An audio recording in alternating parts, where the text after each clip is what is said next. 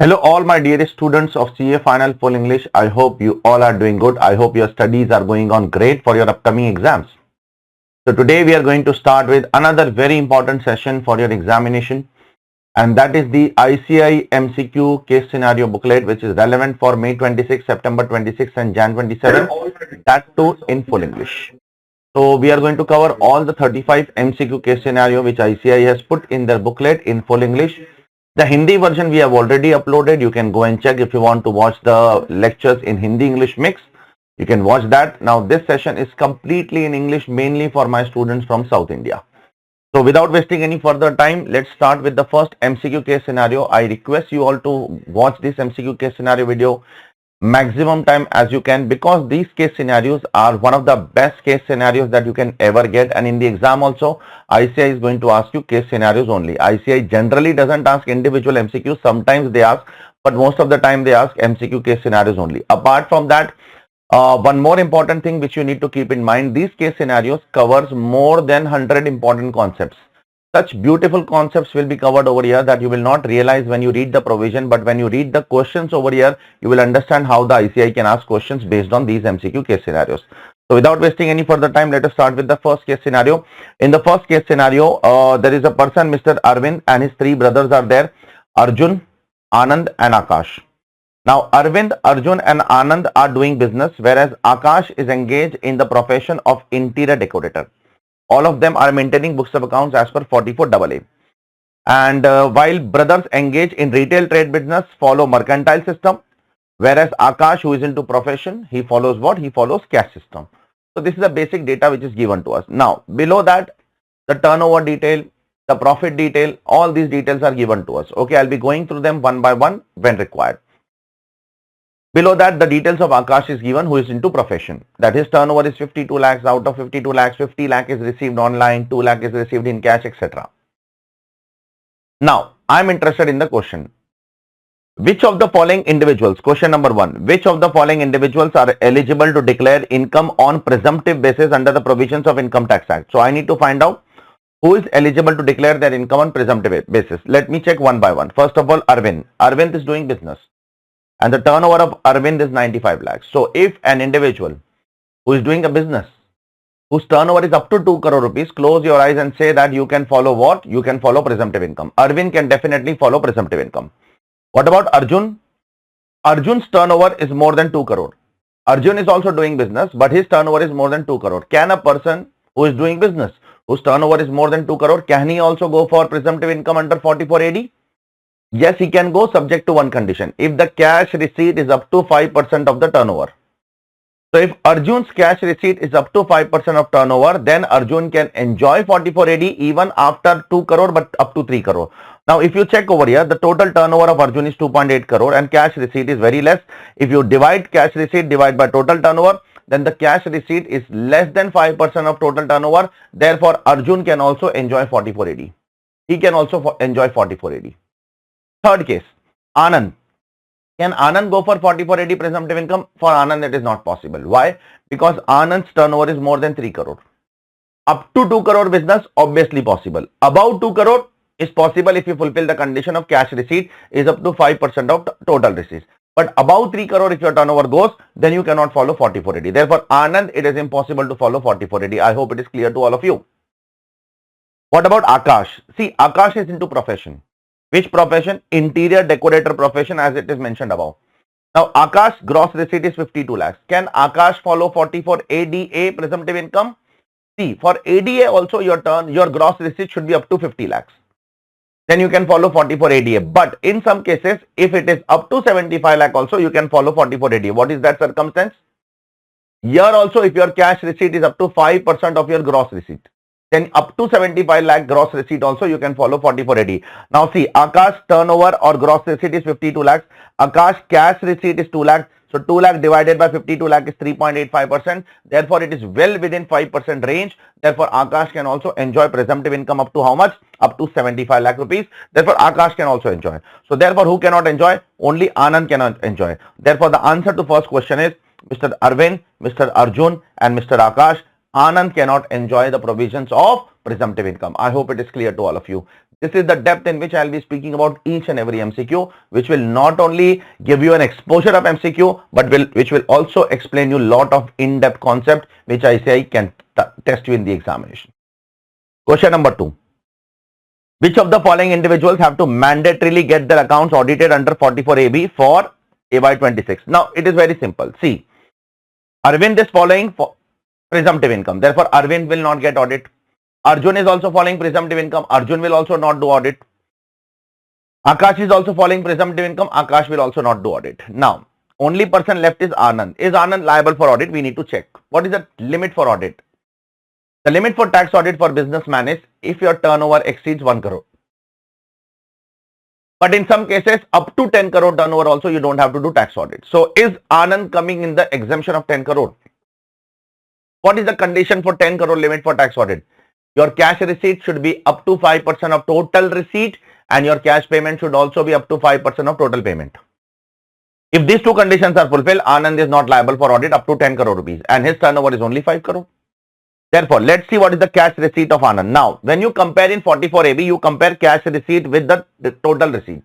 But in 44AD, you compare cash receipt with total turnover. Be very careful. In 44AD, we compare cash receipt with turnover. In 44AB, we compare cash receipt with total receipt. So, the cash receipt is 27 lakh, total receipt is 5.5 crore. This is within limit. Similarly, the cash payment is 22 lakhs and the total payment is 4.5 crore. This is also within the limit. Therefore, even Anand is not liable for audit because his cash receipt is 4.91% and cash payment is 4.89%. Therefore, the answer to this question is none of the above. None of the above is liable for audit. I hope it is clear to all of you, because 3 are already following 44AD and 1 is having a limit of 10 crore rupees. Let's go to the next question. Beautiful question it is. One of the best question it is, the first question itself. What is the profits and gains of business chargeable to tax in the hands of Arvind, Arjun and Anand, assuming that they make maximum tax saving without getting their books of accounts audited? Arvind, Arjun and Anand, they want to do maximum tax saving, but they don't want to get into the audit and all. So let's talk about all of them one by one. Arvind. For Arvind, what is the presumptive income? Presumptive income will be 85 lakhs into 85 lakhs is received online. So on 85 lakhs, it is 6% and 10 lakh is received cash. So on 10 lakh, it is 8%. Therefore, it will come to 5.9 lakhs and actual profit is also 5.9 lakhs. Therefore, Arjun can go for normal provision or Arjun can go for anything. He can go for normal provision. He can go for a 44AD also, whatever he wants to do. And he does not have to do audit because his turnover is less than 1 crore. So, Arjun's presumptive income as well as normal profit, both are coming same, 5.9 lakhs. Therefore, he can go for normal provision or presumptive income, whatever he want to do. And he is not liable for audit because his income is below 1 crore. His total turnover is below 1 crore. What about Arjun? Arjun's turnover is 280 crores. 280 lakhs, sorry. Out of that, 265 lakh is received online and 15 lakh is received what? 15 lakh is received by what? 15 lakh is received by cash. So 285 lakhs, 265 lakhs into 6%, 15.9 and 15 lakh into 8%, 1.2, 17.1 lakh he has to show as a presumptive income without doing audit. If he wants to do audit, then he can show lower profit also 15.5. But in this question, it is written that he does not want to do audit. Therefore, he has to show profit of 17.1 lakhs. This is Arjun's profit. What about Anand? For Anand, there is no presumptive applicable. Anand has to show actual profit only of 30 lakhs. For Anand, presumptive income is not applicable. Only we have already concluded that. So for Anand, 30 lakh is the profit which he has to show. You can check it over here. So for Anand, the profit is 30 lakhs. So for Arvind, 5.9 lakhs without audit. For Arjun, 17.1 lakh without audit. And for Anand, 30 lakhs without audit. Question number 4. Would your answer to question number 3 change? That is, the profits and gains chargeable to tax in the hands of Arvind, Arjun and Anand will change. If they decide to get their books of accounts audit, yes, for Arjun it will change. Because for Arjun, if he do audit, then the profit is 15.9 lakhs.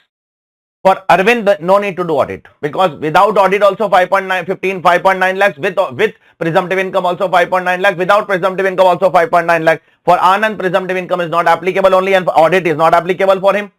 But for Arjun, if he wants to declare lower profits, lower than presumptive income, so he has to do audit.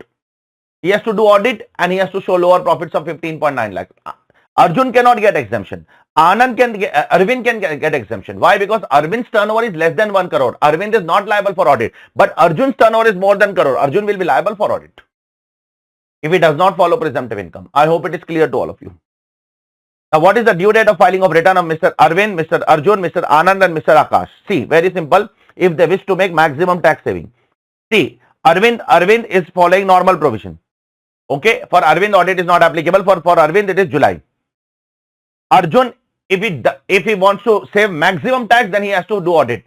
Because if he does audit, then the income comes down to 15.9 lakhs. So therefore, for Arjun, if he does audit, the maximum tax saving is there.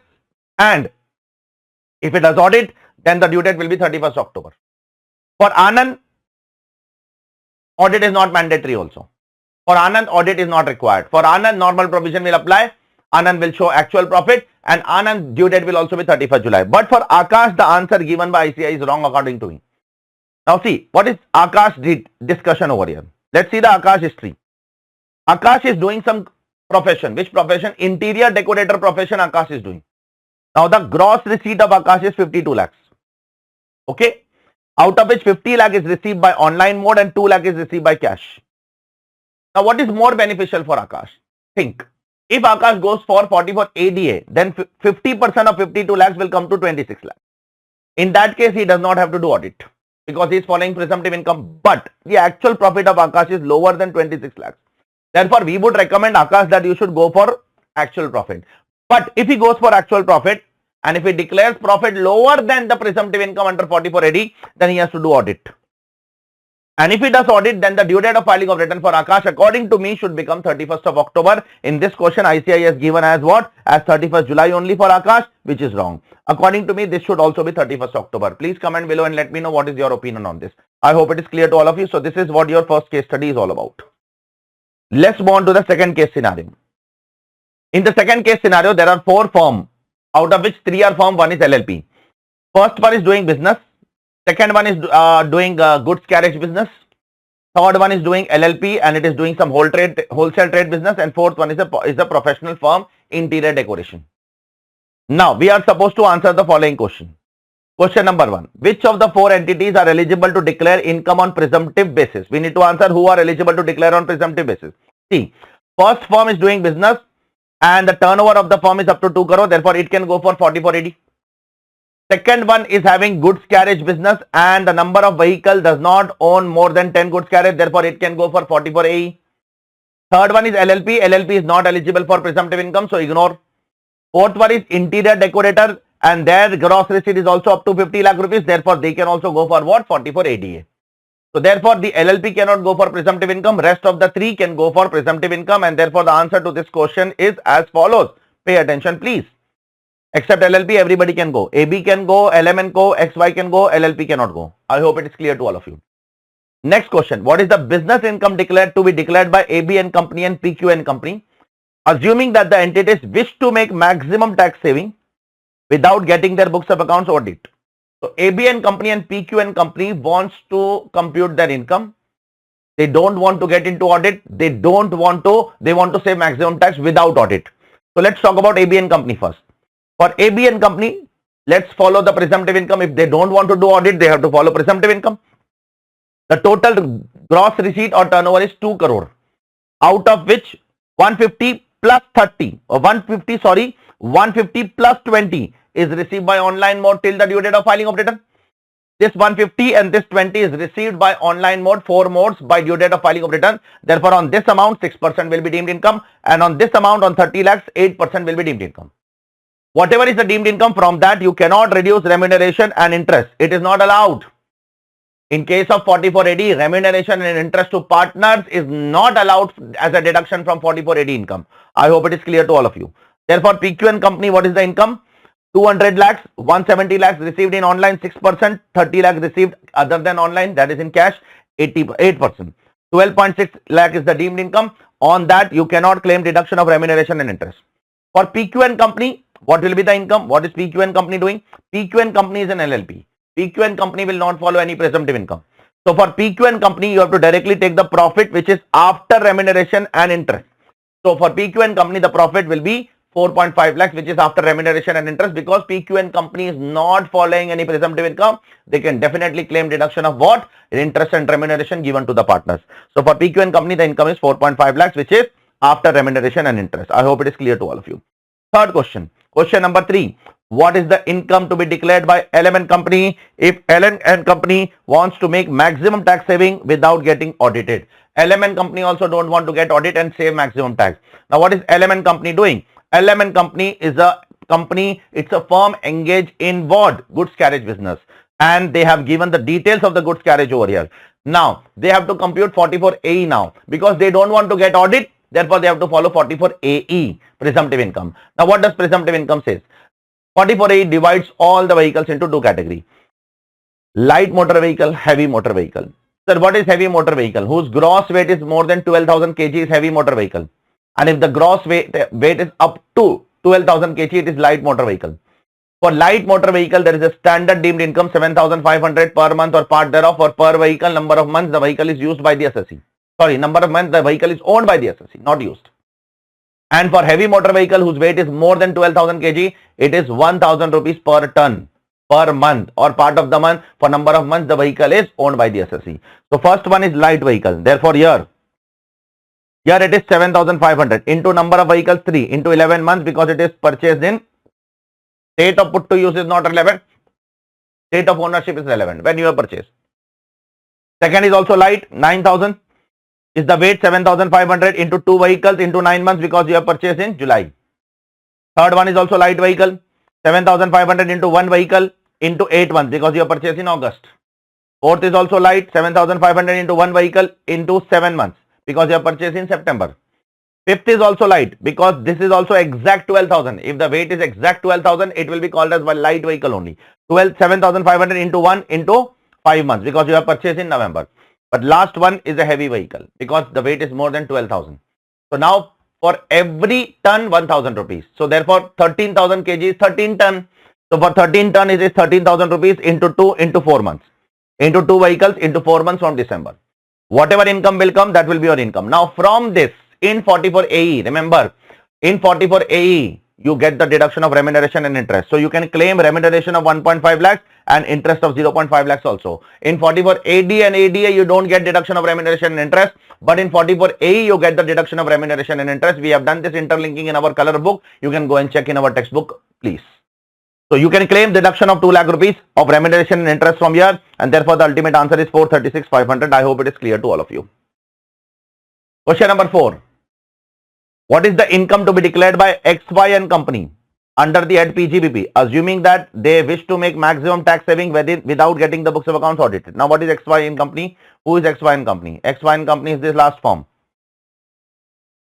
What is this firm doing? This firm is doing some internet decoration. The turnover of the firm is 50 lakhs. They don't want to get into audit. Very simple. 50 lakhs into 50%. That's it. 25 lakhs you have to show.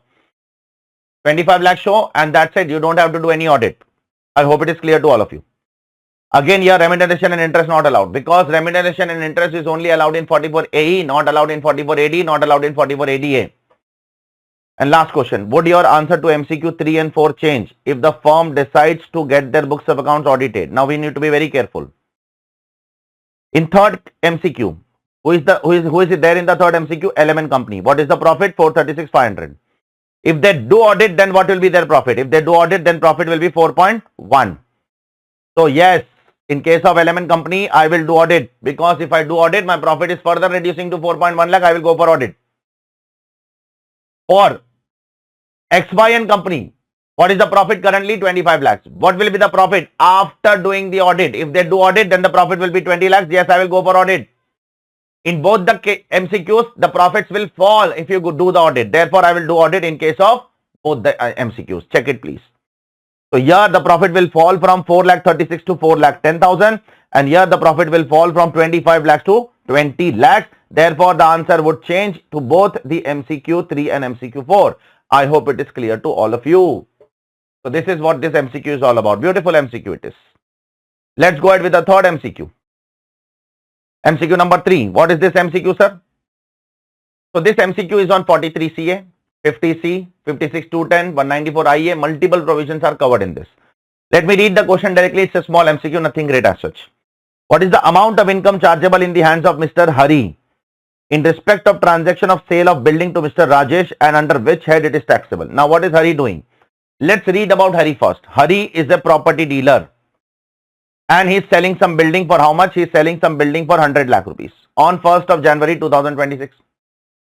The stamp duty value of the building is 120 lakhs on the date of transfer, but on the date of agreement, that is on 1st September 2025, the stamp duty value was 110 lakhs. Now which stamp duty value shall I take?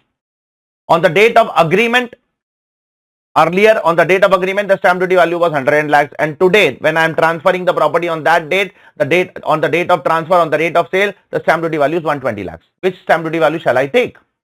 I can take 110 if two conditions are fulfilled. If two conditions are fulfilled, I will take 110, otherwise I will take 120. Which two conditions? You should receive some advance on or before the date of agreement, and the advance should be received by 4 modes: account pay check, account pay draft, ECS and such other electronic mode.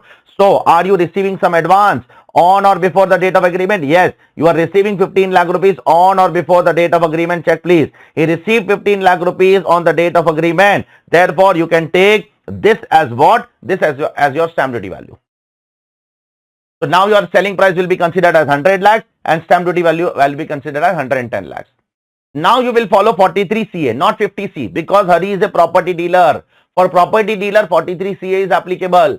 For capital asset, if you are selling, then 50C is applicable. So Hari is a property dealer. For Hari, 43CA will be applicable.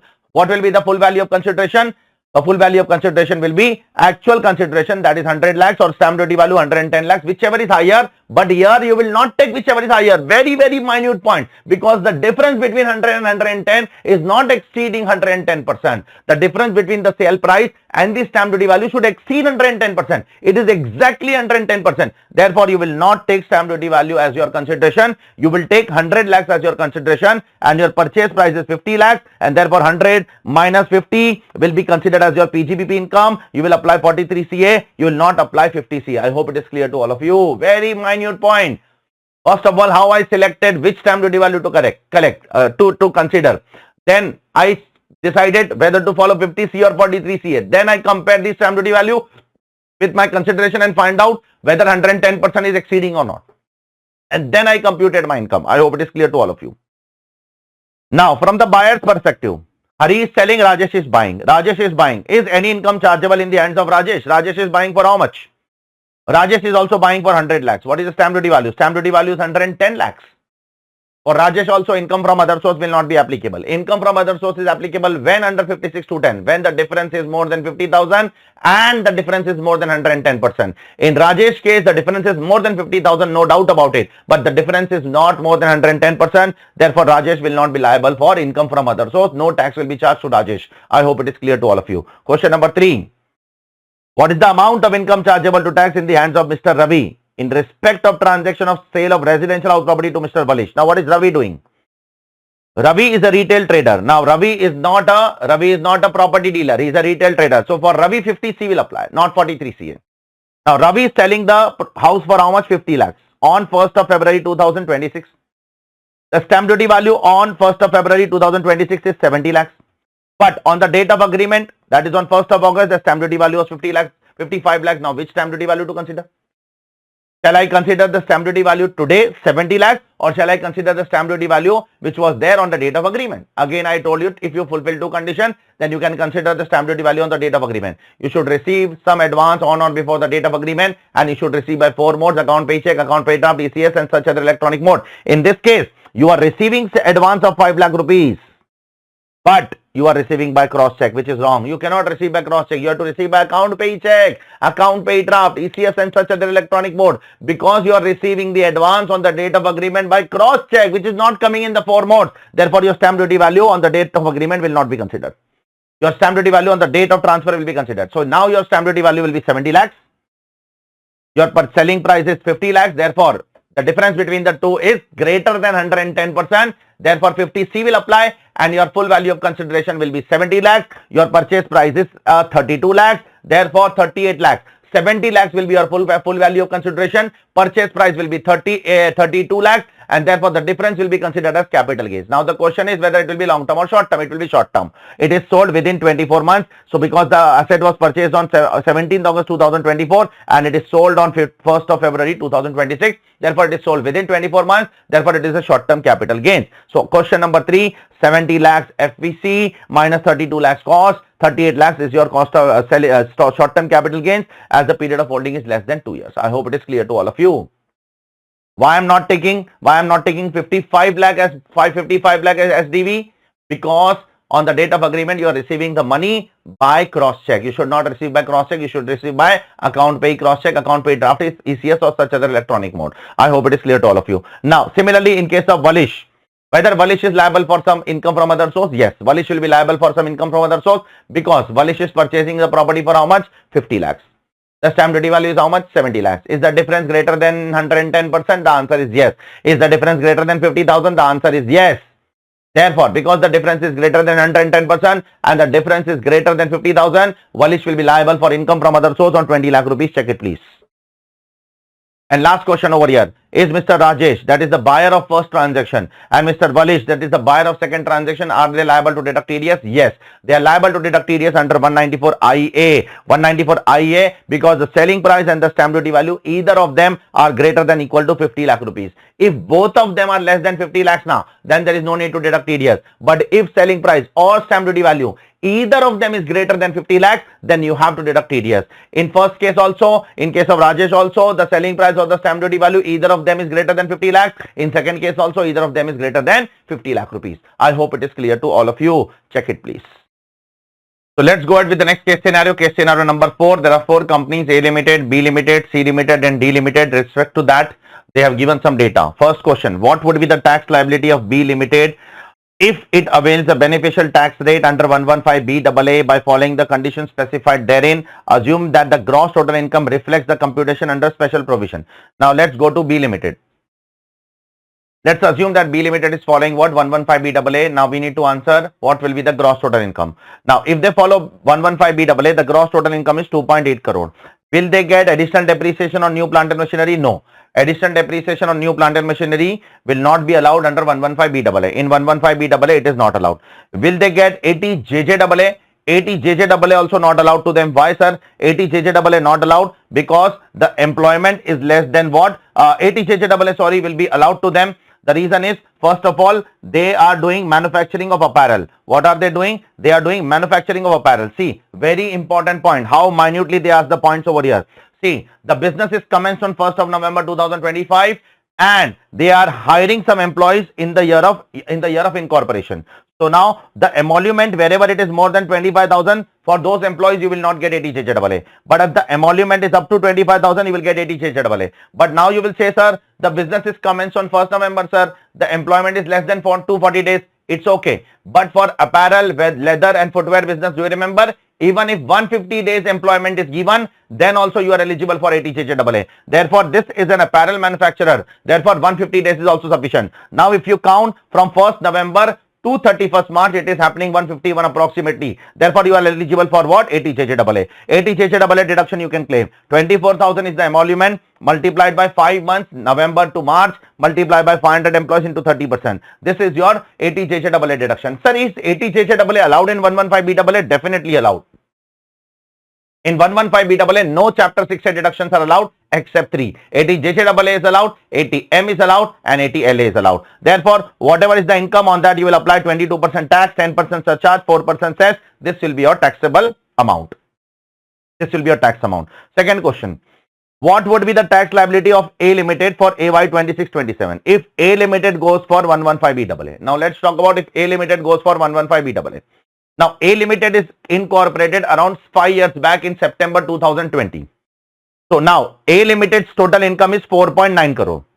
Is A Limited eligible for additional depreciation? No, no. The machineries are anyways in 115BAA, additional depreciation is not allowed.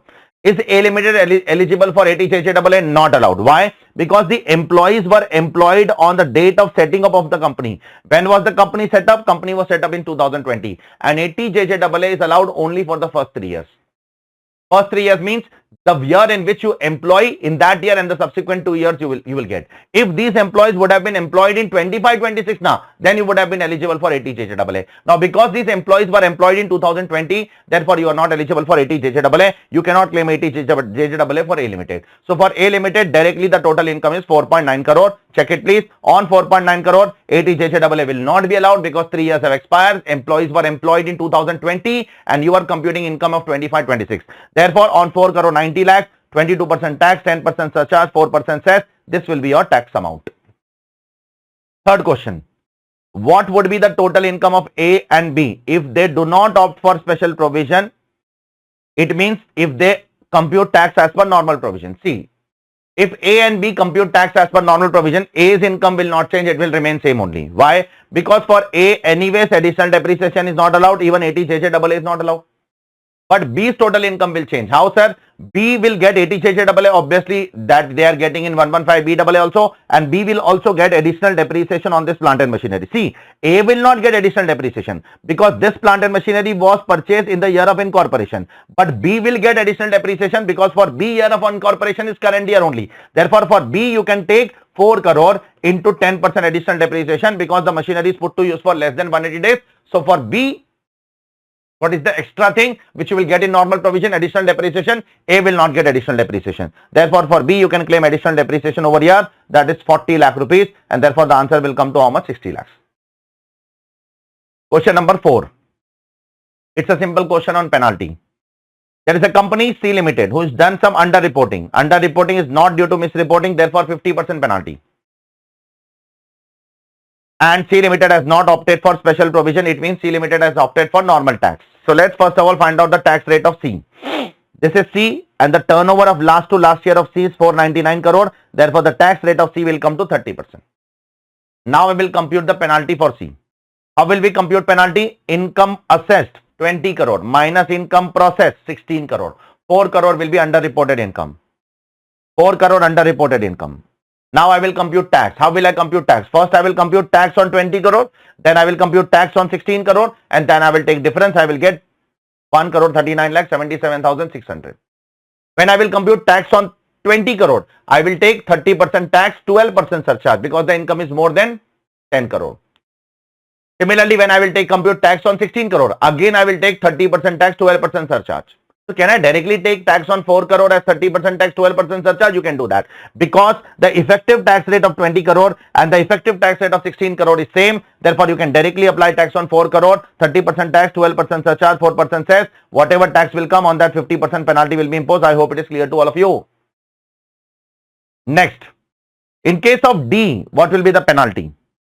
Assuming that the penalty is due to misreporting. So here the penalty will be 200%, not 50%. Here 200% penalty has to be imposed.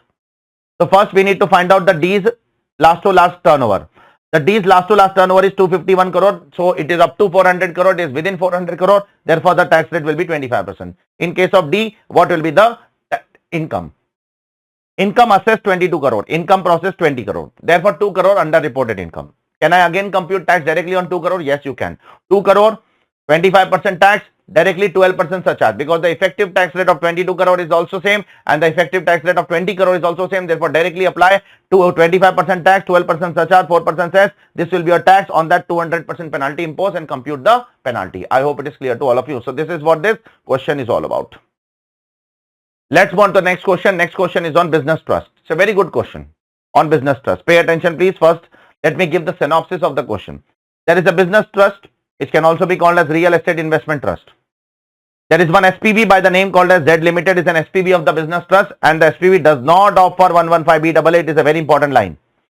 SPV does not opt for 115BAA. And now in the business trust total there are 5,000 unit holders. Total 5,000 units are there, out of which Mr. X, a resident, holds 100 units. So 100 divided by 5,000 comes to how much? 2% units are held by Mr. X, a resident. And 500 units are held by Mr. Y, a non-resident. So 500 divided by 5,000 comes to 10%. So the resident holds 2% and the non-resident holds 10%. Be very careful. Then the business trust is earning interest income, dividend income, short-term capital gains, interest, rental income. Now we need to answer a lot of things based on this. First question. In respect of the interest income from Z Limited, distributed by business trust to unit holder X and Y, what will happen? See, I am business trust, there is a SPV. If SPV is giving me interest, that is exempt in the hands of business trust, but taxable in the hands of investor. And if the investor is resident, I will deduct 10% TDS, and if the investor is non-resident, I will deduct 5% TDS plus 4% cess. So how much interest I am giving to investor? Total 10 lakh interest I have earned, out of which to resident I will give 2% because he is holding 2%, and to non-resident I will give 10% because he is holding 10%. That is the reason I have first computed the percentage over here. Now, so to resident I will give 20,000 and to non-resident I will give 1 lakh, 10% out of 10 lakhs. Now for resident I will deduct 5% flat TDS, and for non-resident I will deduct 5.2%. Actually it is not 5%, it is 10%. For resident it is 10% and for non-resident it is 5%. Okay. I hope it is clear to all of you. So for resident it is 10%. I have mistakenly written over here. So resident I have said correctly. I think so I have said 10% only. So for resident it is 10% and for non-resident it is 5.2%. Question number 2. In respect of short-term capital gain of 4 lakh on sale of listed shares of Indian company and 8 lakh on sale of development properties. See, on listed share short-term capital gains, business trust will pay tax at 20% under 111A. Business trust will pay tax, investor will not pay tax. And for normal short-term capital gains, which is on property, again business trust will pay tax, but at MMR. On MMR, business trust will pay tax. So for 111A short-term capital gains, business trust will pay tax at 111A rate 20%, and for normal short-term capital gains, business trust will pay tax at MMR. I hope it is clear to all of you. Third question, dividend component of Z distributed to unit holder X and Y. See, dividend, whether it is taxable or not in the hands of investor, that depends upon the status of SPV. Now the SPV is not opting for 115BAA. So the dividend is exempt in the hands of investor. So therefore, because the dividend is exempt in the hands of investor, therefore no TDS is required. So dividend is exempt in the hands of business trust also, and dividend is exempt in the hands of investor also. Check please. It is exempt in the hands of business trust and it is exempt in the hands of unit holder because the SPV is not opting for 115BAA. Question number 4 is violating question number 3. If Z Limited exercises 115BAA, then what will happen? Suppose if SPV is opting for 115BAA, then what will happen? Still, the dividend from SPV is always exempt in the hands of business trust. In the hands of business trust, it is never taxable. In the hands of business trust, it is always exempt, but in the hands of unit holder, it will be taxable. At what rate it will be taxable? It will be taxable. They have not asked that. They have just asked the taxability. In the hands of X and Y, it will be taxable. So always remember, whether SPV is following 115BAA or not, in the hands of business trust, it is exempt. But in the hands of unit holder, it depends. If it is following 115BAA, then taxable. If it is not following 115BAA, then it is exempt. Next question. Question number 5. Interest received by business trust from investment in unlisted debentures.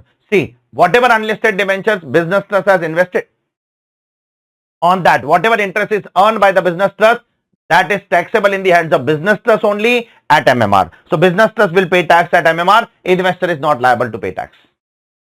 Investor is only liable to pay tax on rental income, interest income and dividend income in some cases. In rest of the cases, business trust will pay tax.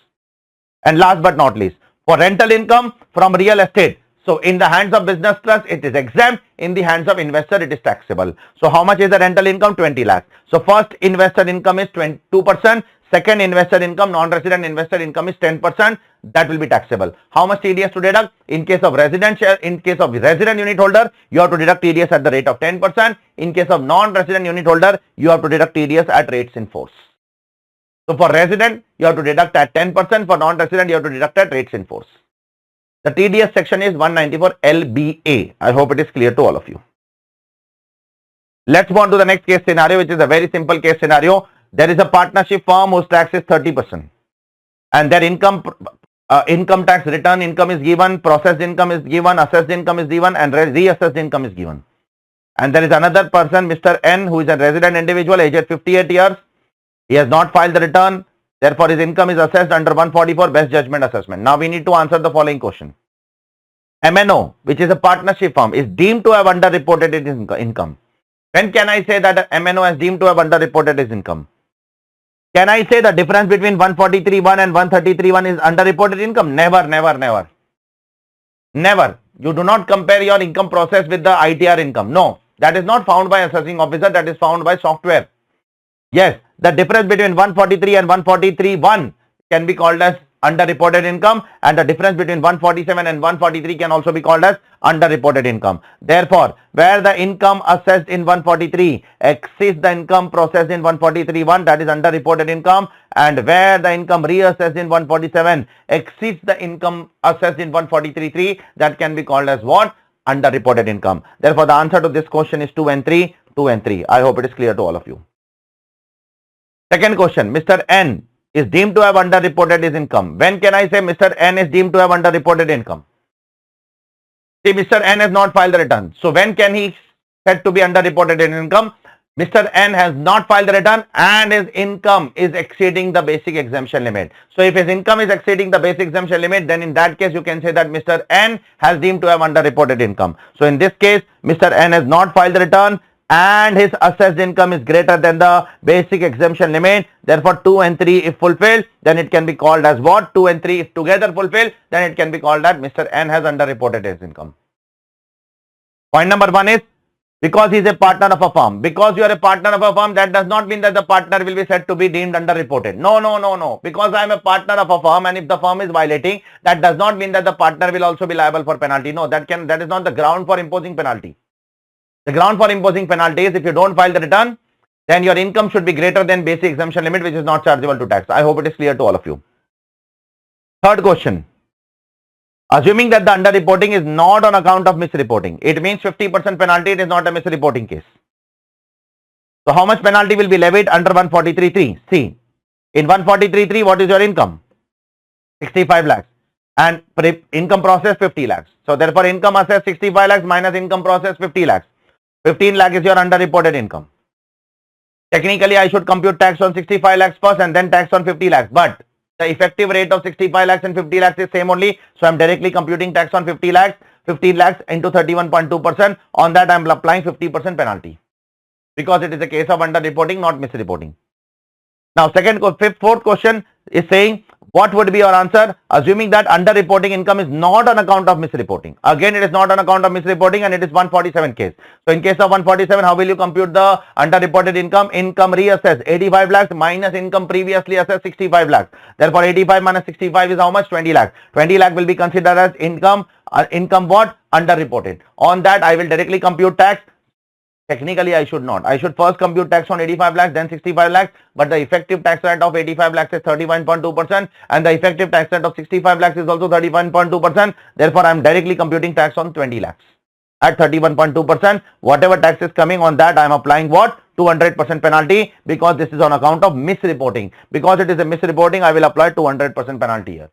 In the previous case, it was not misreporting, therefore it was 50%. And last but not least, assuming that the underreporting of income is not on account of misreporting. Again, it is not a misreporting, it is a 50% case. How will you compute penalty in case of Mr. N? See, in case of Mr. N, what is happening? Mr. N has not filed the return only. And his income is assessed in best judgment assessment at 15 lakhs. Therefore, we will follow the new regime because by default, we have to follow new regime. What is the basic exemption in new regime? It is 4 lakh rupees. Therefore, what is underreported income in such case where the assessee has not filed the return only? It is income assessed minus the basic exemption limit. What is income assessed? 15 lakhs. What is basic exemption limit? 4 lakhs. Therefore, 11 lakh will be underreported income. Now, will you compute tax on 11 lakhs? No. Never compute tax on 11 lakhs. You will compute tax on underreported income plus basic exemption limit. So, you will compute tax on 15 lakhs. This is the formula. Don't compute tax on 11 lakhs. Because if you compute tax on 11 lakh, I have told you in the class, you will again give 4 lakh exemption from 11 lakh. So, you have to compute tax on 15 lakhs only. The tax on 15 lakhs is coming to 1,05,000. On that 50% penalty will be imposed because it is not a case of misreporting. Therefore, 50% will come to 54,600. I hope it is clear to all of you. Check it please. So this is what this question is all about. Let's go ahead with the next case scenario. Case scenario number 7. Mr. Manoj, aged 45 years, is a resident Indian who has the following insurance policies and ULIPs. So he has some insurance policies. Policy A and policy B are insurance policy and C, D, E, F is ULIP. Now, Mr. Manoj has exercises the option to shift out of the default regime. It means Manoj is following old regime. Okay, now let's try to understand the questions. First question. Which are the life insurance policy excluding ULIP in respect of Manoj would be eligible for exemption under 1010D? We need to find out out of the two policies, two life insurance policies, which life insurance policy is exempt? We are not supposed to talk about ULIP now. ULIP we will talk about in question number 2. And also we need to find out the quantum of deduction under 80C. We need to find out two things. See, if a life insurance policy is issued before 1st April 2023, if a life insurance policy is issued before 1st April 2023, you are supposed to fulfill only the percentage criteria. The percentage criteria is if it is issued after 2013, then your annual premium should be up to 10% of sum assured. When is the policy issued? 2016, 2017. Therefore, you have to only fulfill the percentage criteria. Now, let's talk about policy A. The annual premium is 50,000 and the sum assured is 6 lakh. Is your annual premium within 10% limit? The answer is yes. Therefore, policy A is exempt. What about policy B? In policy B, the annual premium is 40,000 and the sum assured is 3,50,000. Now the annual premium is exceeding more than 10% of the sum assured. Therefore, policy B will be taxable. Therefore, policy A exempt, policy B taxable. This is your first answer. Second question which they are asking in the same question. How much deduction will be allowed in 80C? See, in 80C also the same limit is there. Up to 10% it is allowed. Up to the percentage limit is allowed. It is allowed. And if it crosses the percentage, then it won't be allowed. So in first case, the annual premium is within the limit of 10% of sum assured. So in first case, full 50,000 will be allowed. In second case, up to 10% of sum assured will be allowed. What is 10% of sum assured? 10% of sum assured is 35,000, not 40,000. Therefore, in second case, only 35,000 will be allowed. In first case, 50,000 full will be allowed. In second case, 35,000 will be allowed. Therefore, total premium which will be allowed in 80C is 85,000. So therefore, the answer to first question is, which policy is exempt? Part A, only A is exempt because A is up to 10%, B is taxable. And how much premium will be allowed? 85,000. 50 for first policy and 35,000 for second policy. I hope it is clear to all of you. Now, second question, which very intelligent, very important question. Which are the ULIPs in respect of which Mr. Manoj would be eligible for exemption? And we need to choose the most beneficial to Manoj. Now, there are 4 ULIPs over here. ULIP C, ULIP D, ULIP E, ULIP F. You need to understand the cutoff date. If a ULIP is issued before 1st February 2021, then only percentage criteria has to be fulfilled. After 1st February 2021, percentage and amount criteria both should be fulfilled. So, there is one ULIP out of the 4 which is issued before 21, that is ULIP D. See, ULIP D is issued on 1st of January 2021. So, in this case, only percentage criteria has to be fulfilled.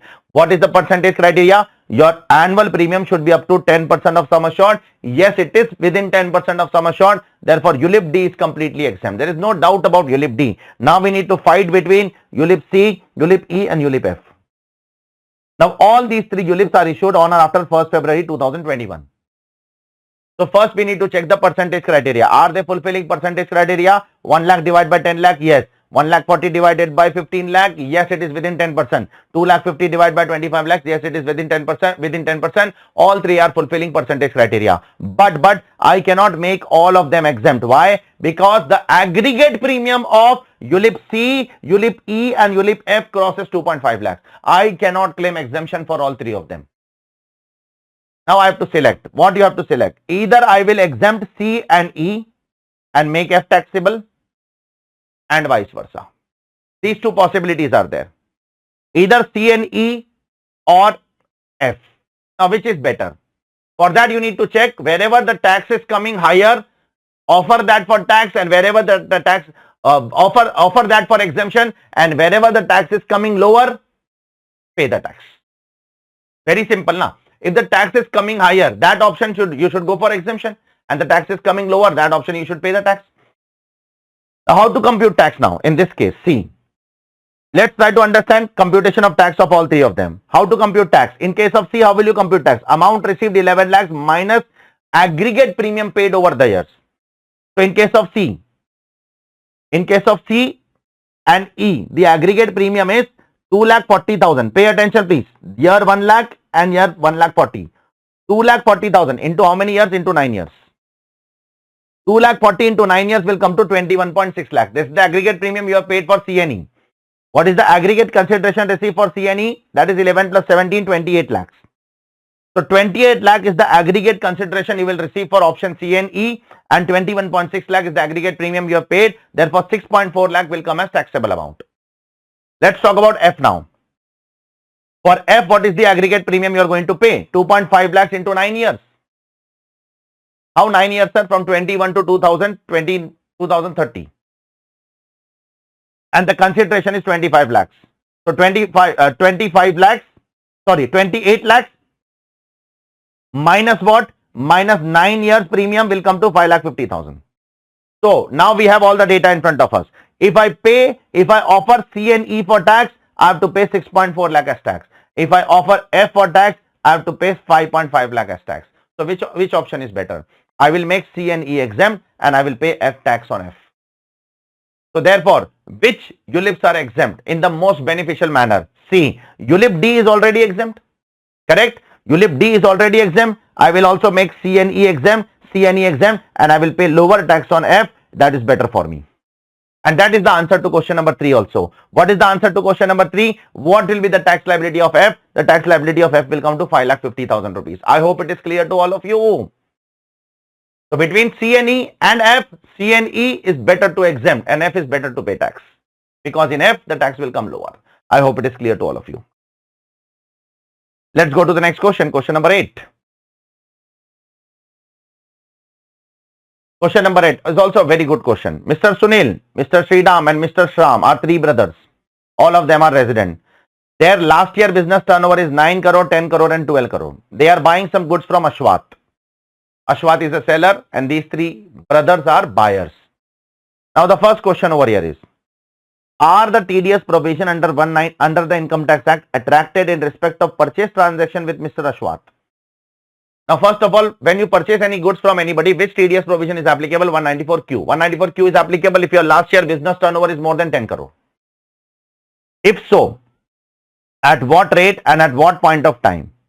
Ignore one-time transaction of Mr. Sunil, Mr. Sunil's friend, Mr. Krishna, for the purpose of MCQ. First of all, see, Sunil is not liable to deduct TDS because Sunil's last year turnover is less than 10 crore. It is only 9 crore.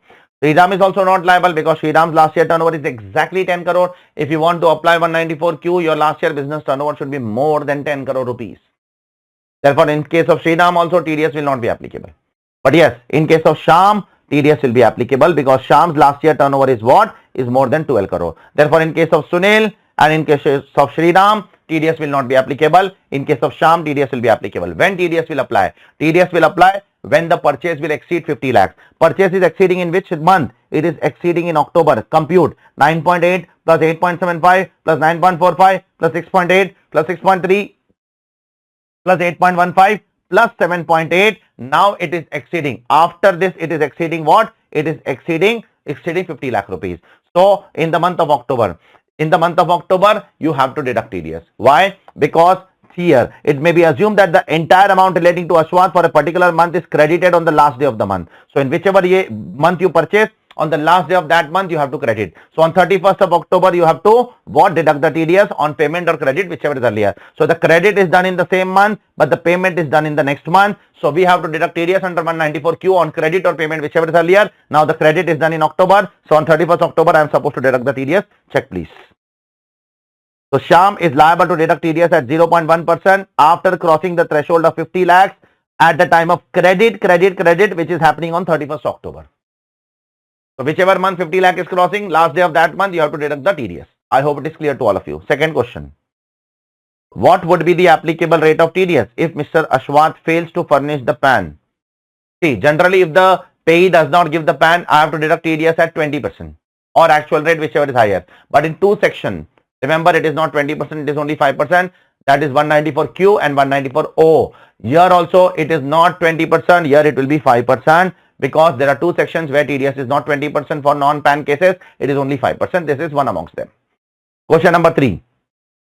What would be the TDS TCS implication in respect of single transaction purchased by Mr. Krishna from Ashwath? See, Mr. Krishna has commenced the business in the current year, and because the business is commenced in the current year, the last year turnover is 0. Because the business is commenced in the turnover in the current year, the last year business turnover is 0. Therefore, the provisions of 194Q will not apply here. No doubt he is purchasing goods of 60 lakh rupees. But TDS under 194Q cannot be made applicable here, because for that the primary condition is last year business turnover should be more than 10 crore rupees. I hope it is clear to all of you. So in this case, no TDS and TCS implication will be applicable. Let's start with case scenario number 9 now. Mr. B is an interior decorator. He is an interior decorator by profession. Now he is delivering some lectures online on interior decoration via a e-commerce platform, Indeco Academy, like Amazon. It is delivering some services through a platform e-commerce operator like Amazon. Now Indeco is giving the following amounts. First, the amount is credited and then paid, credited then paid, credited and then paid. And 20,000 rupees is directly received from customer, not via Indico. Okay. The other person is not giving PAN and Aadhaar. Instead, it is giving driving license. Driving license is not relevant. You have to give PAN or Aadhaar if you want to deduct TDS at normal rate. Otherwise, TDS at higher rate will be deductible. Apart from that, there is another transaction also which is there, which I will read after some time. Now, very first question. Is Indeco Academy? Who is Indeco Academy? It is an e-commerce operator. Is it liable to deduct TDS? The answer is yes. Why it is liable to deduct TDS? Because Mr. B is an individual and the total turnover of Mr. B through Indeco is exceeding 5 lakh rupees. How, sir? First 2 lakh rupees, then 1 lakh 50, then 1 lakh 40, and the amount which is directly received from customer should also be deemed to have been credited by Indeco only. I have told you in the class. If I directly pay something to the seller, then that amount is also deemed to be credited by Amazon only. So therefore, the total amount which is covered over here is 5.1 lakhs. 2 lakh plus 1 lakh 50 plus 1 lakh 40 and 20,000 is 5.1 lakh. So the Indeco is liable to deduct TDS at the rate of 0.1%. Technically 0.1%. But Mr. B is not giving PAN and Aadhaar. He is instead giving a driving license. Driving license is of no use under income tax law. Therefore, I have to deduct TDS at higher rate. Generally, if the other person does not give the PAN, I have to deduct TDS at 20%. But I have told you just now, in two sections, it is not 20%, it is only 5%. So therefore, 194O, this TDS is 194O. Therefore, here also you will deduct TDS at 5% only, not at 20%. So here you will deduct TDS at 5% on how much? 5,10,000, 25,500. I hope it is clear to all of you. Now, second question. Is Mr. N required to deduct TDS under 194J? If so, what is the amount of tax to be deducted? See what Mr. N is doing. Let's see. Mr. N is an individual. Mr. N is doing business whose last year turnover is 1.2 crore. Yes, if you are an individual and HUF and if you want to deduct TDS under 194J, your last year's business turnover should be more than 10 crore, more than 1 crore rupees. Or last year's professional gross receipt should be more than 50 lakhs. So that is exceeding. Now he is paying some rent of he is paying some professional fees of 80,000 for personal purpose and 60,000 for business purpose. So whatever he is paying for personal purpose, that is not covered in 194J. 194J personal purpose is not covered. So, sorry, I have said opposite. 80,000 is paying for professional purpose, 60,000 is paying for personal purpose. So whatever is paying for personal purpose, that is not covered in 194J. Whatever is paying for business purpose will cover in 194J because it is exceeding the threshold of how much? 50,000 rupees. In 194J, the threshold is now 50,000. Earlier it was 30,000. Now it is 50,000. Therefore, Mr. N, who is an individual whose last year business turnover is more than 1 crore and who is making a payment of 80,000 professional fees, whatever it is. Okay. Whatever it is, professional fees, whatever it is. It is because it is greater than 50,000 and because it is for professional purpose, not for personal purpose, on 80,000 TDS has to be deducted. So TDS will be deducted 80,000, 10%, 8,000. Now, is Mr. N required to deduct tax under 194M? No, 194M will also not be applicable. Why? See, 194M is applicable if 194J is not applicable, provided 194M can be applicable on this 60,000, provided this 60,000 is more than 50 lakhs. For 194M to apply, the payment in the entire year should exceed 50 lakhs. Here, the personal payment is only 60,000 rupees. Therefore, 194M will also not be applicable here. I hope it is clear to all of you. Now, last but not least, what is the gross income tax liability of Mr. B? We need to find out the income tax liability of Mr. B. Therefore, we need to find out the total income of Mr. B and tax of Mr. B. Now, he is opted out of the default tax regime. It means he is following the old regime. So, now what all income he is earning? First of all, he is earning 5,10,000 through Amazon, Indeco Limited. Then he is earning 40 lakh rupees some PGBP income from here. Check. Can you see? from interior decoration, and then he is earning some foreign from country A, foreign country 4 lakh rupees, 3 lakh rupees, 3,50,000 after tax. So before tax it is 4 lakh rupees. So there are three incomes which he is earning. 5,10,000 from Indeco, 40 lakh rupees from interior decoration business in India, and 4 lakh rupees from foreign country. So if you take a summation of all three of them, it will come to 49,10,000 rupees.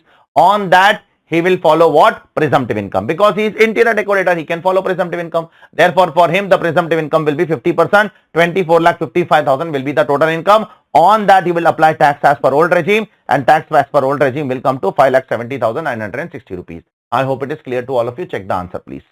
Let's move on to the next case scenario number 10. Now, what is happening in this case scenario? You have to understand this diagram first. There is one company UI Limited which is in India, and there is one company MINC which is in USA. This MINC is giving us loan, we are paying them interest.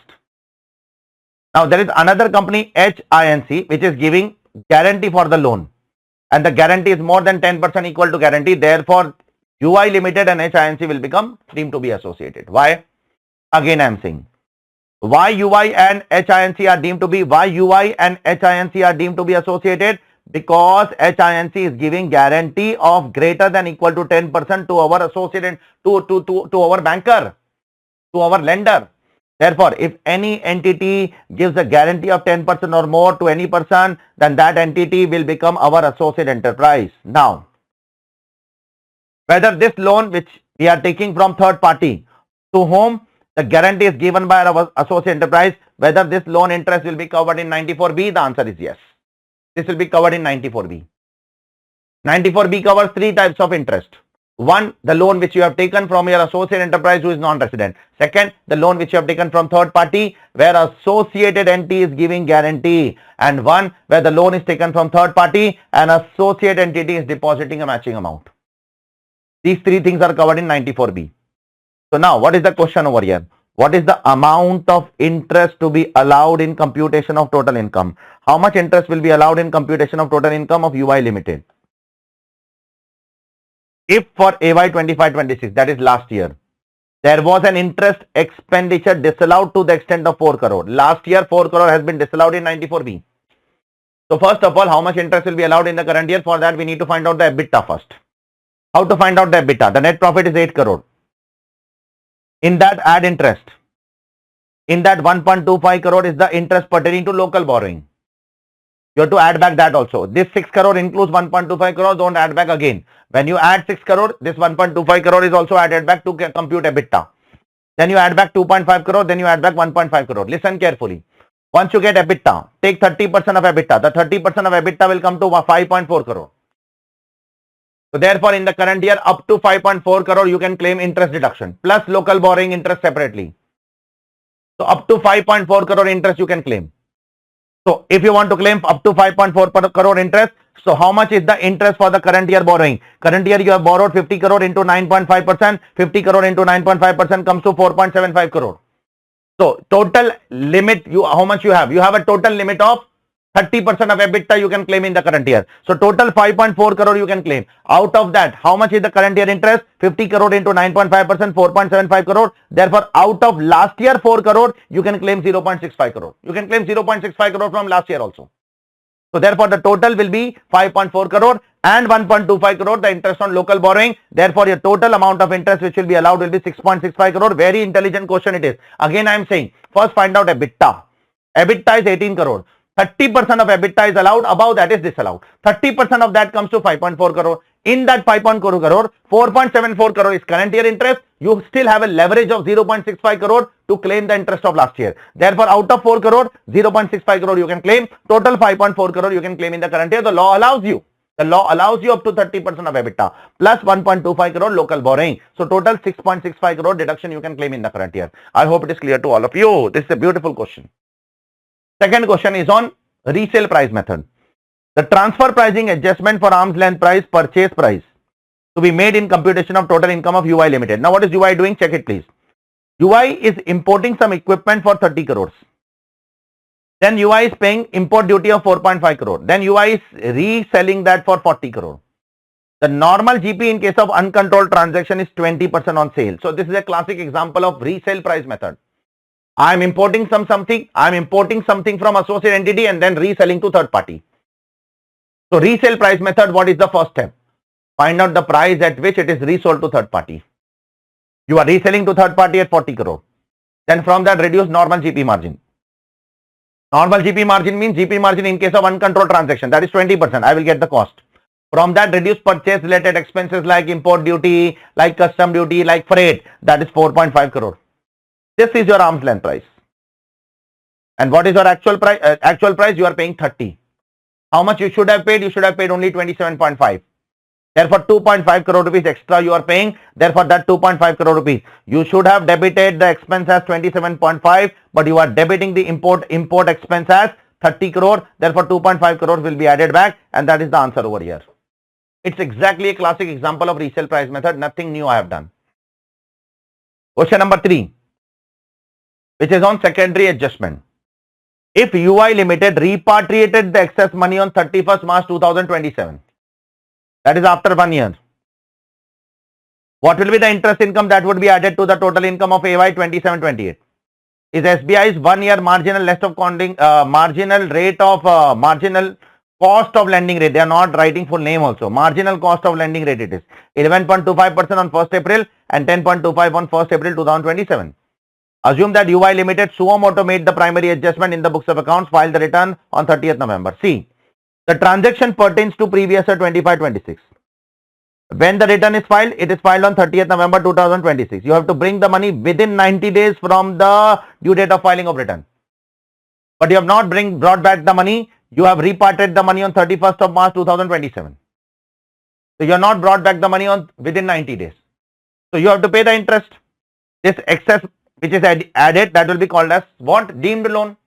On that, which year interest it is? It is an interest of 26-27. This interest will be charged in 26-27. Therefore, first day of 26-27, what was the rate? 11.25% plus 3.25%. That is the provision. Rule 10 CB says MCLR, SBI's MCLR on the 1st April plus 3.25% you have to take. So MCLR on 1st April 2026 is 11.25% plus 3.25%.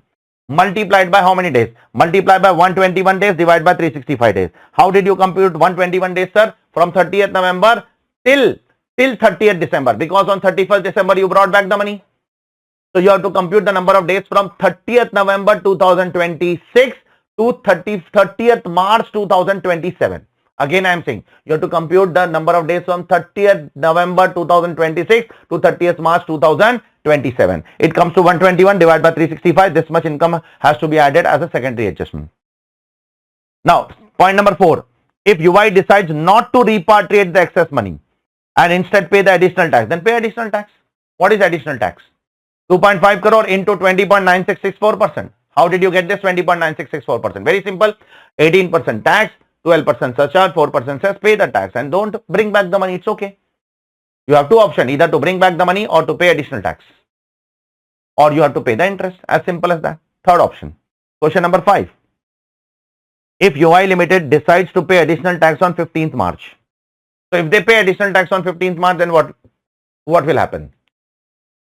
Then they have to pay, then they have to show secondary adjustment from 30th November till 14th March. That they have to show. They don't have any option. So in between, if you pay additional tax, then till the date you have not paid the additional tax, till that day's interest you have to compute. 2.5 crore into 14.5%. How did you get 14.5%? 1st April MCLR is to 11.25 plus 3.25%, that is 14.5% into 105 days from 30th November to 14th March divided by 365. That will give me the answer 10,42,808 rupees. I hope it is clear to all of you. So this is what this question is all about. Beautiful question on transfer pricing. Let's go ahead with the next question. Question number 11. There is a cooperative bank in which there are two customers. Mr. A is a saving account holder. Mr. B is a current account holder. Now let's talk about that. Mr. B does not file the return for the last 3 years. He is a non-filer. Mr. A has always been filing the return. It's a very important information for us. Now let's talk about question number 1. The amount of income tax that is required to be deducted by cooperative bank under 194N during the previous year 25-26 in respect of Mr. A. Now Mr. A, is he a filer? Yes, Mr. A is a regular filer. Therefore, for Mr. A, up to 1 crore no TDS, above 1 crore 2%. So how much Mr. A has withdrawn? Mr. A has withdrawn total 1 crore 5 lakh. So therefore the cooperative bank will deduct TDS at the rate of 2% on how much? On 5 lakh rupees. So in case of Mr. A, 2% on 5 lakhs.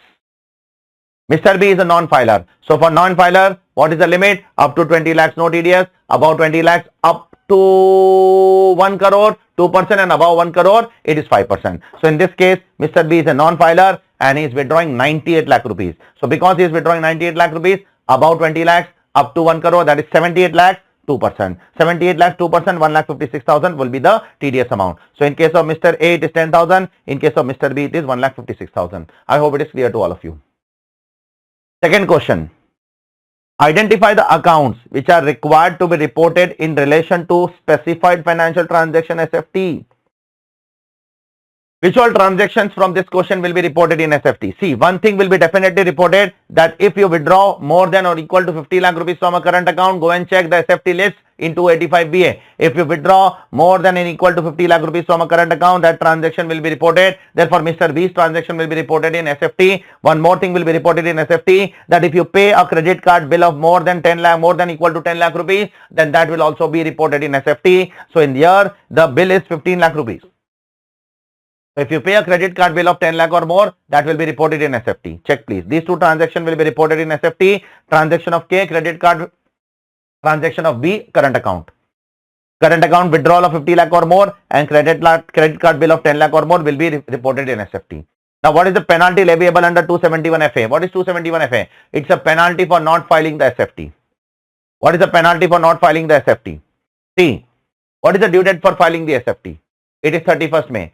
Previous year 25-26 completed. By 31st of May, you have to file SFT. If you don't file SFT till 31st May, from 1st of June, you will be liable for a penalty of 500 rupees per day. Then the department will send you a notice and will give you the time. After that also, if you don't file the SFT, then 1000 rupees per day till the time you don't file. Now, in this case, the department has issued a notice on 30th September that why are you not filing SFT? And the department has given you time till 30th October. Still you have not filed the SFT. So from 1st June till 30th October, they will charge 500 rupees per day penalty. And after this time is expired, from 31st October till 25th of November, when you have actually filed the SFT, that is for last 26 days, they will charge a penalty of 1000 rupees per day.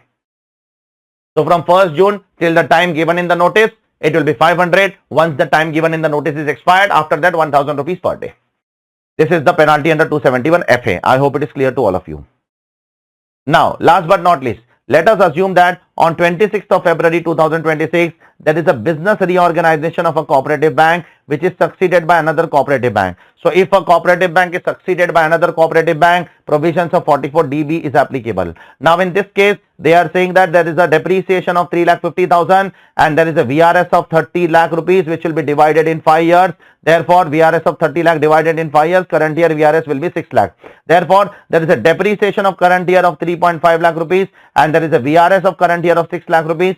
Total 9.5 lakh rupees is the current year expense. How that will be divided between the predecessor bank and the successor bank? Based on the number of days. When is the business reorganization happening? The business reorganization is happening on 26th of Feb. So from 1st April till 21st of Feb, the deduction will be allowed to the predecessor bank, and from 26th Feb to 31st March, the deduction will be given to the successor bank. So from 1st April till 25th of Feb, 1 day prior to the date of succession, 1 day prior to the date of amalgamation, from 1st April till 25th of Feb, it is 331 days. So you will divide this 9.5 lakhs into 331 days.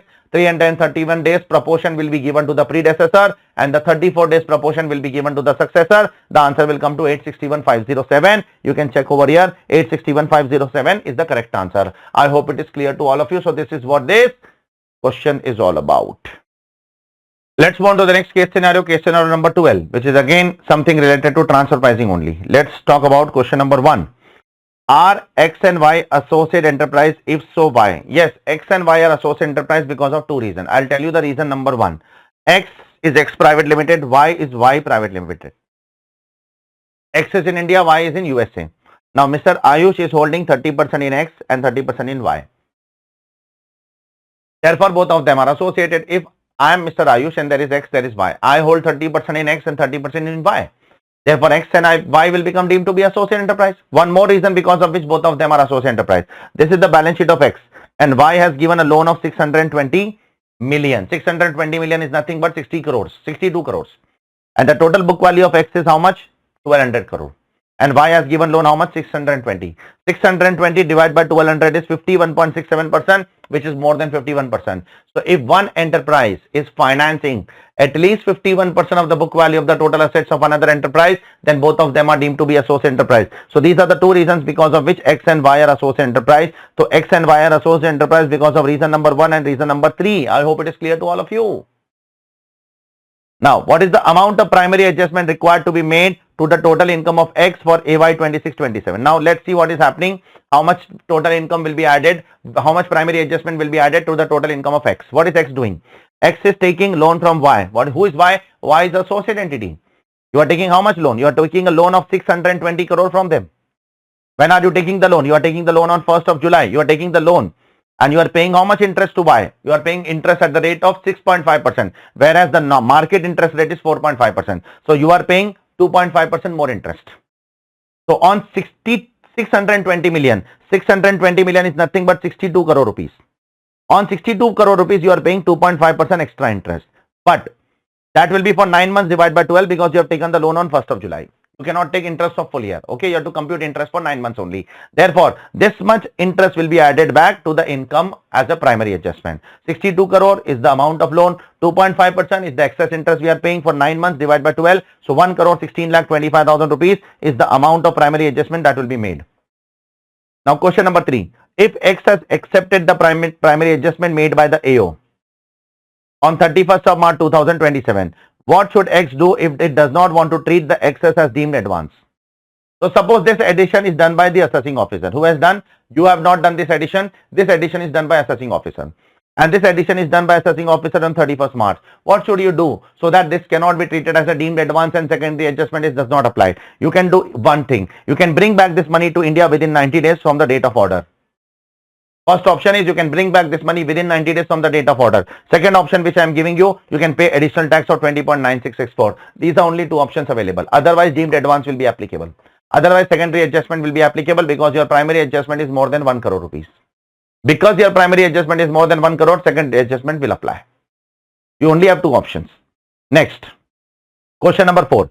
If X has accepted the primary adjustment made by AO on 31st March, and the excess money has not been repatriated to India till 31st March 2028.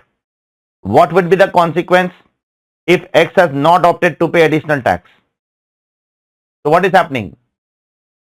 The question says that the AO is doing primary adjustment on 31st March 2027. Assessee is also accepting. Assessee has not repatriated my money for 1 year. Secondary adjustment. 1 crore 16,25,000 will be deemed loan. In which year it will be secondary adjustment? 27-28. What is the first? What is the MCLR on the first day of the previous year? The MCLR on the first day of the previous year is 10%. 10% plus 3.25% will come to 13.25%. So entire year interest will be charged on you. 1 crore 16,25,000 will be your deemed loan multiplied by full year interest. Full 27-28 will be subject to interest. How much interest? As per the MCLR on the first day of the previous year plus 3.25%. So 1,54,413 rupees will be added to your income as a secondary adjustment. Next question. Which factor is relevant in determining whether penalty under 270A of the Income Tax Act 1961 will be leviable in respect of primary adjustment to ex-total income? See, if you don't report the international transaction in Form 3CB, if you don't report the international transaction in Form 3CB, it is deemed to be misreported income and 200% penalty is imposable. If you report the transaction and truly disclose all the facts, then penalty will not be imposed. But if you don't report the international transaction in Form 3CB as per 92E, then it will be considered as a misreporting of income and 200% penalty will be imposed on you. And last but not least, in the scenario given above, what would be the situation on account of application of transfer pricing if X, the Indian company, would have been lender? As of now, the Indian company is borrower. As of now, X is what? X is a borrower. X is a borrower and Y is a lender. Let's reverse the situation. If we reverse the situation, then transfer pricing will not apply. Why? Because if X becomes lender and if X charges 6.5% interest as an income and after applying transfer pricing the income reduces, then transfer pricing provisions are not applicable. Because if I am already showing an income of interest income of 6.5% and after applying the transfer pricing, if the interest income falls below 6% and it becomes 4%, then the provision of transfer pricing is not applicable as per 92 subsection 3. 92 subsection 3 very clearly says the provision of transfer pricing shall not apply if there is a reduction of income or there is an increase of loss. I hope it is clear to all of you. So this is what this case scenario is all about. So let's go ahead with the next MCQ case scenario, that is case scenario number 13 for all of us. There is a partnership firm, LPG partnership firm. It's a very good case scenario in which there are 3 partners, out of which 2 partners are working partner, 1 is sleeping partner. Mr. Madhav is a sleeping partner and Jay and Gopal are working partner. There is a PNL which is given for the partnership firm. The profit is 4,72,000 and they have also given us some other information below. Okay. Now what is our duty in this question? First question over here. How much interest can the firm claim as deduction for AY 26-27? So we need to find out the interest expense that the firm can claim in this particular question. Okay. Now we need to see that the total interest paid by the firm is 5,40,000 rupees, out of which 1,20,000 is paid to Gopal for loan given by Gopal's HUF. Now remember, if Gopal's HUF is giving loan and for that you are paying interest, that interest cannot come in 40B limit, because that is not the loan given by the partner, it is given by the partner's HUF.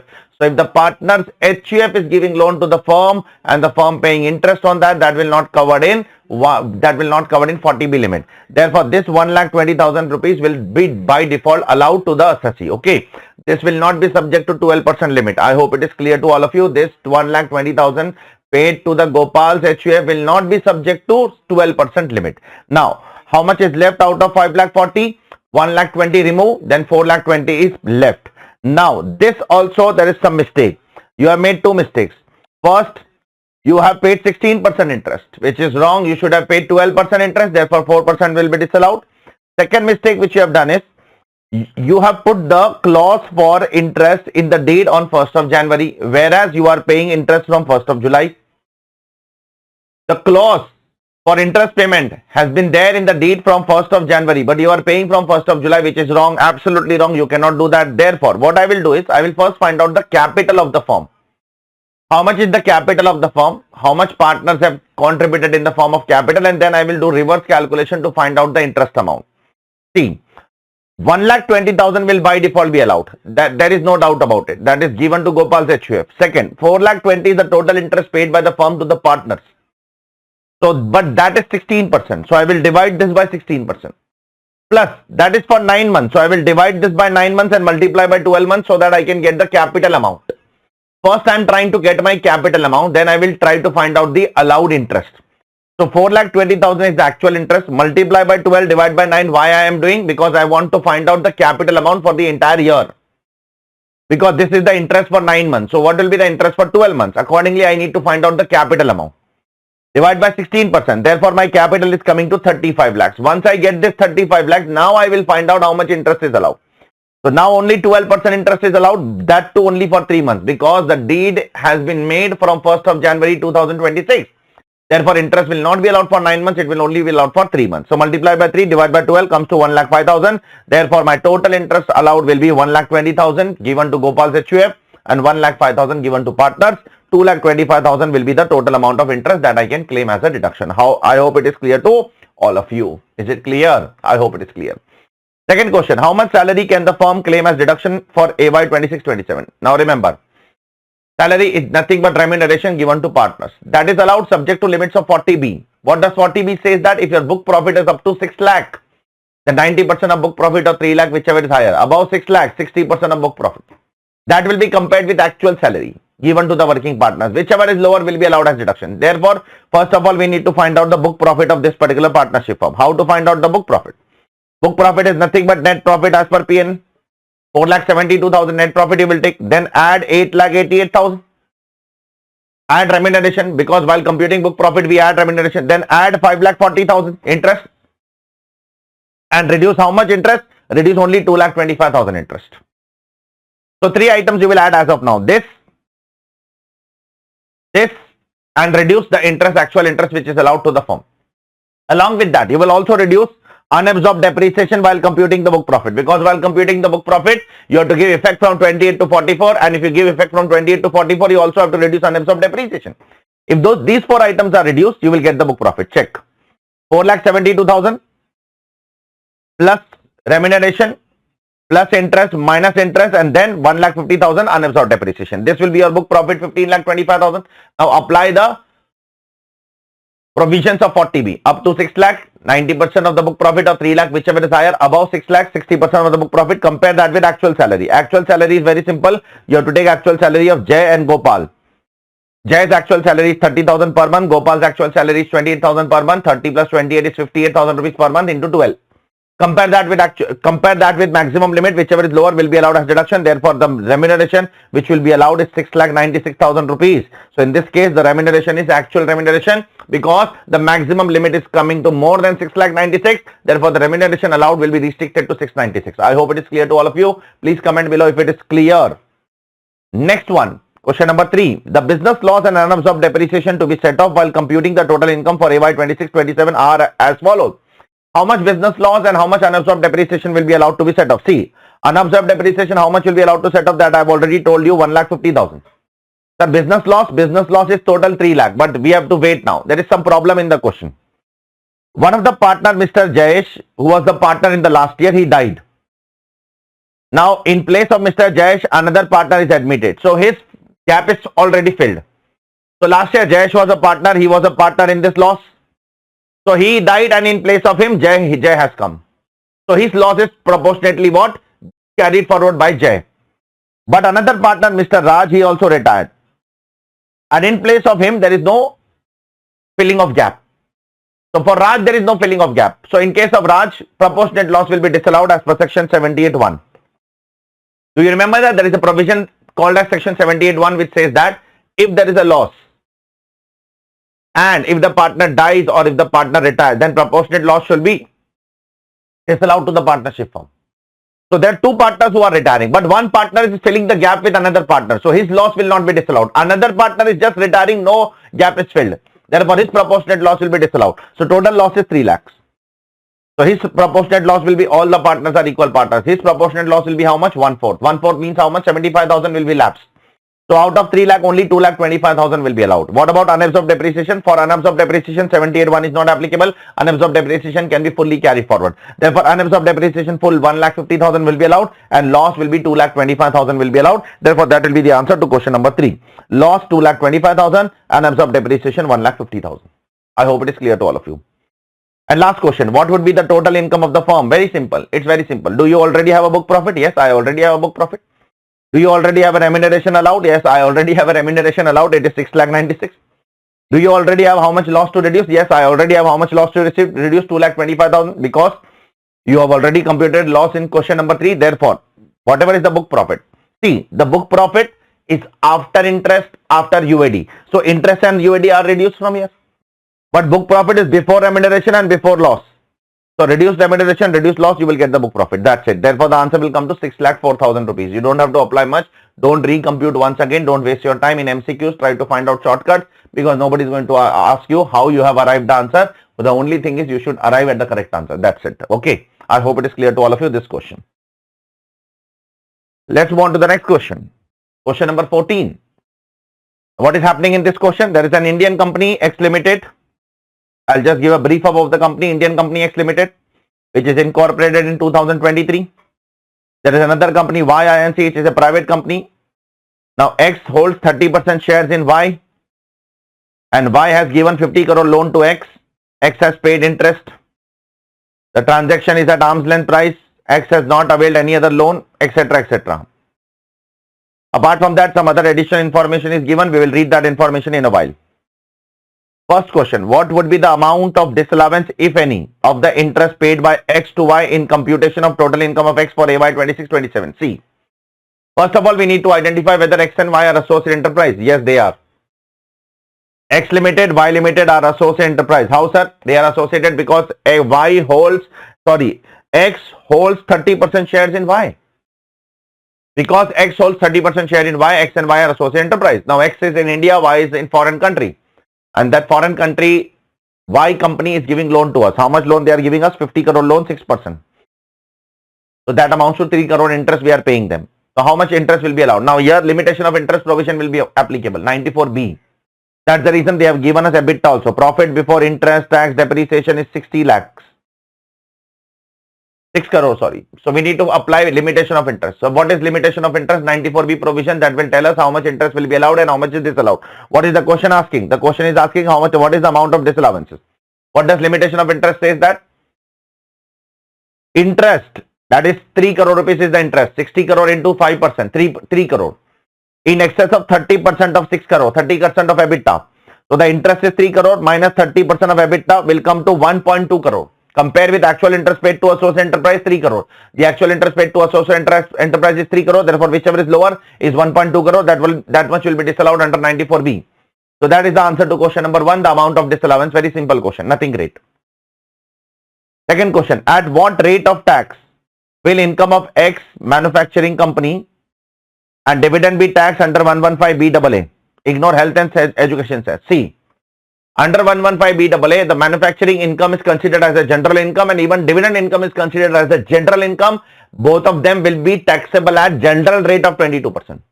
They have asked us to ignore health and surcharge, health and education cess and surcharge, so I am not talking about that. Otherwise, 10% surcharge is always applicable and 4% cess is also applicable. So, manufacturing income is also a general income and dividend income is also a general income. It's not a special income. Therefore, both of them will be taxable at 22%. I hope it is clear to all of you. Which of the statement is correct as regard taxability of royalty in the hands of X? See, what is X doing? First of all, we need to find out. X is obviously a resident company. It is registered in India. It's an Indian company. It's a resident. It has registered a patent in India for some virus and they have done this in collaboration with Y. So X has developed some product and they have registered that product as a patent. 90% of the expenditure has been done in India. In Uttar Pradesh mainly. Now, after registering the patent, they are receiving some royalty of 5 crore rupees by giving this patent to some other companies. The expenditure is 42 lakhs. Now, do you remember that such companies have an option under 115BBF that if you are a resident and if you develop a patent and register a patent where 75% of the expenditure is done in India of research and development, then you have an option to tax royalty at flat 10% without any expense. So in this case, they have an option. They can tax their 5 crore royalty flat at 10% without any deduction of expense. Therefore, which statement is correct? Royalty of 5 crore is taxable at the rate of 10% under 115BBF. This is the correct statement. Okay, I hope it is clear to all of you. This is an option. This is not mandatory. If you don't want to come here, don't come here. Okay, it's your choice. Next, fourth question. And the last question. If X desires to avail the benefit of taxation provided under 115BAA, so if X wants to go for what? The alternative tax regime under 115BAA. Then which statement is correct? The fourth statement is correct. It cannot claim additional depreciation, but it can claim 80JJAA. We all know that. In 115BAA special regime and even in 115BAB special regime. In both the section, additional depreciation is not allowed under section 32 subsection 1 clause 2A, but the 80JJAA deductions are allowed. I hope it is clear to all of you. So this is what this question is all about. The rest of the three statements are wrong. Okay, the fourth one is correct. Now let's move on to the next case scenario. Case scenario number 15. Now what is happening in this case scenario? This is again a kind of case scenario which is on some non-resident taxation, etc. DEF is a company which is incorporated in country A. They have a branch office in India. India has DTAA with country A and they have given some information below what all incomes they have earned. Okay. Now it's a good question. Question number 1. In the context of the provisions of 115JB, we need to answer from the context of 115JB. State which of the following statement is correct. Which of the following statement is correct. Now answer is point number C. Now I would like to know how it is C. See, I have told you in the class while teaching you MAT that if whether MAT is applicable to foreign company or not, this question is on that. See, MAT is not applicable to foreign company if the foreign company is from a country with which India has a DTAA and that foreign company does not have a P in India. If these two conditions are fulfilled, then MAT is not applicable to foreign company. The foreign company should be located in a country with which India has a DTAA, and that company should not have a P in India. If these two conditions are fulfilled, MAT is not applicable. Now, in this case, is MAT applicable? The answer is yes. Why? Because no doubt this DEF company is located in country A with which India has DTAA. Condition number 1 is fulfilled, but the condition number 2 is violated. Why? What is the condition number 2? I have told you that company should not have a P in India. Now, this company has a branch in India. Therefore, condition number 2 is violated. Therefore, MAT is applicable in this case. I hope it is clear to all of you. So, the provision of 115 JB are attracted in the hands of DEF since it is a resident of a country with which India has a DTAA. Condition number 1 is fulfilled. But if they don't want to pay MAT, then they should not have a P in India. But they have a P in India, branch office in India, which constitutes permanent establishment, because of which MAT will be applicable. I hope it is clear to all of you. Beautiful question. Second question. What is the rate at which the fee for technical services received by DEF Inc. is chargeable to tax in India? Let's see. At what rate it is taxable? So, there is a fee for technical services of 75 lakh rupees from ABC Limited, an Indian company, in pursuance of an agreement which is approved by central government. These words are very critical. So, DEF is providing some services. Which services? DEF is providing some services of FTS to whom? To ABC. There is an agreement between both of them which is approved by central government. The DTAA says that it is taxed at 20%. And there is no P in India. It's a classic case of 115A. A foreign company providing FTS. There is an agreement which is approved by central government, and there is no permanent establishment. 115A. Very clearly. Now, what is the tax rate? Actual tax rate is 20%. Compare with DTAA, whichever is lower. Now, here the DTAA rate is 20%, but actual in 115A rate is also 20%. Which rate you will apply? You will apply this rate, because this rate is not without, this rate is final and conclusive. The 115A rate will be subject to surcharge and cess. Therefore, this rate is final and conclusive. Therefore, this rate will be applicable. Therefore, in this question, which rate is applicable? DTAA rate will be applicable. 20% tax on 75 lakhs without deduction of expenses. Because in 115A, you do not get deduction of PGBP expenses. Okay. So, therefore, effectively, the answer is 20% flat tax on 75 lakh rupees is the correct answer. Now, question number 3. In respect of sale of shares of Bottle Private Limited, state which of the statement is correct. Which of the statement is correct? So, Bottle Private Limited is a private company over here. You can check it over here. You are selling some shares of Bottle Private Limited, Indian company, for 2 crore 16 lakhs on 15 April 2025. You have purchased these shares in 2004. So, 2004 you have purchased, 2025 you are selling. Obviously, it is long-term capital gains. Now, if a non-resident or foreign company is selling the shares of closely held company, listen carefully. If a non-resident or foreign company is selling the shares of closely held company, and if it is long-term, then as per section 112, obviously indexation is not allowed. Indexation is not allowed. Further, first provision to section 48 is also not applicable. You don't have to do that TTBR, TTSR, all those natak. Okay. So therefore, the capital gain is taxable at 12.5% without indexation benefit and without foreign currency conversion. You don't have to do that foreign currency conversion also. You don't have to do what? Without indexation also. Both of them will not be applicable. And the fourth and the last question. Beautiful question it is. Which of the following statement is correct, assuming that the rates specified in DTAA are the same as provided under the Act? Now remember, which two incomes foreign companies earning? Foreign companies earning capital gains and FTS. Now the question number 4 is on whether MAT will be applicable to them or not. See, I have told you one provision, that if your normal rate is less than MAT, then MAT is not applicable. But if your normal rate is greater than MAT, then MAT is applicable. Do you remember that? Now, in case of capital gains, what is your normal rate? For Bottle Limited shares, 12.5%. Is it less than MAT? Yes, it is less than MAT. Therefore, MAT will not be applicable in case of capital gains income. In case of FTS, what is the normal rate? Your normal rate is 20%. Is it more than MAT? Yes, it is more than MAT. Therefore, MAT will be applicable on FTS. See, for foreign company, MAT is not applicable on 5 incomes. I'll tell you which 5 incomes. Interest, dividend, royalty, FTS and capital gain on securities. Provided, there is a condition in MAT, provided your normal rate should be lower than 15% MAT rate. Only then this relaxation is available. Otherwise, this relaxation is not applicable for you. So in this case, the capital gain income is chargeable at 12.5%, which is lower than MAT. Therefore, MAT will not apply. The FTS income is greater than MAT income. MAT is chargeable at 15%, FTS is chargeable at 20%, therefore MAT will be applicable in this case. Therefore, which of the following statement is correct? Only capital gains has to be reduced while computing book profit. Capital gains will not be subject to MAT, whereas the FTS income will be subject to MAT. So only capital gains will not be subject to MAT. I hope it is clear to all of you. So this is what this beautiful case study is all about.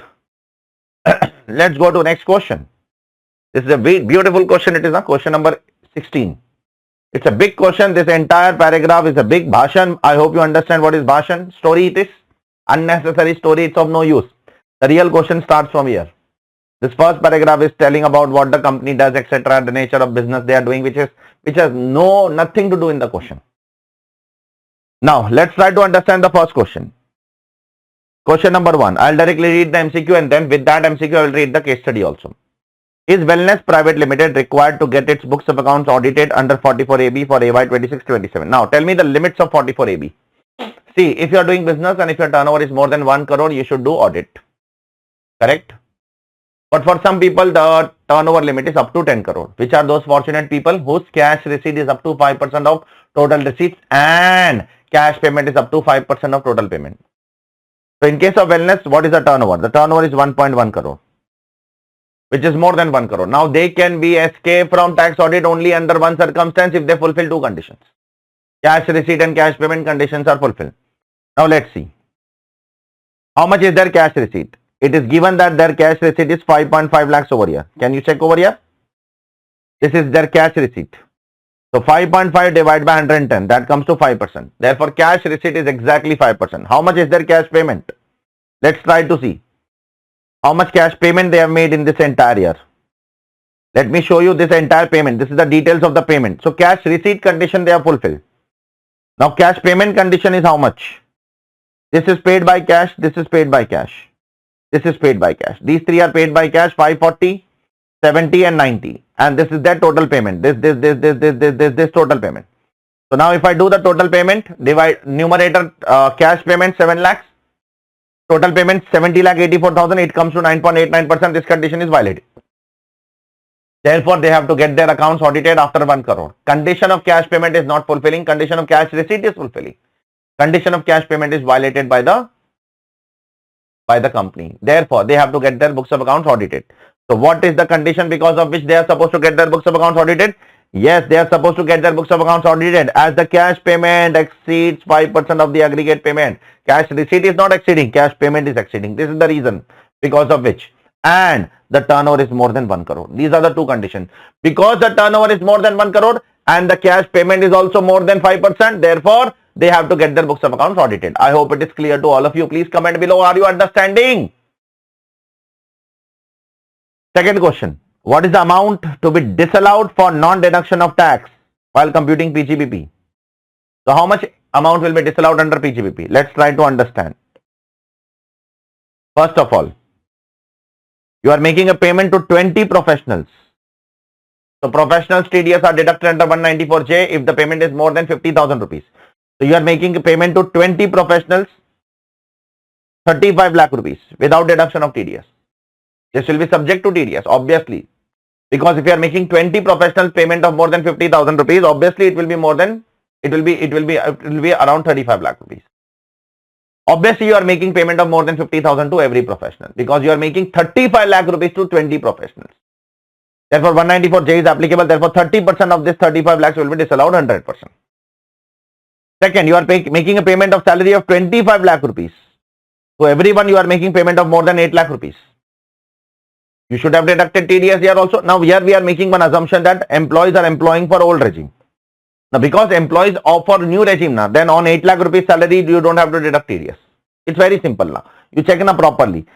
Salary to staff. I say has made one assumption while solving the question. Salary to staff 3 employees. HR, coordinator, each person has income more than 8 lakh. But how much more than 8 lakh? 9 lakh, 10 lakh, 11 lakh, 12 lakh, 15 lakh. How much? I don't know. I don't know. So let's assume they are following old regime. Therefore, we have to deduct TDS. Okay. So you have not deducted TDS. 30% will be disallowed. Next, you are paying 15,000 rupees to security guard. 15,000 rupees is not a big amount, therefore TDS will not be applicable on this. Next, on purchase of computer also TDS is not applicable. TDS is not applicable on purchases. Next, when you are making payment of interest to bank, when you make payment to bank, then provision of TDS is not applicable. Okay. When you take a loan from bank, you pay interest to bank, TDS is not applicable. Then again, 8,000 rupees is a small expense, TDS is not applicable. Then again, advance of 90,000 rupees, it's very small, TDS is not applicable. Okay. It's not applicable. Therefore, TDS is only applicable in first two cases. The first 35 lakhs, then 25 lakhs. So total TDS is applicable on 60 lakh rupees, 30%, 18 lakh rupees will be disallowed. See question number 2. 60 lakh rupees into 30%, 18 lakh rupees disallowed, assuming all payments are made to residents. If payments are made to non-resident, then 100% will be disallowed. Question number 3. What is the amount of depreciation allowable under 32(1) on computer purchase? Very simple. See, you are purchasing the computer for how much? 3,50,000 rupees. You are purchasing the computer on 15th May, but you are putting to use on 15th of October. Therefore, you will get only 50% depreciation, only 20% because the computer is used for less than 180 days. Now, to purchase this computer, you have also taken a loan from SBI on which you have paid interest of 34,500 from 15th of April. So, you are paying interest for 11 and a half months because you are taking loan from 15th of April. So, from 15th April to 31st March 2026, it is 11 and a half months. So this interest is of 11 and a half months. Out of that, 6-month interest should be capitalized. 6-month interest. Now from 15th April to 15th May, 15th June, 15th July, 15th August, 15th September, 15th October. 6-month interest. This interest is of 11 and a half months. Out of that, 6-month interest should be capitalized to computer, and 6-month interest you can take as a revenue expense. So therefore, I will add 6-month interest to 3,50,000. What is 6-month interest, sir? 6-month interest comes to 18,000. 34,500 into 6 divided by 11.5 because the interest is for only 11.5 months, not 12 months. That comes to 18,000. So 3,50,000 plus 18, 368 into 40% into 50% because the computer is used for less than 180 days. Therefore, you will get depreciation only how much? Only how much? Only 50%. So therefore, the answer comes to 73,600. You can check it over here. Okay, I hope it is clear to all of you. Now, what is the total income of Wellness Private Limited? See, we need to find out the total income by taking the numbers from the question only. The turnover is 1 crore 10 lakh rupees. From that, you will reduce all the expenses which are allowed. So 1 crore 10 lakh is the total revenue. From that, we will reduce all the expenses. First of all, remuneration and salary out of 60 lakh, 18 lakh is disallowed. We have already concluded in question number 1. So therefore, 42 lakhs will be allowed. Okay. Then depreciation on computer, we have already concluded 73,600, that we will reduce. Then 16,500 is the post computer purchase computer usage interest. That is 16,500. See, 34,500 is the total interest on computer. Out of that, 18,000 is capitalized, so 16,500 will be revenue. Then other admin expenses of 70,000 rupees you will take. Okay, this also you will take. And this you will not take because this you are making payment in cash of more than 10,000 rupees to a person. So this you will not take. So again I am saying what all things you will reduce from your total income. From your revenue you will reduce this, but 30% will be disallowed. So therefore out of 60 lakh, 18 lakh will be disallowed, only 42 lakhs will be allowed. This 5 lakh 40 will not be allowed because this will be disallowed under 40A3 because you are making payment of more than 10,000 in cash to a person in a day. This 3,50,000 plus 18,000 depreciation we have already claimed. 16,500 interest you can claim as a revenue expense. This 70,000 you can claim because here the cash expense is less than 10,000 rupees, so you can claim. Last one is advance, so advance cannot be allowed as a deduction. After doing all these things, you will get your total income as 66,39,900. I hope it is clear to all of you. Now last question but not least, is penalty imposable on the company for cash receipt from customer X? If yes, how much? See, you are doing one big mistake, grave mistakes over here. You are selling some goods of 5,50,000 rupees dated 26th June. Now the invoice is of 1 day. Now, so if the transaction is of 1 day and if the transaction is valuing 2 lakh rupees or more, you cannot receive any rupee in cash. You cannot receive other than 4 modes. In multiple days also you cannot receive in 4 modes because the transaction for a day is 2 lakh or more. So the transaction of 26 June 2024 is 5,50,000. Now you cannot take in multiple days also cash. You are taking cash in 4 different days.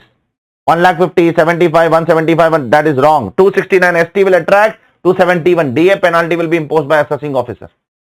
How much equivalent to cash received? How much cash is received? 5,50,000. Therefore, 5,50,000 will be penalty imposable in your case. Check it, please. I hope it is clear to all of you. Check it. So let's move on to the next case scenario. Case scenario number 17. It's a beautiful case scenario of conversion of capital asset into stock in trade and then selling the stock in trade. We all know that when you purchase a capital asset and convert that into stock in trade, it is considered as a transfer, but it is not taxable now. It is taxable in the year in which you sell the SIT.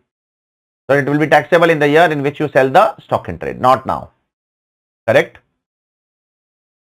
So let's try to understand what exactly is happening. Malika is purchasing a land of 50 lakh in Pune in 2008, December. Then in 2022, she is converting this land into a capital asset.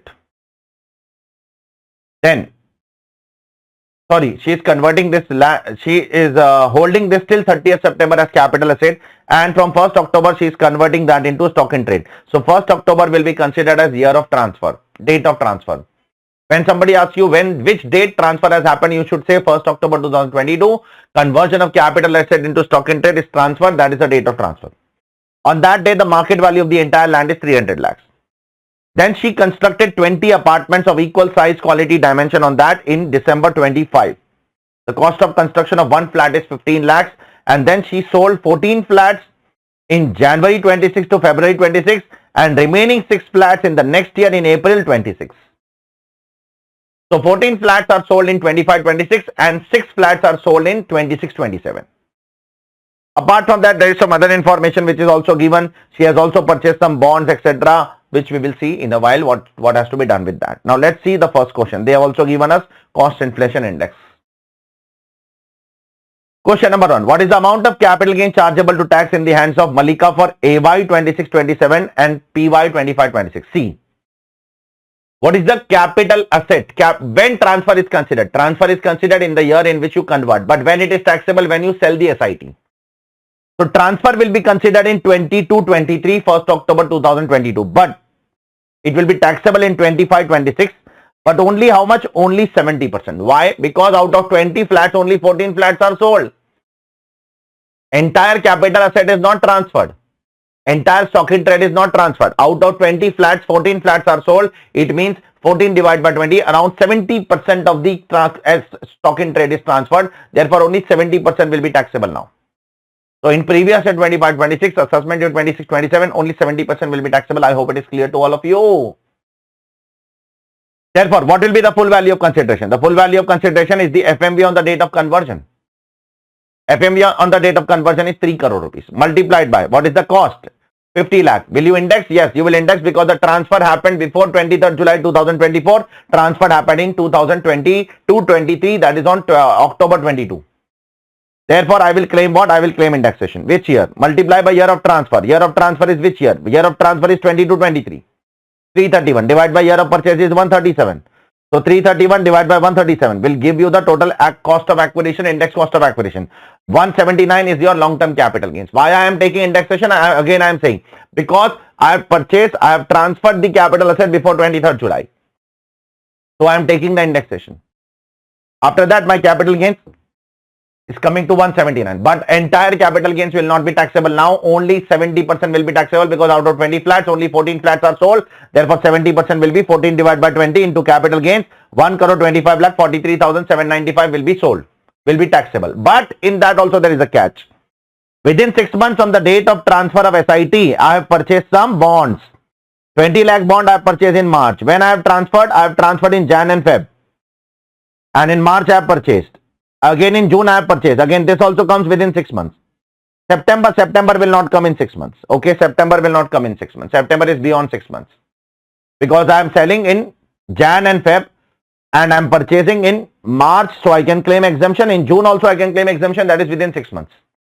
So I can claim exemption under 54 EC. How much? 40 lakh rupees 54 EC exemption I can claim. Therefore effectively the capital gains is 85,43,796. I hope it is clear to all of you. Beautiful question. Sir, but in case of 54 EC, we have to purchase the bonds of NHAI, RECL, etc. within 6 months from the date of transfer, na sir? And the date of transfer has happened in 2022, sir, October. No. There is a CBDT circular here that in such case, the date of transfer will be considered as date of transfer of SIT, not the date of transfer of capital asset. So in such case, 6 months will be counted from the date of sale of SIT, not from the date of conversion. So you have to consider 6 months from the date of sale of SIT. So that is the reason this 40 lakh is within 6 months. Now, what is the amount of capital, amount of income chargeable under PGBP for AY 26-27? See, PGBP very simple. You are selling 14 flats for 40 lakhs, 5 crore 60 lakhs is your sale consideration. In the flat, there are two things. One is land, one is construction cost. Land will come to how much? Land will take 70% of 3 crore rupees. The total FMV of the land is 3 crore. Out of that, 70% will be coming here. Cost of construction is 1 flat 15 lakh rupees into 14 flats 2 crore 10 lakh. Therefore, eventually the PGBP income will be 1 crore 40 lakh rupees. I hope it is clear to all of you. It's very simple now. What is the amount of income chargeable to tax under the head capital gains as well as under PGBP in the next year? In the next year, how much income will be chargeable? See, very simple. Whatever was the capital gain chargeable in the first year, of that 30% will be chargeable now. Correct? See, 70% is chargeable in 25-26, so 30% will be chargeable in 26-27. PY, I am talking from the perspective of PY. From this capital gains, will I get any exemption? See, you are selling remaining 6 flats in April.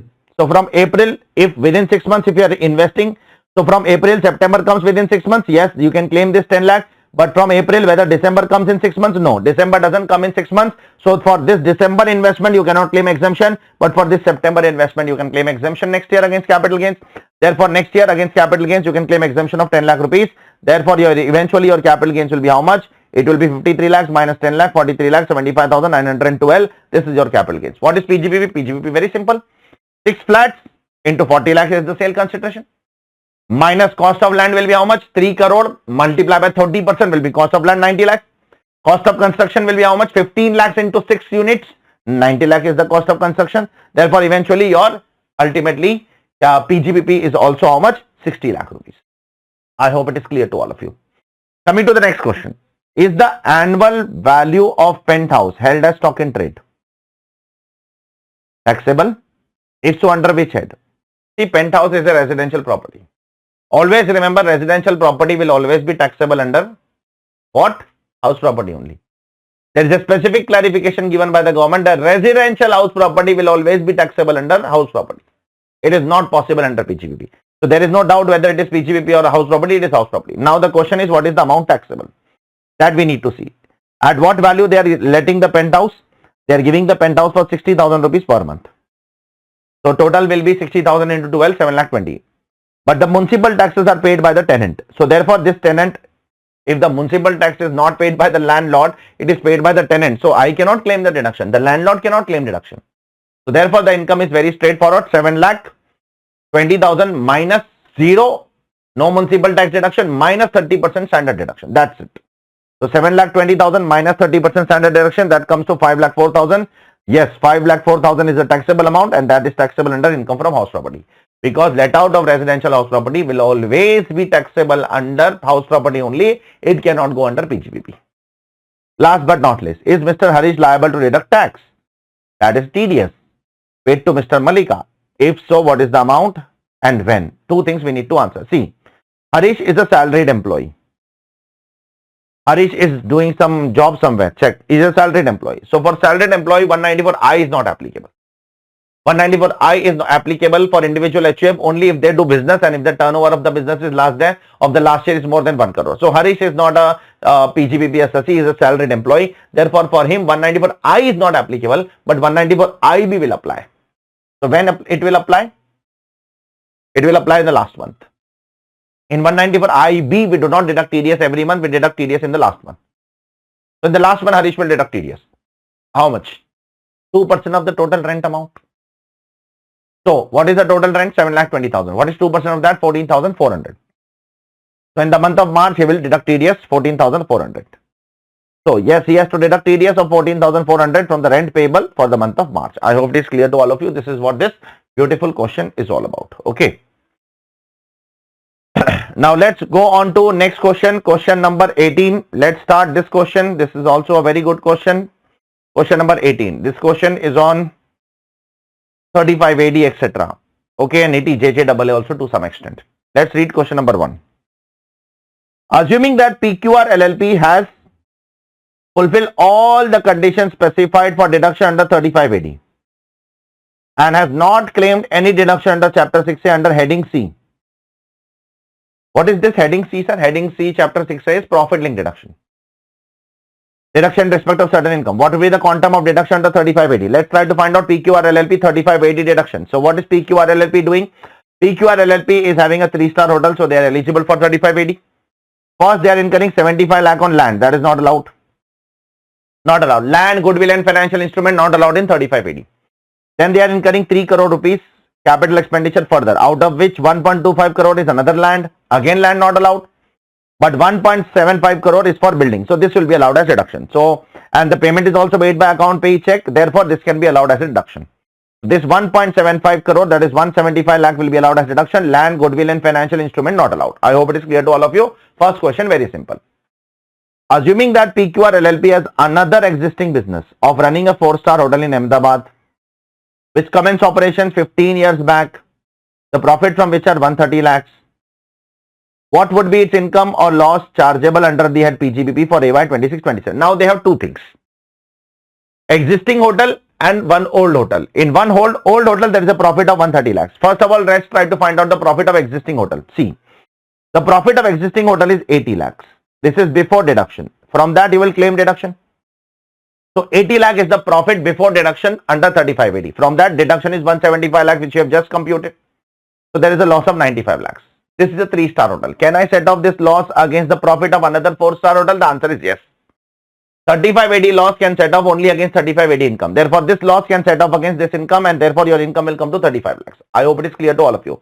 Therefore, your taxable income, total income will come to 35 lakhs. Okay. Now, third question. If out of amount of 1.5 crore rupees paid for acquisition of land. So for land, you are paying 1.25 crore rupees. You have checked above. You can check over here. Okay, this they are talking about. This is a hopeless question. 75 lakh is paid by cash. What would your answer to MCQ 1 and 2 change? No, it will not change. Why? Because see, land is not allowed as a deduction only. Now it doesn't matter whether it is paid online or check or cash. It doesn't matter. See, even if it is paid by cash, it is not allowed. Even if it is paid 100% online, still it is not allowed. Our answers to MCQ 1 and 2 will not change because of this fact. It will remain same only. Okay, I hope it is clear to all of you. Considering the assumption given in MCQ 2, what would be the tax payable by PQR LLP for AY 25-26? See, PQR LLP has to compute two tax. One is tax as per normal provision and one tax as per MAT, AMT, sorry. So as per normal provision, what is the total income? Total income is 35 lakhs. One loss, one profit, after set off, total income is coming to 35 lakhs. Therefore, 35 lakhs into 31.2% will be the normal tax. What will be the AMT? AMT is very simple. For adjusted total income, you have to take total income plus 35AD deduction. Total income is 35 lakhs. 35AD deduction is 175 lakhs. From that, you will claim depreciation under section 32. 10% depreciation. Therefore, this comes to 192.5 lakhs. Now, on this 192.5 lakhs, you will apply AMT 18.5%. You will also apply surcharge now. On left hand side, surcharge is not applicable because total income is less than 1 crore. On the right hand side, the adjusted total income is more than 1 crore. Therefore, apply surcharge and cess. And whichever is higher, that will be considered as an income. Therefore, the income tax is coming to 41,48,000. I think so. AMT is higher. AMT is higher, obviously. 41,48,140. So very simple. Adjusted total income, find out total income plus 35AD less depreciation. On that, apply 18.5%, 12% surcharge, 4% cess. As simple as that. Last but not least, would P be eligible for deduction under ATJJAA? If yes, what is the quantum? Let's see whether he is eligible for ATJJAA or not. First of all, Mr. P, one of the partners, has commenced the business of manufacturing of apparel. Always remember, if you do manufacturing of apparel, footwear or leather business, then in ATJJAA, only 150 days is sufficient. 240 days are not required. For these three businesses, 150 days is sufficient, and the business year is commenced on 1st October 2025. Therefore, 150 days are sufficient for them. 240 days are not relevant. Further, the employee should participate in the recognized provident fund. That is the condition to claim deduction under ATJJAA. And the emolument should be paid by account pay check. Emolument should also be paid by account pay check. And the assessee should also be eligible for tax audit. Yes, the tax audit is also applicable because the turnover is more than 10 crore. So now, and the emolument should be up to 25,000 rupees. So, first 40 employees, Regular employees participate in recognized provident fund and the emolument is also up to 25,000. Therefore, 24,000 into 6 into 40 employees into 30%. Okay. Second, also you will be eligible because the emolument is up to 25,000. Regular employees participate in recognized provident fund and they are also employed on 1st October. Therefore, it will amount to what? 150 days. Third, you will not be eligible because casual employees do not participate in recognized provident fund, so they are not eligible. Fourth, also you are eligible because 1st November, if you count from 1st November to 31st March, it will amount to around 151 days. And 150 days is sufficient for apparel business. 240 days are not required. Last one also not allowed because it is casual. So all regular employees will be allowed, casual will not be allowed. Multiplied by number of months, multiplied by number of employees, multiplied by 30%. Therefore, answer will come to 2 crore 12 lakh 70,000 into 30%. Therefore, answer will come to how much? Yeah, 63 lakh 81,000 rupees is the ultimate deduction which the assessee will get. I hope it is clear to all of you. So this is what this beautiful question is all about. Let's go to the next question. Question number 19. Beautiful question on TDS. Question number 1. Are the provision of TDS and TCS under the Income Tax Act attracted in respect of purchase or sale transaction between Mr. Harshit and Mr. Pranav? Harshit is a buyer, Pranav is a seller. If so, what is the quantum of tax to be deducted for previous year 25-26? Let's see what is Harshit doing. See, Harshit is a buyer. His turnover of last year is 10 crore 90 lakhs. Therefore, his last year turnover is more than 10 crore rupees. And he purchases goods from Mr. Pranav. So, Harshit has to deduct TDS on payment or credit, whichever is earlier, under 194Q. If the purchase exceeds 50 lakh rupees. Now, let's see how much Harshit is purchasing. Harshit is purchasing 80 lakhs. So, he has to deduct TDS. Harshit is a buyer. His last year turnover is more than 10 crore rupees. And he is purchasing more than 50 lakhs. Now, first Harshit is purchasing 20 lakhs on 8th May. That time he will not deduct because the purchase is not exceeding 50 lakhs. Another time he is purchasing on 27th of what? August. Another 25 lakhs. So total amounts to 45 lakhs. Again he will not deduct TDS now. Then on 18th October he is purchasing 20 lakhs. So now he will deduct TDS on 15 lakh rupees because now the total purchases is now 60 lakhs. Okay. So on 5 lakh rupees he will not deduct TDS up to 50 lakhs, but beyond 50 lakhs he will deduct TDS. So now total purchase is how much? 65 lakhs, sorry. So on 15 lakhs he will deduct TDS on 18th October and on remaining 15 lakhs he will deduct TDS on 11th February. Check please. How much? 0.1%.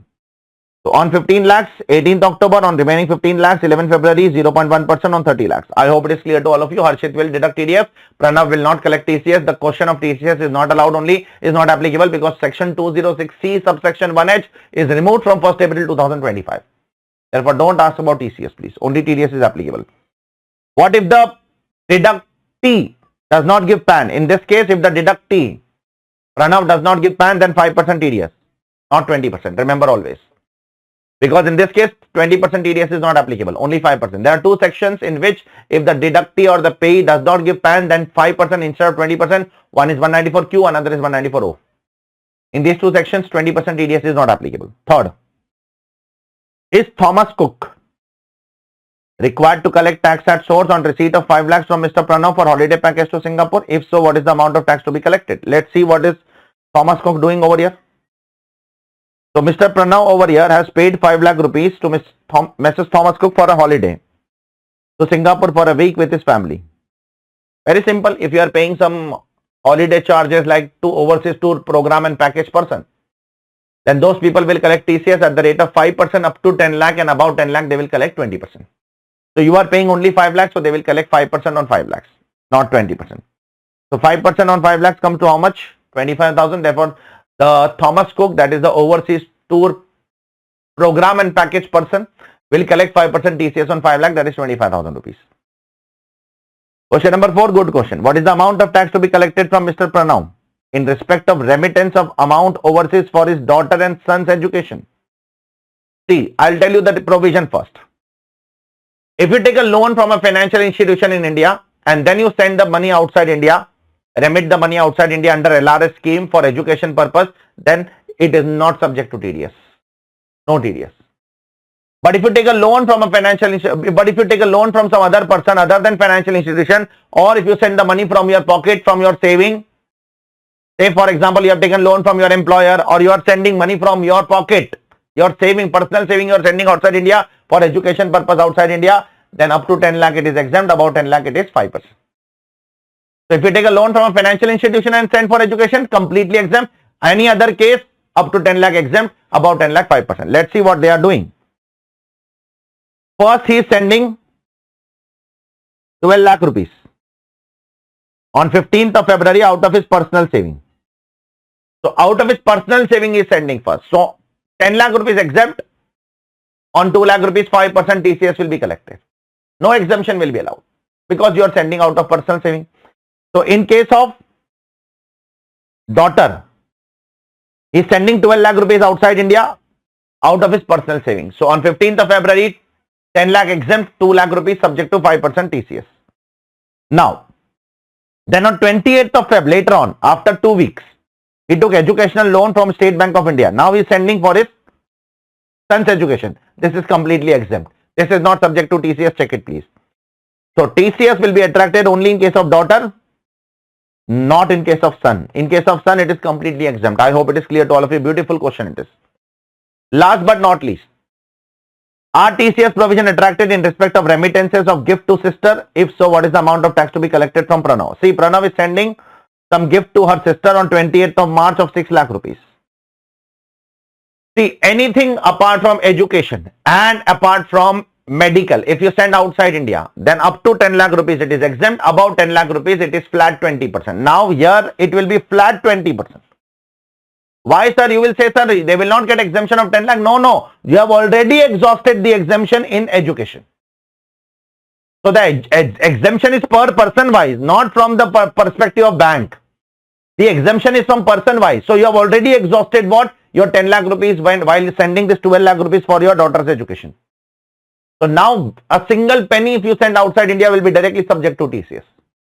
So this 6 lakh rupees will be directly subject to what? TCS at the rate of 20%. So 6 lakhs into 20% will come to how much? 1,20,000. Don't say that again. I am saying don't keep a doubt in your mind that why not again 10 lakh rupees exemption. No, exemption is not for every transaction. If you have already exhausted your exemption in medical or in education earlier, then you cannot enjoy exemption for other items during the year. Okay, I hope it is clear to all of you. So this is what this question is all about. Let's move on to the next question. Case scenario number 20. So there is a Ganga LLP which is having a unit in SEZ which started unit in 1920. So it is more than 5 years older. So therefore they will be eligible for 10 AA of only 50% reduction. They cannot claim 100% reduction in 10 AA. Apart from that, they also have a storage of sugar, warehousing facility for storage of sugar. Therefore they are eligible for 35 AD also. So they are eligible for 10 AA also. They are eligible for 35 AD also. Now, for two different businesses. Now, we need to find out multiple choice questions one by one. What is the amount of deduction under 10 AA and 35 AD available to Ganga LLP while computing the income under the normal provisions of the Income Tax Act? Let's see under 35 AD what they will claim. See, they have incurred a capital expenditure of 97 lakhs, out of which land is 32 lakhs. Therefore, only 65 lakhs will be allowed. Land is not allowed as a deduction. Therefore, in 35 AD, 65 lakhs will be allowed as deduction. What about 10 AA? 10 AA, very simple. Profit is 60 lakhs. Multiply by export turnover 1 crore 20 lakhs, which is received in convertible foreign currency within 6 months. Therefore, you can take this in export turnover. Divide by total turnover 160 lakhs. 120 plus 40. So 60 into 120 divided by 160 into export turnover divided by total turnover into 50% because the unit is more than 5 years old. Therefore, 50% deduction will be allowed. 22.5 lakhs will be allowed as deduction to you in this case. So 22.5 lakhs in 35 in 10 AA and 65 lakhs in 35 AD. Now, what is the tax liability of Ganga LLP computed under the regular provision? We need to find out the regular provision tax, not the AMT tax. First, we will find out regular, then we will compute AMT. So for that, we need to find out the profit of both the business. See, profit from SEZ is 60 lakhs. So I will write profit from SEZ 60 lakhs. Profit from 35 AD 160 lakhs. I will write profit from 35 AD 160 lakhs. And from that, I will claim both the deduction. 35 AD deduction is 65 lakhs and 10 AA deduction is 22.5 lakhs. Therefore, your total income is 132.5 lakhs as per the regular provision. On that 30% tax, 12% surcharge because the income is more than 1 crore and 4% cess. This is your ultimate tax. 46 lakh 30,080 rupees. Next question, what is the AMT? See, for AMT we have to start with total income. What is the total income? 132.5 lakhs. I will add all the deductions. I will add 10 AA. I will add 35 AD, but I will reduce depreciation on 35 AD asset. Because that is building, I will claim 10% depreciation. So, in the total income, I will add 10 AA profit, I will add 35 AD and I will reduce depreciation. I will get my adjusted total income. On that, 18.5% tax, 12% surcharge also and 4% cess. The tax is coming to 46 lakhs 670 rupees. Now the question is there any AMT credit? AMT credit cannot come here because the normal tax is more than the AMT. Here the AMT is less. Check. The AMT is how much? 46 lakh 670. Whereas the normal tax is 46 lakh 30,000. Therefore, because the normal is more, AMT is less. Therefore, AMT credit cannot come here. When AMT credit comes, when your AMT is more and normal is less. Here the normal is more and AMT is less. Therefore, AMT credit cannot come. I hope it is clear to all of you. Question number 5. What is the income to be declared by Ganesh for AY 26-27 under the profits and gains from business and profession so that he make maximum tax saving without getting his books of accounts audited? So Ganesh, what is Ganesh doing? Let's see. Ganesh is one of the partners in the business he commenced the business of manufacturing of leather. His turnover for the current year is 200 lakhs. This is the last year turnover. Out of 200 lakhs, 190 lakhs is received by 190 lakhs is received by online and 10 lakh is received by cash. So very simple. Ganesh is an individual whose turnover is up to 2 crore. He is doing business. So he can claim 4480 if he doesn't want to get their books of accounts audited. 4480, very simple provision. 190 lakhs which is received online, 6%. 10 lakh which is received in cash, 8%. Very simple. Nothing great as such. So on 190 lakhs, 6%. On 10 lakhs, 8%. 12.2 lakhs will be your total income under the income tax law. I hope it is clear to all of you. If he doesn't want to get his books of accounts audited. So this is what this question is all about. Let's go to the next question. Next question is on tonnage taxation. Tonnage taxation provision. For that, you need to know the provisions of tonnage taxation first. You need to remember the slabs of the tonnage incomes, daily tonnage income. So BMT Shipping Company is an Indian company. Yes, for tonnage taxation is only applicable to Indian company, it's not applicable to foreign company. They have a place of effective management in India. Yes, the poem should be in India. If the poem is outside India, tonnage taxation provision is not applicable. It owns 3 vessels, out of which 2 are qualifying ship. Yes, you should have at least 1 qualifying ship. If you have 1 qualifying ship, you are eligible for tonnage taxation income. Now, what is the registered tonnage? First is 33,840 tons and 230 kg, and second is 24,952 tons and 370 kg, and they are operated for 212 days and 347 days. Then the WDV of the tax purpose is given to us, etc., and then the remaining information is given to us. The very first question is the most important question. If you don't remember the provision, open the textbook and then listen the provision. Question number 1. What would be the tonnage income of BMT Shipping Company computed under 115 VG? See, they have 2 ships over here. Let me talk about both of them one by one. Pay attention on the board. The first ship is 33,840 and 230 kg. Now, what does the law say? First of all, the law says that ignore kgs. Kgs you are not supposed to ignore. You are not supposed to consider. Then you have to consider the last 2 digits. If it is more than 50, then round up to the next 100. If it is less than 50, then the round up to the previous 100. So last 2 digits are less than 50, therefore this will come to 33,800. So you have to consider this as 33,800 ton. Same for this also. Kg ignore. Last 2 digits are more than 50. Therefore this has to be considered as 24,900. 24,950 will be considered as 25,000. I hope it is clear to all of you. So this will be considered as 25,000 ton. And this will be effectively considered as 33,800 ton. First we need to understand the how to round it off. Kg ignore. Then for tons, check the last 2 digits. If it is more than 50, then next 100. If it is less than 50, then previous 100. So now you need to find out the slab rates. Daily tonnage income. And then multiply by number of days the ships are operated. For first ship it is 212 days. For second ship it is 347 days. So what is the ultimate round off number for the first ship? It is 33,800. So for 33,800, remember carefully. For first 25,000 kg, it is 11,770 rupees. And then for every 100 ton, it is 29 rupees. So for first 25,000 kg, it is 1177, 770. And then for every 100 ton, how many times 100 tons comes after 25,000? 8,800 ton divided by 100. 100 tons comes for 88 times. So multiply 29 into 88, you will get the final answer. Okay. And then you multiply that by how many days? The first ship is operated for 212 days. So multiply that by 212 days, you will get the answer for the first ship. Similarly, for the second ship, what is the total weight? Total weight is how much? Total weight is 25 kg. So the slab is for first 10,000 kg, it is 5470. And after that, for every 100 kg, for every 100 ton, it is 42 rupees. Therefore, the answer comes to how much? Whatever answer will come, you have to multiply that by what? Multiply that by 347 days. So if you total that, you will get the answer for the first question. I hope it is clear to all of you. What is the answer to the first question? 71,20,454. 71,20,454. This is the answer to the first question. I hope it is clear to all of you. So what are you supposed to do? For 33,800, first find out the slab up to 25,000 kg, and then for remaining you multiply by 29 rupees.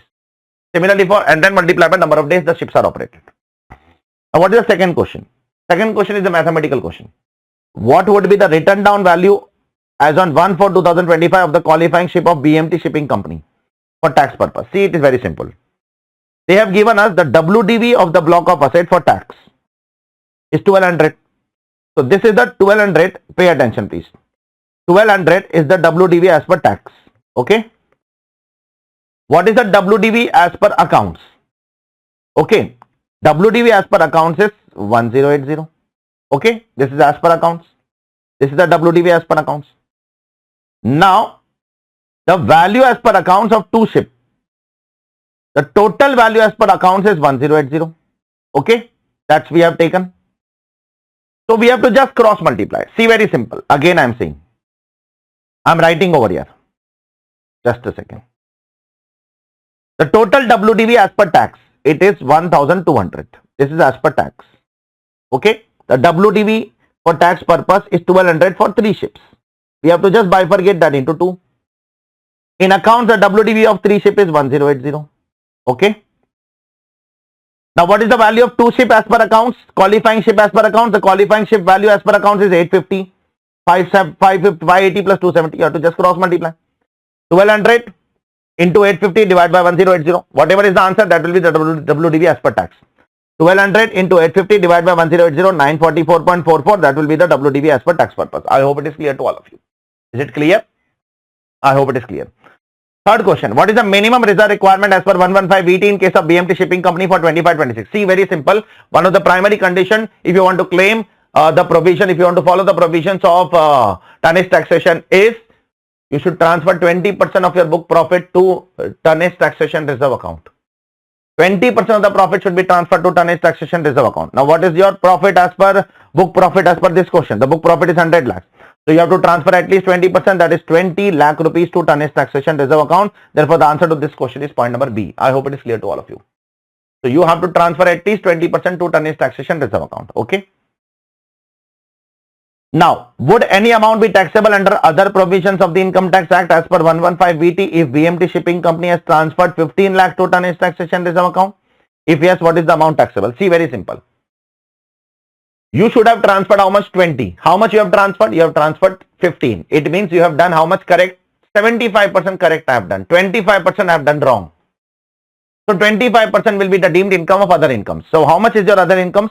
Other income is 70 lakh from core activity and incidental activity 14 lakhs. So 84 lakh is your total profit. And how much mistake you have made? You have made a mistake of 25%. Therefore, multiplied by 5, divide by 20, 25% of 84 lakhs will be subject to deemed income. So if you would have transferred full amount, if you would have transferred full 20 lakhs, then nothing would have been taxable here. Now, because you have transferred only 75%. So the formula is very simple. Whatever is the total profit, multiply by amount not transferred. How much amount is not transferred? 5 lakh is not transferred. You should have transferred 20, you have transferred only 15. So 5 lakh is not transferred. Divide by amount should have been transferred. How much amount should have been transferred? 20 lakhs. So 25% is a mistake. So 25% of 85 lakhs will be deemed income. 25% of 85 lakhs comes to 21 lakh rupees. I hope it is clear to all of you. And last but not least, what should be the income computed under 44B of LMN Shipping Company for AY 26-27? Now, what is 44B? 44B is applicable to non-resident shipping businesses. If they come to India and they leave India and they earn some money from it, or if they move between two different nations and the money is received in India, then 44B is applicable. 7.5% will be deemed income. So in first case, the goods are shipped at port in India. This is definitely taxable. Now whether the money is received in India or outside India, it doesn't matter, because the goods are shipped from India, it is taxable in India. Therefore, this 250 lakhs, 200 plus 150 lakhs will be subject to what? Will be subject to 5%, 7.5% deemed income.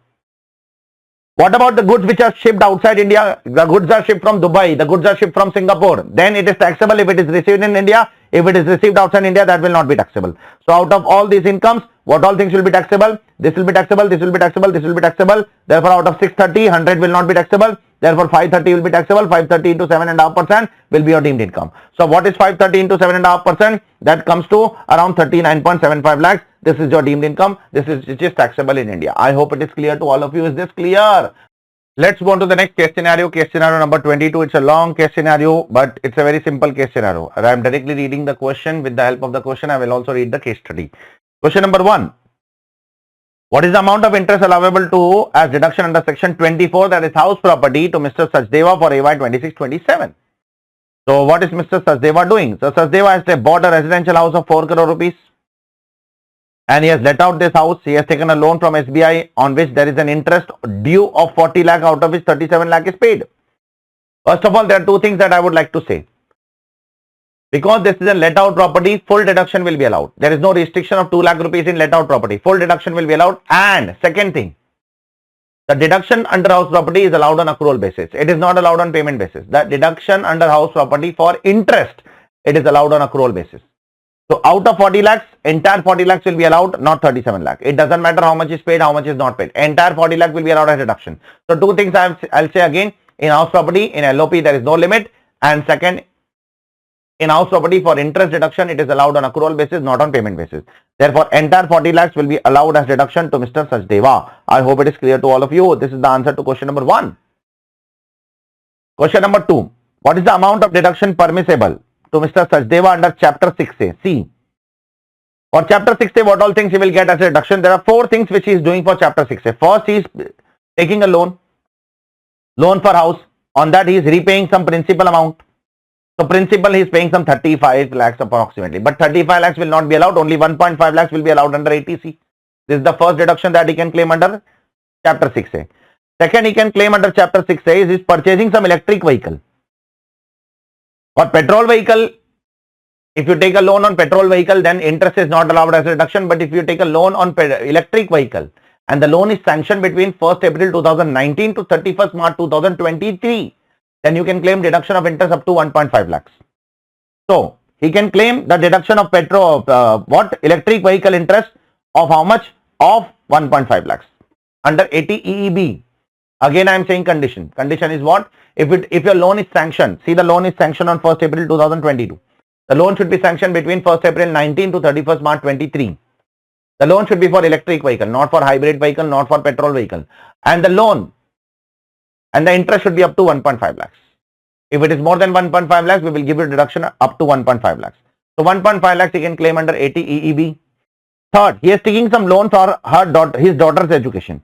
So that he can claim as a reduction under 80E 50,000 rupees. And then he is paying some mediclaim of 20,000 rupees for ensuring his health, that he can claim as a deduction under 80D. So total 4 deductions are allowed under chapter 6A for Mr. Sachdeva.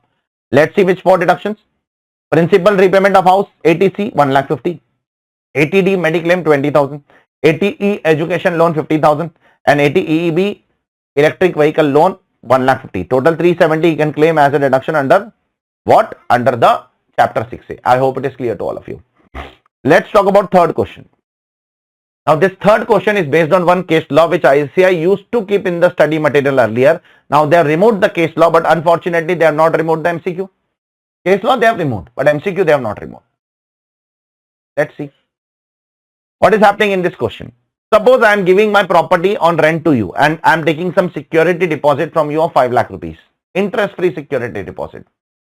So in that case, if I am giving you some property on rent and I am taking a security deposit, interest-free security deposit, which is a very normal thing in the industry.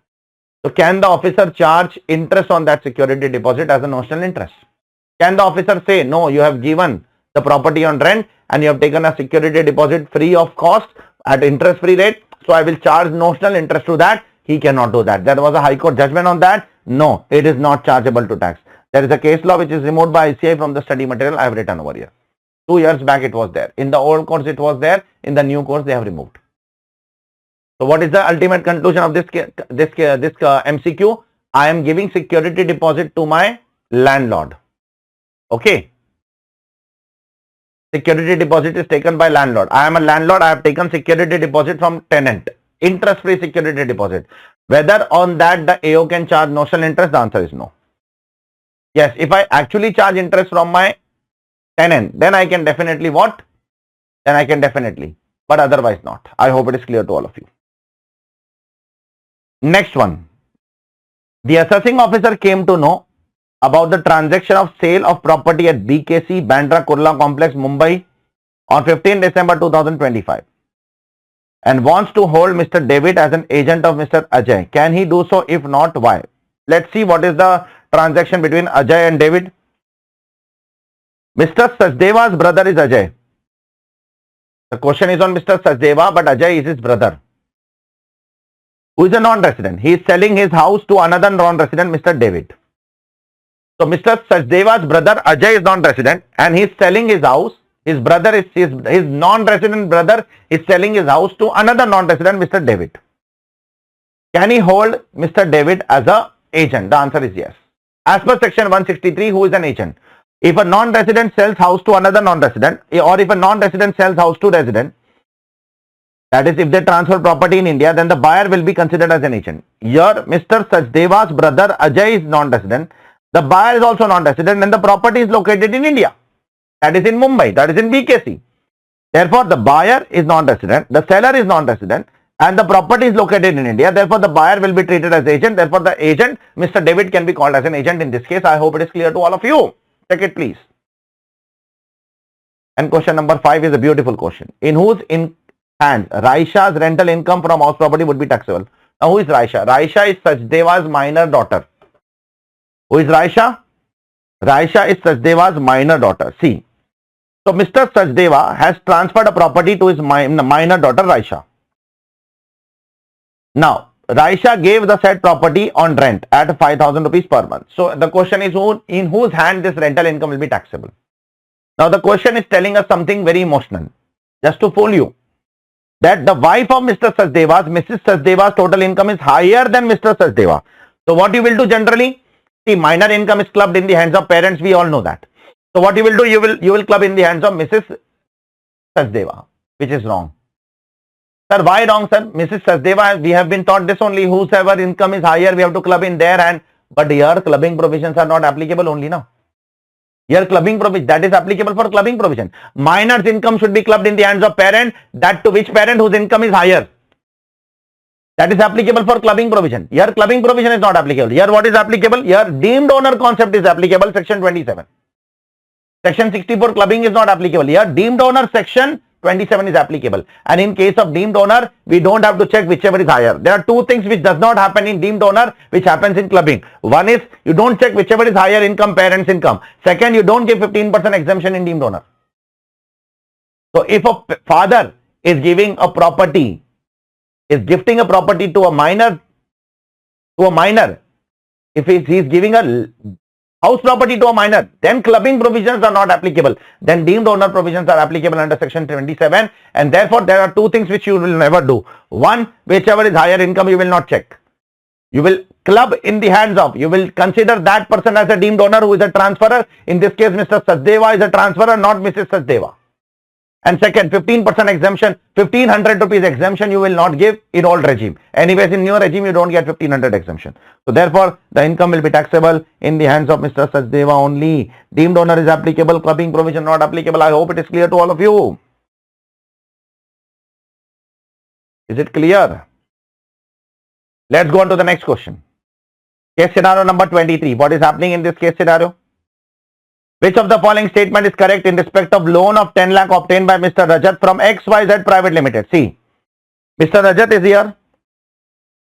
Rajat holds 20% shares in XYZ Private Limited, which is a closely held company. Now, if I hold 10% or more voting power in a closely held company, and if that company gives me a loan, then that is deemed dividend in my hands under 222E. But the deemed dividend cannot be more than the accumulated profit. So in that case, how much loan is given by the closely held company?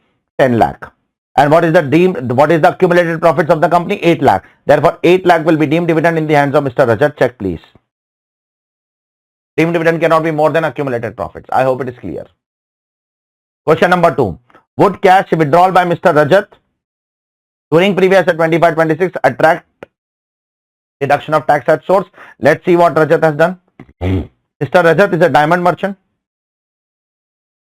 He has withdrawn cash of 1.2 crore rupees from a current account in ABC Bank and 50 lakh rupees from a cooperative bank. He regularly files the return. See, so he has withdrawn the money from two places. So from ABC Bank, he has withdrawn 1.2 crore rupees. So ABC Bank will deduct TDS at the rate of 2% in excess of 1 crore because he is a regular filer. He is regularly filing the return. For him, the threshold is 1 crore, not 20 lakhs. If you don't file the return for last 3 years, then the threshold is how much? Then the threshold is 20 lakhs. So here Mr. Rajat is filing the return. So in case of ABC Bank will deduct TDS at the rate of 2% or 20 lakhs. But cooperative bank will not deduct TDS because in case of cooperative bank, the withdrawal is within 1 crore. Therefore, cooperative bank will not deduct TDS. Yes, point number B is the correct answer. ABC Bank will deduct TDS as withdrawal is greater than 1 crore. Cooperative bank will not deduct TDS as withdrawal is less than 1 crore. I hope it is clear. Question number 3. Would cash withdrawal by Mr. Rahul attract TDS? Let's see what Rahul is doing now. Now, Rahul is not filing the return for the last 5 years. So, for him, the exemption limit under 194N will be only 20 lakhs. And Rahul is withdrawing how much income? 50 lakh rupees he is withdrawing from the bank. So, for him, the limit is 20 lakhs. About 20 lakhs up to 1 crore 2%, above 1 crore 5%. So, Rahul is withdrawing 50 lakh rupees. He is not filing the return. Therefore, for him, TDS will be applicable about 20 lakhs. On 30 lakh rupees, 2% TDS will be applicable. So, check it please. In case of Rahul, yes. On 30 lakhs rupees, 2% TDS will be applicable for Rahul. I hope it is clear to all of you. Next question. What is the total income of Mr. Rajat for PY 25-26? Assuming that he has shifted out of the default regime, means Rajat is following old regime. Rajat is following which regime? Old regime is following. Let's try to understand what will be total income of Rajat. See, Rajat's total income will include following things. First, he is earning some net profit of 60 lakh rupees from the diamond business. Then he is earning some normal dividend of 12 lakh rupees. Okay. Then he is buying some property on which he is taking some loan, house property on which he is paying some interest of 2,50,000 rupees, out of which 1,80,000 is paid. So interest will be allowed. SOP interest 2 lakh will be allowed. See, I have already told you interest under house property is allowed on accrual basis, not on payment basis. Then Rajat is also receiving some dividend from deemed dividend from XYZ Private Limited of 8 lakh rupees. So these are the total incomes of Rajat. Let's see the total income of Rajat. Very simple. 2 lakh rupees house property loss in, because he is following old regime, he can claim house property loss. In new regime, you cannot claim. Net profit from diamond business. Normal dividend 12 lakhs. Deemed dividend 8 lakhs. He is also receiving some gift of 5 lakhs from his friend. I will show you where. See, here he is receiving some gift of jewelry of 5 lakh rupees from his friend he is receiving. Market value is 5 lakhs. So jewelry is a giftable asset which is subject to tax under 56(2)(10) under IFOS. Okay. So these are the 5 incomes which are there in the hands of Mr. Rajat. The total income is 83 lakh rupees. Question number 5. What is the amount of gross tax liability of Rajat if he shifted out of default regime? Very simple. Up to 10 lakh rupees, 1,12,500. About 10 lakhs, that is on 73 lakh rupees. Total income is 83 lakhs. Up to 10 lakh, 1,12,500. And on about 10 lakh, that is on 73 lakh, 30% tax, 10% surcharge because the total income is more than 50 lakhs and 4% cess. So therefore, the tax of Rajat will come to 26 lakh 34,060. I hope it is clear to all of you. So this is what this question is all about. Let's move on to the next question. Beautiful question it is, which is on survey and which is also on collection of information. Let's talk about all of them one by one. Question number 1. Is the action of the assessing officer entering TR hotels at 11:30 PM valid? Let's see what is happening at TR hotels. So assessing officer is doing survey in TR hotels, which is within his jurisdiction at 11:30 p.m. for obtaining information which may be relevant under the proceeding. The restaurant is kept open between 11 a.m. to 12 p.m. 12 a.m. in the midnight. So now the officer is entering at 11:30 p.m. Now one of the conditions for entering for survey is you should enter after sunrise but before sunset. Is this a condition? The answer is yes. One of the conditions for entering survey is you should enter after sunrise but before sunset. But he is entering after sunset at 11:30 p.m. Can he enter? Yes, he can enter. He can enter, provided it is within the business hours. Is he entering within the business hours? Yes, he is entering within the business hours. But he has to take an approval. If he has taken an approval, he can. If he has not taken an approval, he cannot. It is not valid. Since a prior permission of income tax authority equivalent to chief commissioner above is not obtained, he should have taken an approval. It is nowhere mentioned in the question that he has taken an approval, therefore it is not valid. Yes, entering at 11:30 p.m. in the night is not wrong. Timing is correct, but approval should have been obtained. By which, though he has entered during the hours at which such place is open for conduct of business, timing is not an issue in this question. The issue is he should have taken an approval from chief commissioner or above authority. That he has not done. Question number 2. Would your answer to MCQ 1 change if the AO had surveyed TR hotel only for the purpose of verifying TDS? Then so definitely the answer is wrong. The action of the assessing officer is still not valid since he has entered after sunset. For TDS and TCS survey, he cannot enter after sunset. For normal survey, he can enter after sunset with the approval of higher commissioner. But for TDS and TCS survey, it is not possible to enter after sunset. Therefore, the assessing officers, see, I am again saying, survey can be of two types. One is normal survey for checking books, stock, etc. One is for TDS.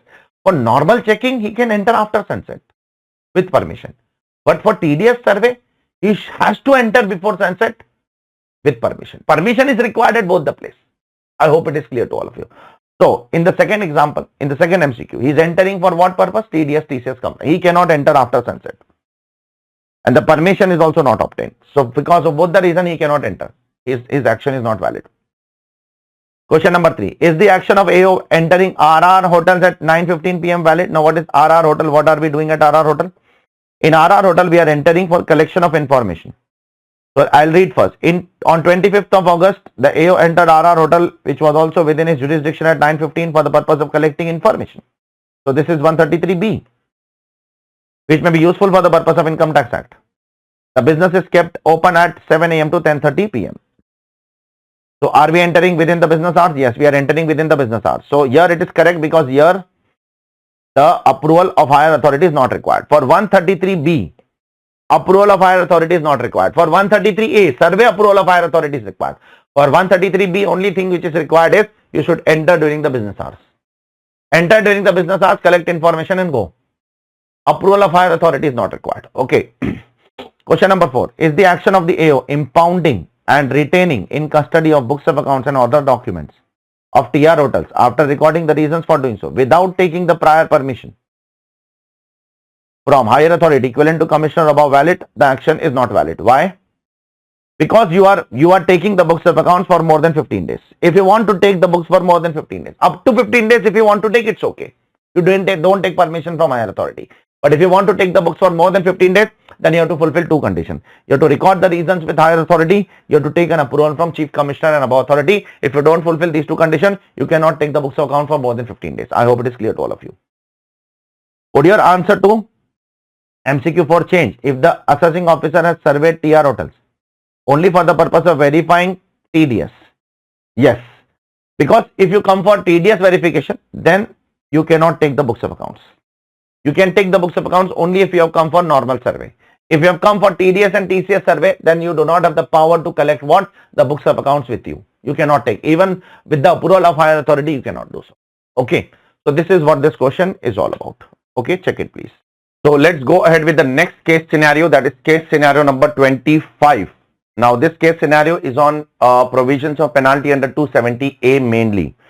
So let me read the first question. The question number 1. For the purpose of answering this question alone, assume that intimation under 143(1) was sent to Mrs. Element on 1st of February 2027 Would such intimation be valid? Now, first of all, we need to find out when the assessee has filed the return. So for AY 25-26, the assessee has filed the return on 2nd of December 2025. So on 2nd December 2025, if you file the return, so what is the time limit to send the intimation as per 143.1? It is 9 months from the end of the financial year in which the return is furnished. Now the return is furnished in which financial year? The return is furnished in financial year 25-26. So within 9 months from the end of that financial year will come to end on which day? Within 9 months from the end of financial year 25-26 will come to end on 31st of December 2026. So therefore, the intimation should have been sent till 31st December 2026. Now, when the department has sent the intimation, on 1st of February 2027. Therefore, it is late. Therefore, the answer to this question is no, it is not valid, since it was sent after expiry of 9 months from the end of the financial year in which the return was made. I hope it is clear to all of you. So, it is not a valid intimation. Let's move on to the second question. For the purpose of answering this question alone, assume that in case of Mrs. LMN LLP, certain other incomes which has escaped assessment came to the AO's notice subsequently during the course of proceeding, was also assessed under 147. Now, in respect of which the provisions of 148 were not complied. Now, first of all, in section 147, in income escaping assessment, can AO assess other income also, which is noticed by him subsequently during the course of proceeding? The answer is yes. The AO can assess such income and also any other income which he has noticed subsequently during the course of proceeding. Now the question is whether for the subsequently noticed income also he is supposed to do inquiry under 148A. The answer is no. The inquiry notice is only required. 148A inquiry is only required to initiate the proceeding. Once the proceeding is initiated and later on if assessing officer finds something for that such other items or such other income, the AO need not have to issue 148A inquiry notice. Therefore, the action of the assessing officer is valid in not sending the inquiry notice once again. Always remember, 148A inquiry notice is to initiate the proceeding. Every time you find something new in the assessment, you don't have to send inquiry notice again and again. Are you clear? I hope it is clear to all of you. Question number 3. Compute the amount of penalty levied under 270A at the time of assessment made under 143 subsection 3. Assuming that the underreporting is not on account of misreporting, so it is not a misreporting, therefore the penalty is 50%. So let's try to understand how much will be the penalty at the time of 143.3. So the income assessed under 143.3 is 35 lakhs and the income processed as per 143.1 is 22 lakhs. Therefore, income assessed minus processed is underreported income. 35 minus 22 is underreported income, 13 lakhs. Now, this is a partnership firm LLP question, therefore the tax rate is 30% flat. Therefore, you will first compute tax on 35 lakhs, which is 31.2%. Then you will compute tax on 22 lakhs, which is again 31.2%. Instead, you can directly compute tax on 13 lakhs, also 31.2%. You will get 4,05,600. On that, you will apply 50% penalty because it is not a case of misreporting. It is a case of normal underreporting. Therefore, 50% penalty will be imposed. I hope it is clear to all of you. Next question. Again, compute penalty under 270A at the time of now reassessment. Now, assume that it is on account of misreporting. Because it is misreporting, the penalty will be 200% now. So now at the time of at the time of 147, how much is income reassessed? So the income reassessed under 147, income reassessed is 42 lakhs. And how much is income previously assessed? It is 35 lakhs. So 42 minus 35 will be underreported income. 7 lakh is underreported income. Now, how will you compute tax? Can I compute directly tax on 7 lakhs? Yes, you can. Technically, you should not. First, you should compute tax on 42 lakhs, then you should compute tax on 35 lakhs, then you should take the difference. But because the effective rate of 42 lakhs and the effective rate of 32 lakhs is same only, therefore you can directly compute tax on 7 lakh, 31.2%, 2,18,400. On that apply 200% penalty, 436,800. I hope it is clear to all of you. So this is what this question is all about. Let's move on to the next question, question number 5. In continuation to MCQ number 4, MCQ number 4 where it is a misreporting case. Assuming that reassessment order was received on 12th of December, okay. Element does not prefer appeal against such order. Element received the order of reassessment. It does not want to appeal against such order. And element wants to make an application for immunity from penalty. Can they do so? The answer is no. They cannot. Why? Why they cannot make an application for immunity? because the application for immunity under 270AA can be made only in case of 50% cases, not in case of 200% cases. In MCQ 4, this is referring MCQ 4, and in MCQ 4 it is a 200% case penalty. Therefore, in 200% case penalty, you cannot make a reference for immunity or penalty. I hope it is clear to all of you. That is only applicable for 50% case. Such minute things they are asking in examination. Check it, please. So, no, element cannot make application for grant of immunity. Reason they have not given, I am telling you, 270AA does not cover 200% cases, it only covers 50% cases. I hope it is clear to all of you. This is what this beautiful case scenario is all about. Let's move on to the next case scenario. Case scenario number 26, which is on charitable and religious trust. So, there is a big information which is given to us regarding charitable and religious trust. So, now I am reading directly the MCQs one by one. What is the first MCQ? Seva Niketan wants to avail exemption under 1023C 3AD and 1023C 3AE for educational and hospital both. See, you can claim exemption for both, so provided the aggregate receipt of both of them should be up to 5 crore rupees. If the aggregate annual receipt is up to 5 crore, you can claim exemption. If it exceeds 5 crore, the 5 crore limit is not separate for hospital and separate for education. It is aggregate 5 crore. So let's see what is the aggregate receipt. Point number 1, it is mentioned. The educational institution is earning 3.1 crore receipts and hospital is earning 3.4 crore receipts. They cannot claim exemption because the aggregate receipt is exceeding how much? 5 crore. Therefore, they cannot claim exemption. No, it cannot. Since the aggregate receipt exceeds how much? 5 crore rupees. I hope it is clear to all of you. Is it clear? I hope it is clear.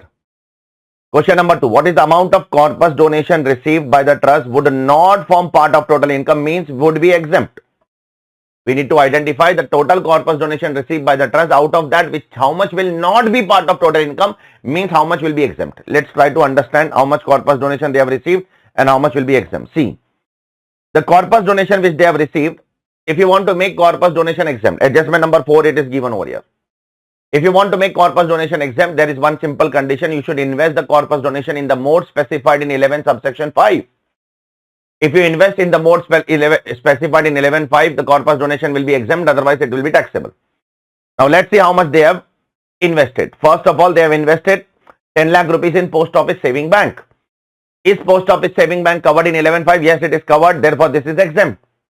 Second, they have invested in Canara Bank fixed deposit. Is Canara Bank fixed deposit covered? Yes, it is covered, therefore this is also exempt. Third, they are putting money in what? NBFC. NBFC is not covered. NBFC is not covered. NBFC is not covered in what? 11.5. Therefore, only first two will be exempt. Therefore, the corpus donation to the extent of 15 lakh rupees will be exempt in this case. Therefore, 15 lakh rupees will be exempt. The amount invested in post office and the amount invested in Canara Bank FD will be exempt. The amount invested in NBFC will not be subject to exemption. I hope it is clear to all of you. Third question. This is a very good question. What amount would be considered as an application of the trust, excluding 15% exemption, assuming that it has fulfilled the relevant condition under 2LA. So we need to find out how much will be considered as an application for trust. Let's try to understand how much will be considered as an application for trust. There are a lot of applications done by the trust. First of all, the trust has purchased some computer of 50 lakh rupees. Okay. Now, out of this 50 lakh rupees, 25 lakh rupees is taken loan and then purchased. Now, if you take a loan and incur an expenses, then it is not allowed. You remember that if you take a loan and purchase building, if you take a loan and purchase computer, not allowed. Why? Because when you will repay the loan at that time, it will be allowed. That too if you repay within 5 years. Otherwise, that is also not allowed. So this 25 lakhs will not be considered as an application now. It will be considered as an application when you will repay the loan within 5 years. So this is not considered as an application. Second, to purchase this computer of 50 lakh, you have used voluntary contribution. Yes, voluntary contribution which you have used to purchase the computer, that can be considered as an application. So this is the first application. I hope it is clear to all of you. So this is the first amount which will be considered as an application. What is the second amount that can be considered as an application is point number 6. You are giving donation to another trust, but out of that 2 lakh is given as a corpus donation. Therefore, corpus donation will not be allowed as deduction. If you give donation to another charitable trust which is registered under 1023C or 12AB, you are eligible to claim that as an application, but only voluntary donation, not corpus donation. So out of 10 lakh, 2 lakh is corpus donation. Reduce that. Only 8 lakh is left. Of 8 lakh also only 85% will be allowed. So first 25 lakhs will be allowed as an application. then 85% of 8 lakh will be allowed as an application. Now, one more application is there in the question which is given in point number 5, which is very intelligent. Now, you need to be very careful with this point. See, in Finance Act 2021, the government has made 2 amendments. I have written in our color book, concept book also, these 2 amendments with the year that in which it is made, because I know that they test this with the year. That is the reason I have written in our color book. You can go and check in our color book. It is written amendment made by Finance Act 2021, because they are playing with the dates. I know that. Which 2 amendments, sir? Before 2021, what used to happen? First scenario. Before 2021, when we used to take a loan and incur an expense, the expense was allowed. There was no need to repay the loan. But after 2021, if you take a loan and repay, then only it is allowed. If you take a loan and incur an expense, then it is not allowed. So now the government has made an amendment in Finance Act 2021 that if you have taken a loan before 21, incur an expense before 21 and repaid the loan after 21, then it cannot be claimed as an application, because already you have claimed the expense as a deduction earlier. See, before 21, if you have taken a loan, before 21, if you have incurred an expense and now you are repaying, you cannot claim exemption. This is the first scenario. Second scenario, because the amendment came in 21. Second scenario, before 2021, corpus donation was directly exempt. If you receive corpus donation, completely exempt. There was no need to invest in 11.5 modes. But after 2021, what the law is saying? The corpus donation, when you receive, it can become exempt only if you invest in 11.5 modes. And when you withdraw the money and incur as an application, it is not allowed as an application. But when you deposit back in corpus, it will be allowed as an application. This is the amendment made by Finance Act 2021 for corpus donation, which we have done in 3 steps. Now again the same issue will come. I have received corpus donation before 21. Okay.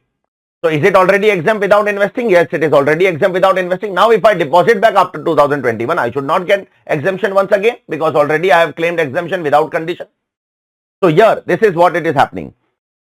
The assessee deposited 15 lakhs towards post office saving bank, which were utilized for purchase of building during 2021. So this should not be allowed as deduction. And second one is during 21-22. Now this is after amendment. This should be allowed as deduction. This should be considered as an application. Why this 10 lakh cannot be considered as an application? Because this was already claimed exemption before 2020-21. Why this 5 lakhs should be allowed as an application? Because this was not considered as an application, because this is after amendment. I hope it is clear to all of you. Therefore, this 5 lakh will also be considered as an application.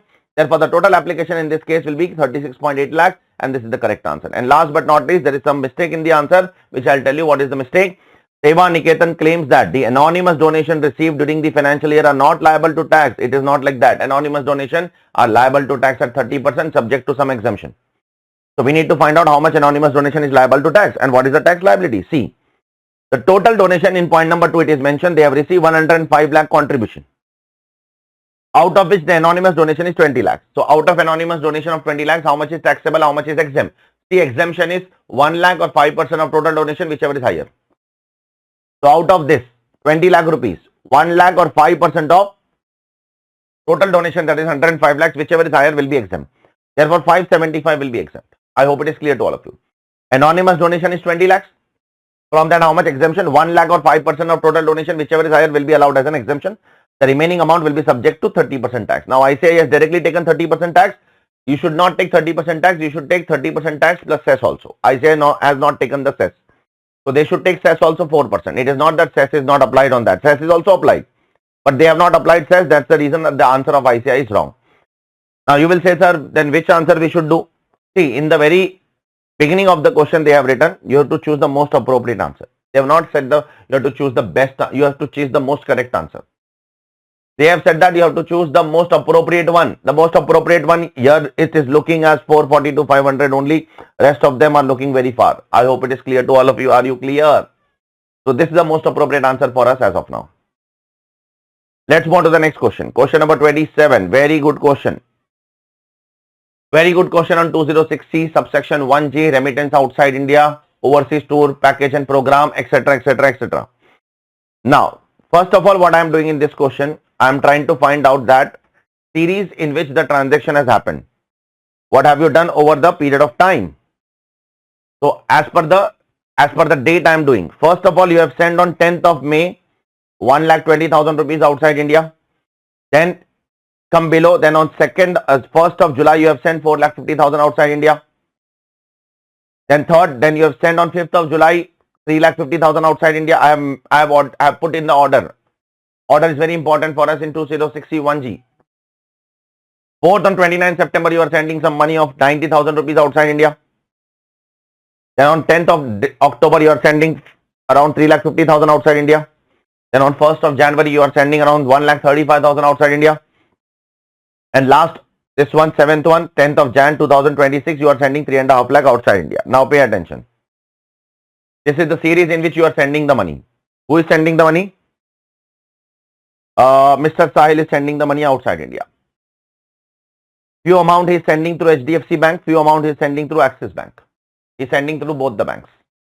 Now, the first question, is HDFC Bank required to collect TCS on the amount remitted by Sahil? Let's try to understand when HDFC Bank will collect TCS. Very, very important question. The very first amount which is sent through HDFC Bank. This is HDFC Bank. First, we are talking about HDFC, not Axis.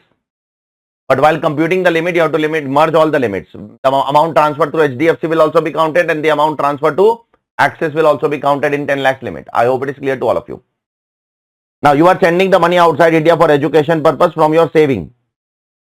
So, if you are sending the money outside India for education purpose out of your savings, then up to 10 lakh rupees exempt, about 10 lakh 5%. The first payment is 1,20,000. Therefore, on this 1,20,000, no TCS because up to 10 lakh it is exempt. The second payment you are sending through Axis Bank. You will merge all the limits of all the banks. The limit is not from the point of view of the remitter. The limit is from the point of view of whom? From the point of view of the bank. Sorry, from the point of view of the remitter, not from the point of view of bank. If I am sending money from HDFC 5 lakh and then ICICI 5 lakhs, my limit is exhaust. This is how you are supposed to compute the limit. CBDT has clarified that. So first you are sending money outside India on 10th of May. So this will not be subject to TCS. Second, you are sending money here through Axis Bank, 4.5 lakh. Again, it is within the limit. Third, you are sending the money 3.5 lakh. Again, it is within the limit. 10 lakh is not exhausted. Now, when you are sending the fourth money, is 90,000. Now 10 lakh is exhausted. Now, when you are sending this 90,000, now the total remittance is 10.10 lakhs. So now 10,000 is in excess of what? Is in excess of 10 lakh. Therefore, this will be subject to how much? This will be subject to TCS.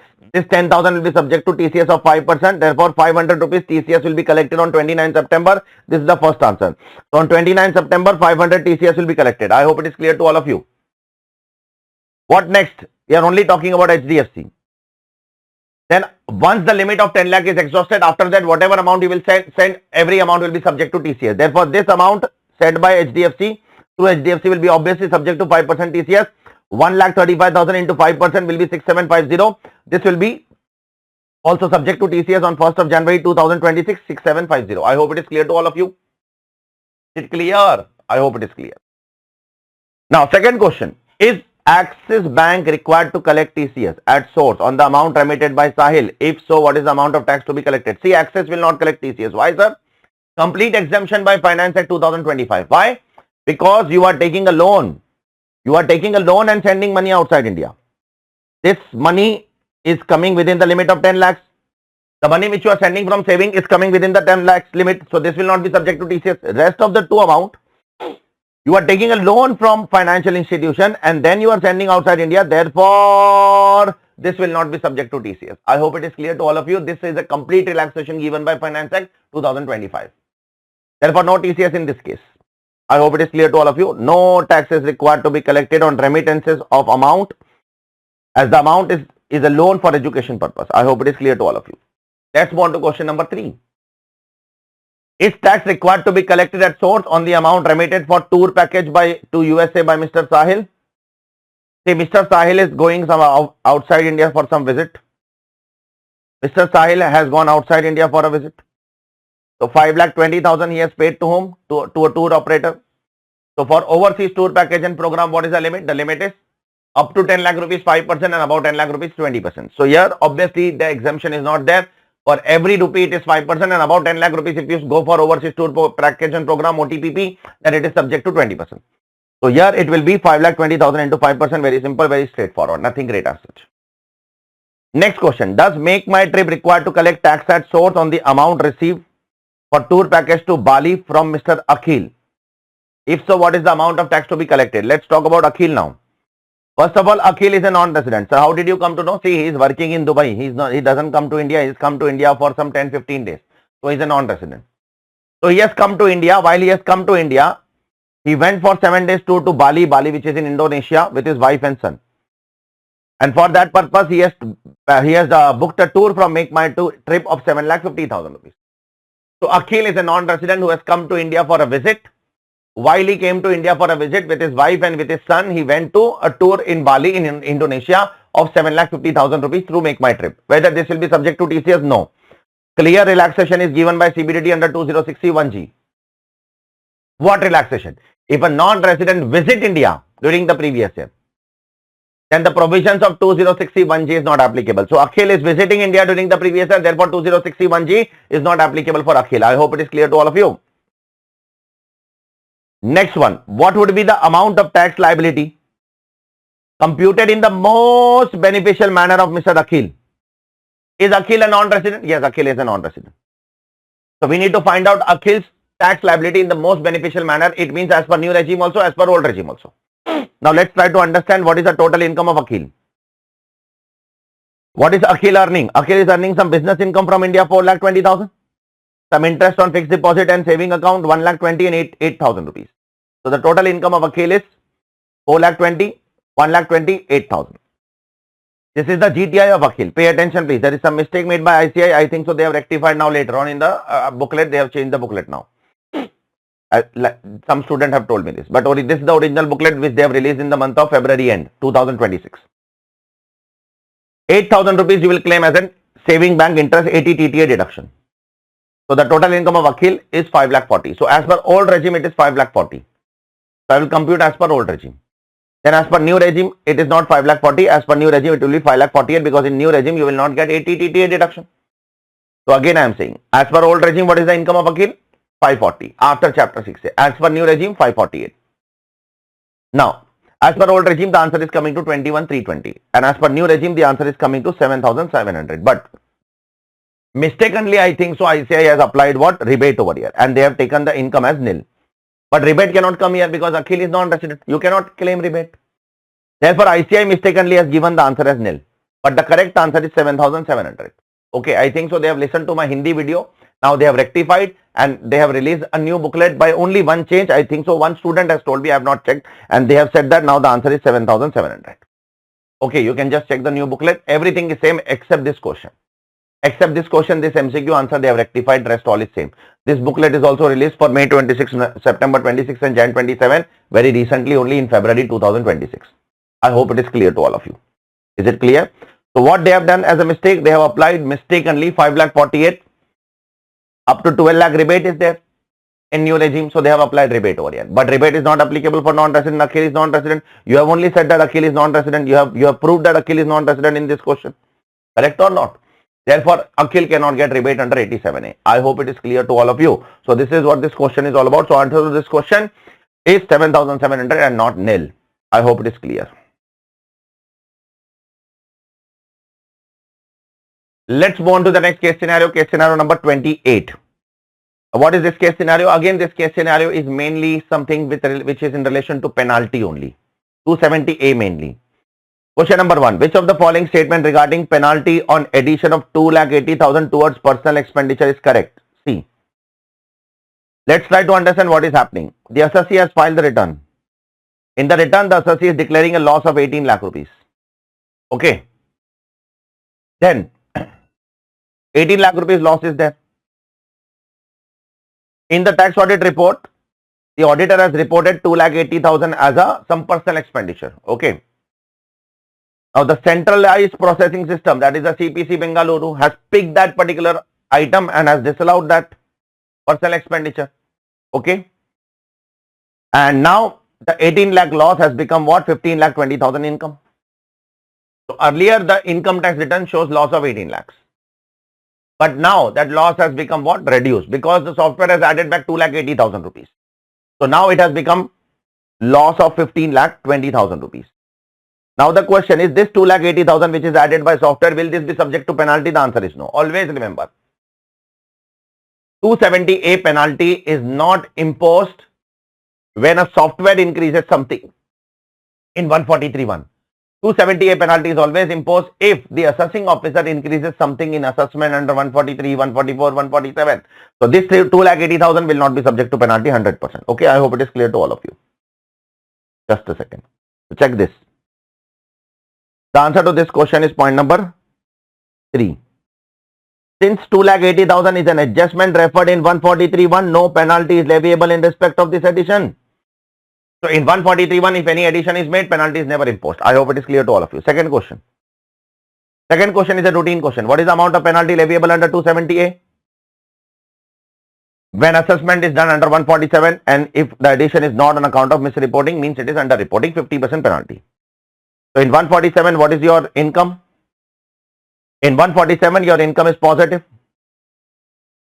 And how much was your previously assessed income? Previously assessed income was 11,60,000 loss. So 147 income is 3,20,000 positive and previously assessed income is 11,60,000 loss. So your loss is converting into income. Your loss, 11,60,000 loss is converted into 3,20,000 income. First of all, let's try to find out underreported income. Underreported income is income reassessed 3,20,000 minus of minus 11,60,000. Therefore, underreported income will be 14,80,000. 3,20,000 is the income reassessed under 147. Minus of minus 11,60,000 will become plus 14,80,000. So in case of loss cases, we directly compute the tax. We directly compute the tax in case of loss. Do you remember that? So on 14,80,000, directly compute the tax. What is the tax rate? It is given in the question, 25%. So 25% tax, 4% cess, 3,84,800 will come as tax, 50% will be coming as penalty. Therefore, the answer to this question is 192,400. I hope it is clear to all of you. Very simple question. Always remember, when your loss is converting into loss, loss is reducing or loss is reducing to such an extent that it is becoming income. In both the cases, you directly compute the tax. You don't have to compute tax on something minus tax on something. All those things will not work in that case. We have done all these things in class. Last but not least, assuming that the additions made in 147 are not on account of misreporting. This is not misreporting, but only on account of underreporting. X seeks to claim immunity from imposition of penalty under 270A and prosecution under 276C by filing an application in this regard before the AO. So this is the case of underreporting, not misreporting. So if it is a case of underreporting, you can go for immunity for penalty and prosecution. But if it is a case of misreporting, which we have seen in earlier question, you cannot go for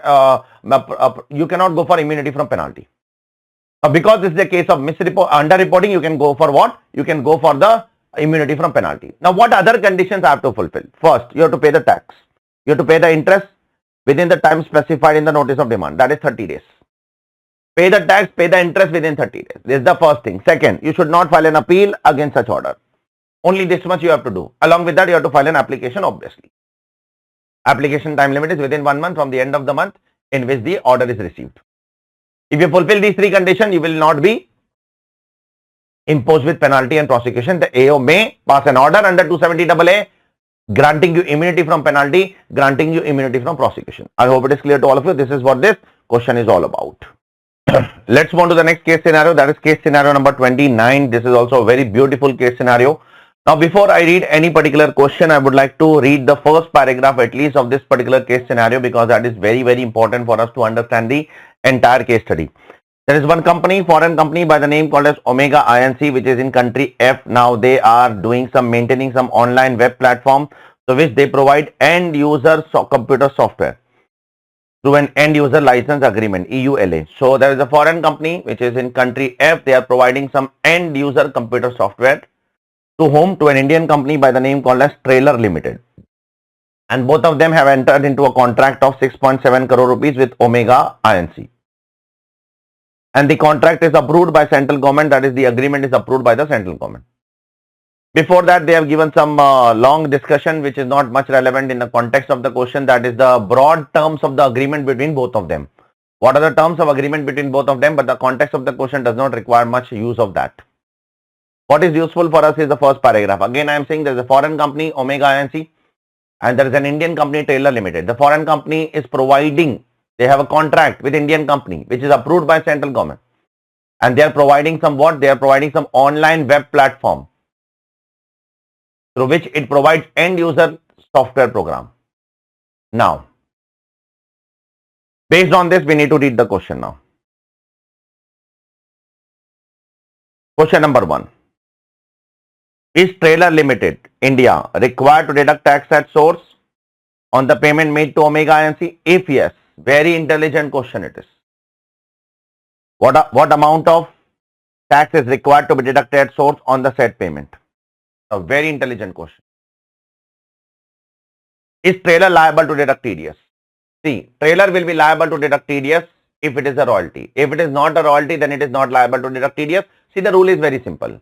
Non-residents income, PGBP income will be taxable in India only if they have a P in India. Otherwise, it is not taxable in India. But for royalty, P is not required. For royalty, FTS and interest, permanent establishment is not required as per explanation to section 9. These are the three special income for which permanent establishment, place of business, residence, all these things are not relevant.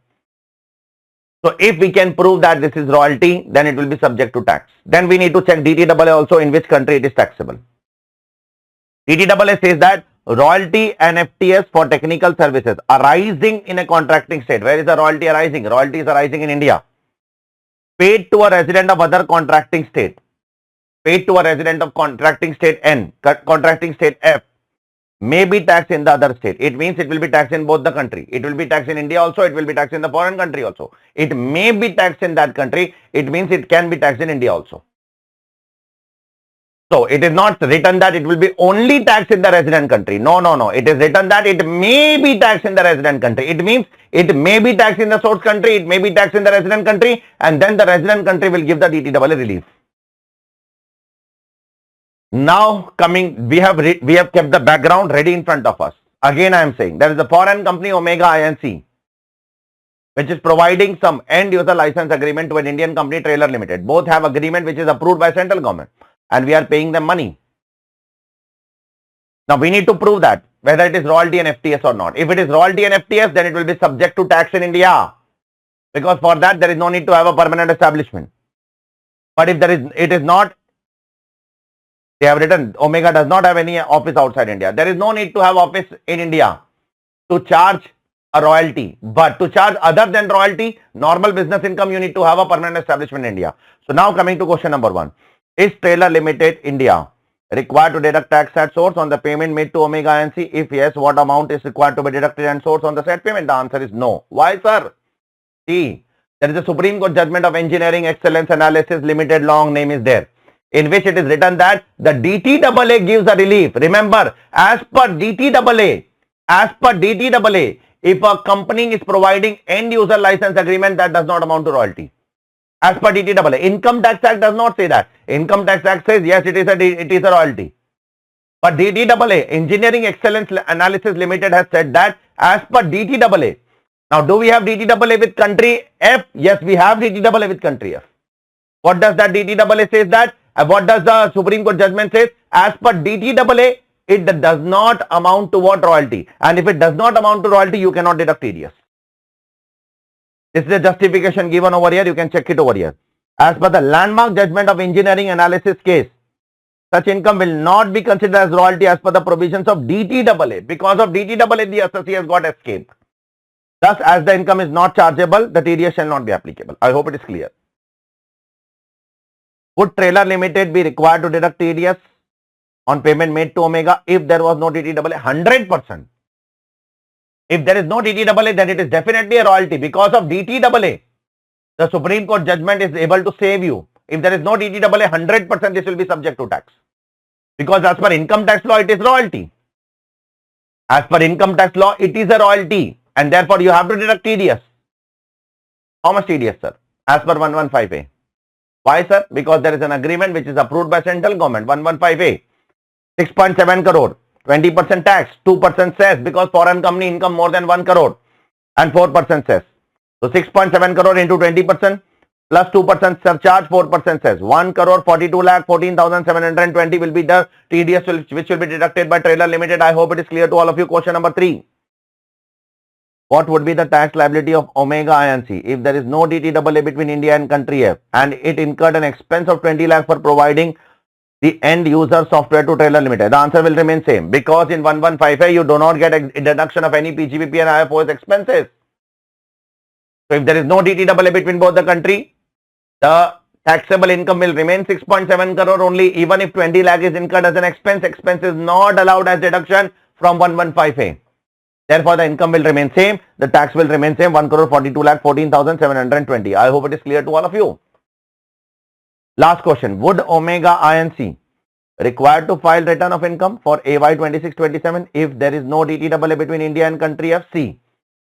When a foreign company or a non-resident is exempted from filing of return, when they only earn royalty and FTS income and their TDS is deducted as per 115A, not lower than 115A rate.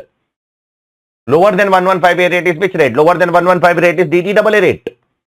So here the question itself is saying there is no DTAA. Therefore the TDS, if TDS is deducted as per 115A, that is 20% plus 2% plus 4%, and if Omega only earns this income, then there is no need to deduct, no need to file any income tax return. No, not required to file return if trailer limited deducted tax on such income. And they only earn this income. If they start to another income, then they have to file the income tax return. I hope it is clear to all of you. So it is a beautiful question which is given over here. Let's move on to the next question. Question number 30. Question number 30.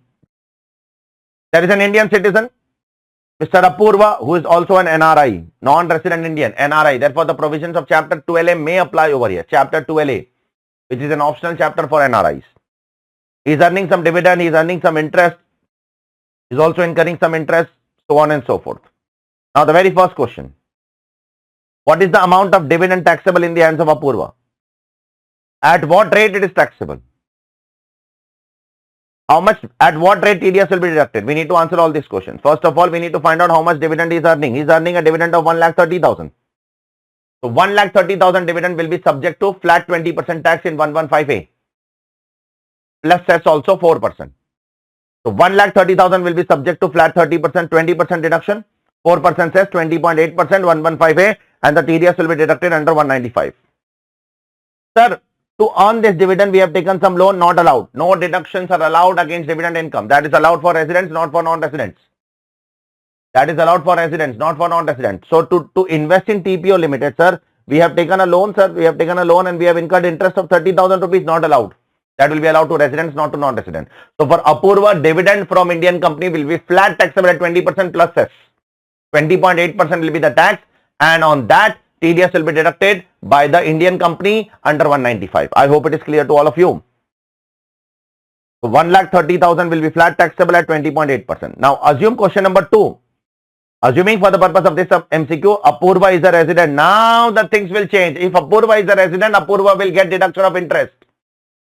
Apurva has taken a loan and has invested in the company. From there, Apurva has earned dividend. So the interest can be set off against dividend to the extent of 20% of dividend, not more than 20% of dividend. Now, how much interest Apurva has paid? Apurva has paid 30,000 interest. What is the dividend income? 1,30,000. What is 20% of 1,30,000? 26,000 will be allowed as deduction to Apurva. And now 26,000 will be allowed from 1,30,000 as a deduction. Therefore, the taxable income for Apurva will be how much? 1,04,000. And the TDS rate will also change because now Apurva is resident. The TDS will be deducted under 194, not under 195. Only 10% flat without cess. I hope it is clear to all of you.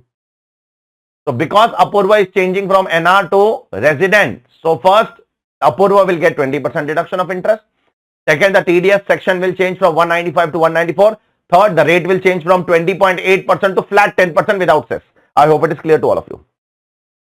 Question number 3. What is the amount of interest on debentures of SLP Private Limited taxable in the hands of Apurva? At what rate? See, debentures of SLP Private Limited. Where is SLP Private Limited? Here is SLP Private Limited. He is earning, he has purchased some debentures of SLP Private Limited in convertible foreign exchange. Can it come in 115C2I? Can it come in chapter 12A? No, it cannot come in chapter 12A.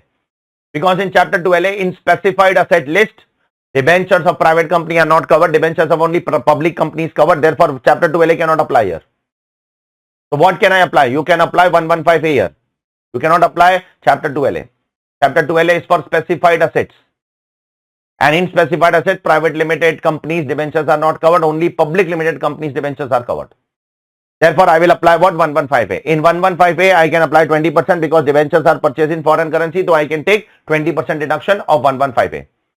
So this interest of 1,35,000 will be taxable under 115A at 20% tax plus 4% cess. TDS will be deducted under 195. Check please. I hope it is clear to all of you. 1,35,000 will be taxable at 20%. They have told to ignore surcharge and cess. So I am ignoring surcharge and cess. Otherwise, 4% cess will also be imposed. Next question. What would be the amount of long-term capital gain taxable in the hands of Mr. Apurva on sale of debentures of fixed limited? So whether debentures of fixed limited can come in chapter 2LA? Yes, it can come in chapter 2LA. Why? Because it is a debenture of public limited company. Fixed limited is a public limited company. Fixed limited is not a private company. Debentures of public limited companies are covered in chapter 2LA. Debentures of private limited companies are not covered. Again and again I am saying so that you should keep this in your mind. We need to find out the long-term capital gains as per chapter 2LA. Ignore first proviso to 48. Now as per chapter 2LA. At what price you are selling the debenture? 18,25,000. At what? How much commission you have incurred? Transfer expense 7,000. So reduce 7,000. From that you reduce cost of acquisition 4,65,000 long-term capital gains. Now within 6 months from the date of transfer, you have transferred on 15th March and within 6 months from the date of 16th March, you have again purchased another specified asset of 4,80,000. You have purchased shares of Indian company which is again a specified asset. So you can get exemption under 115F. How much exemption? Proportionate exemption. 18,25,000 is your full value of consideration. 7,000 is your transfer expense. 18,18,000 is your net consideration. Cost of acquisition 465. 1353 is your long-term capital gains. Now, if you want to save full 1353, you should have reinvested full 18,18,000. But you have only invested how much? 4.8 lakhs. Therefore, you will get proportionate exemption. So if you reinvest within 6 months from the date of transfer, again in specified asset, you will get exemption. If you invest full 18,18,000, this full 1353 would have been exempted, but you have only invested 4.8 lakh. Therefore, the exemption will be subject to long-term capital gains 1353 into amount invested 4.8 lakh divided by net consideration. 3,57,228 will be exempted. Balance will be taxable. 9,95,772 will be taxable in your hands. I hope it is clear to all of you.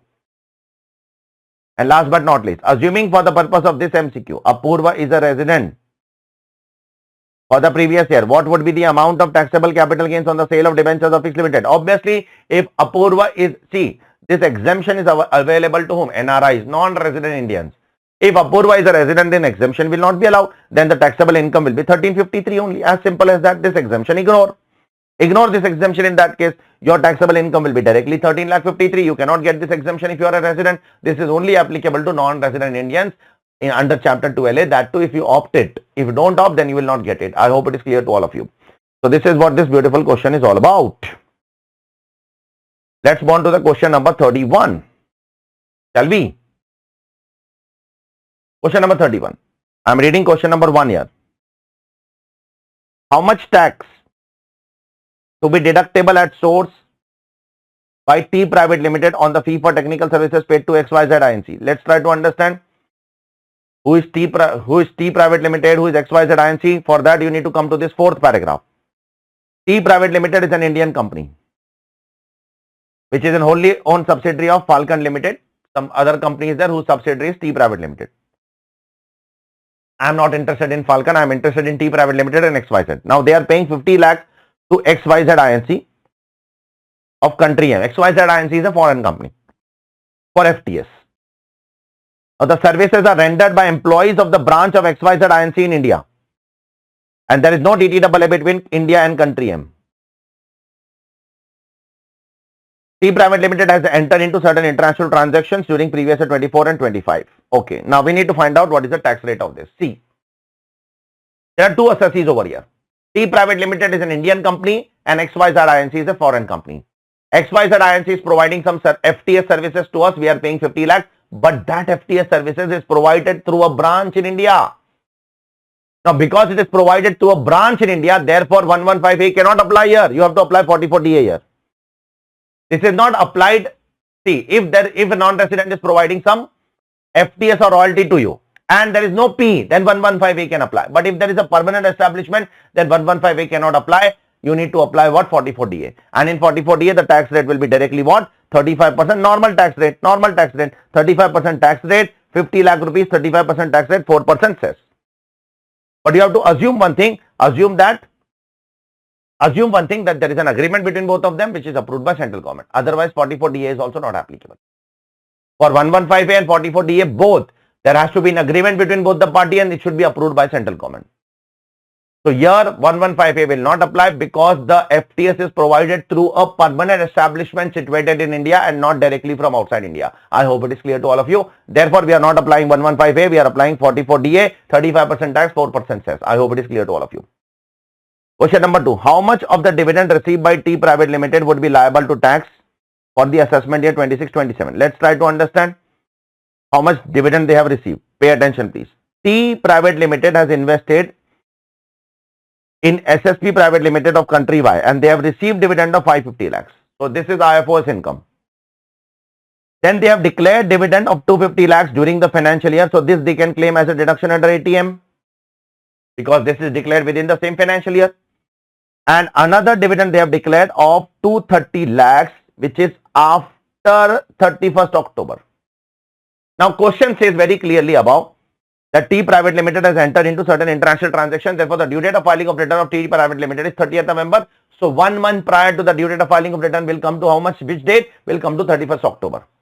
So they should distribute, to claim deduction under ATM, you should distribute dividend to your shareholder 1 month prior to the due date of filing of return till 31st October. Now, the first 250 lakhs you are distributing in the same year. So this you can claim as a deduction under ATM. But the next one you are distributing after 31st October. Therefore, this 230 lakhs cannot be claimed as a deduction. Therefore, the taxable dividend will be 550 lakhs minus 250 lakhs. 300 lakhs will be subject to tax. I hope it is clear to all of you. Is it clear? I hope it is clear. Question number 3. How much of the head office expenditure can be claimed by Indian branch of Falcon for assessment year 26-27? See, this question is on 44C. If a foreign company has a branch in India and if the foreign company allocates what? Head office expenses in India. How much expenses can be claimed by the Indian branch? It is subject to 44C. It is lower of 5% of adjusted total income or actual amount allocated to Indian branch, whichever is lower. So now they have directly given everything to us. The adjusted total income of the assessee is 80 lakhs.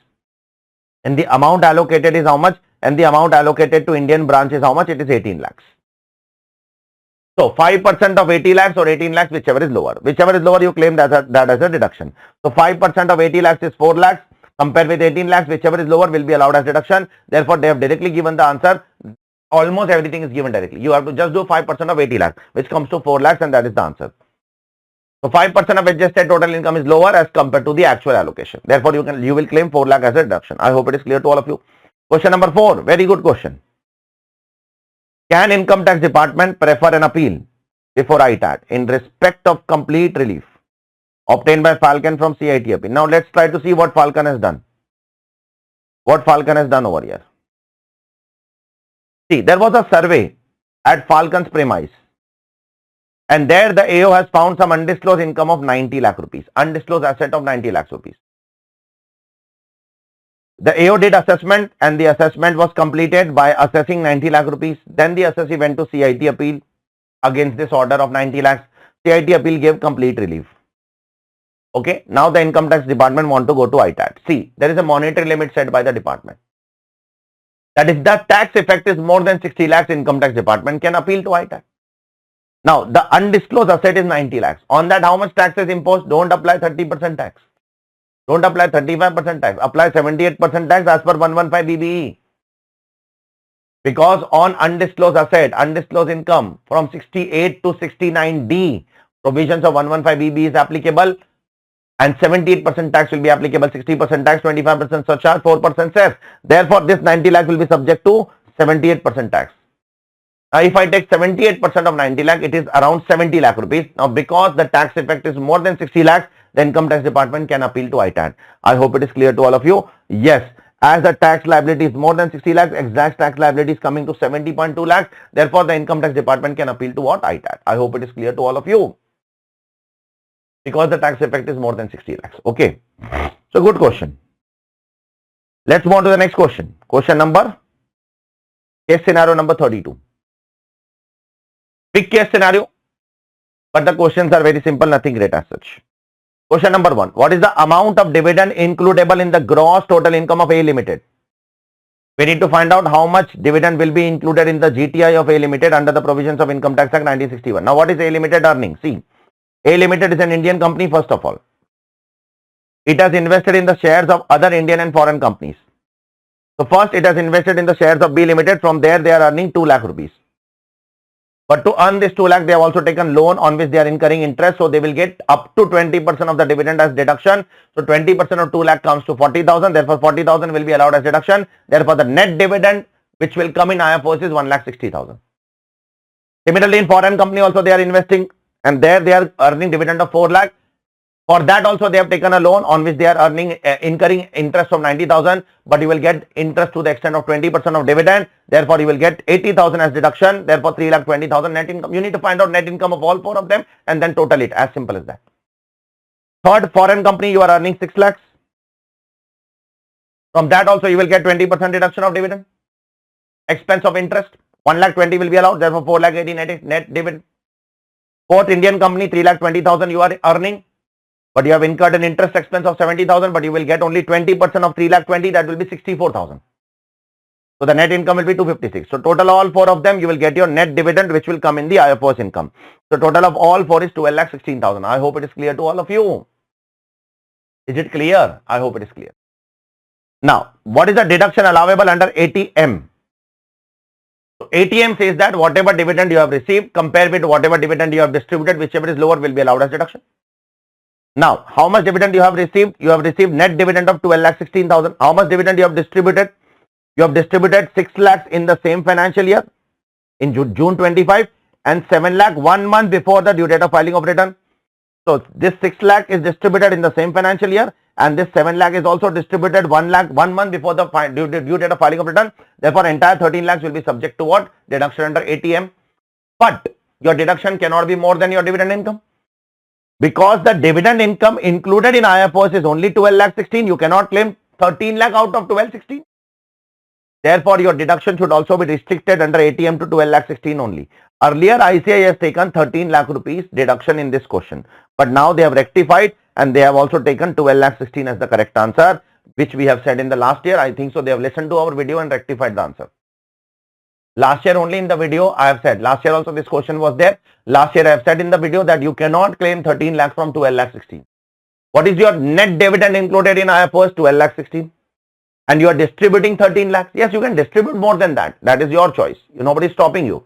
But you cannot reduce more than what is there in the GTI. So in the last year answer, ICAI is given 13 lakh answer, but now they have rectified to 12,16,000. You have to restrict ATM to 12,16,000. I hope it is clear to all of you. Is it clear? I hope it is clear. Now, question number 3. What is the tax liability of Mr. Aakash under the provision of the Income Tax Act if he wishes to make maximum tax saving? Now, Aakash wants to make maximum tax saving. Means you have to find as per new regime also, as per old regime also. Okay, first we will find out the residential status of Aakash. Whether Aakash is resident or non-resident. Let's try to read. Mr. Aakash and Arav, these are 2 brothers who have invested in the shares of A Limited. Both of them are born in India. Their parents and grandparents are also born in India. Now, Aakash is Indian citizen and he lives in Hyderabad. So, Aakash is an Indian citizen. He lives in Hyderabad. Therefore, he is resident and ordinary resident. Close your eyes and say. Now, he is employed with a leading textile manufacturing company at a salary of 1 lakh rupees per month. Therefore, Aakash's total salary will be 12 lakhs.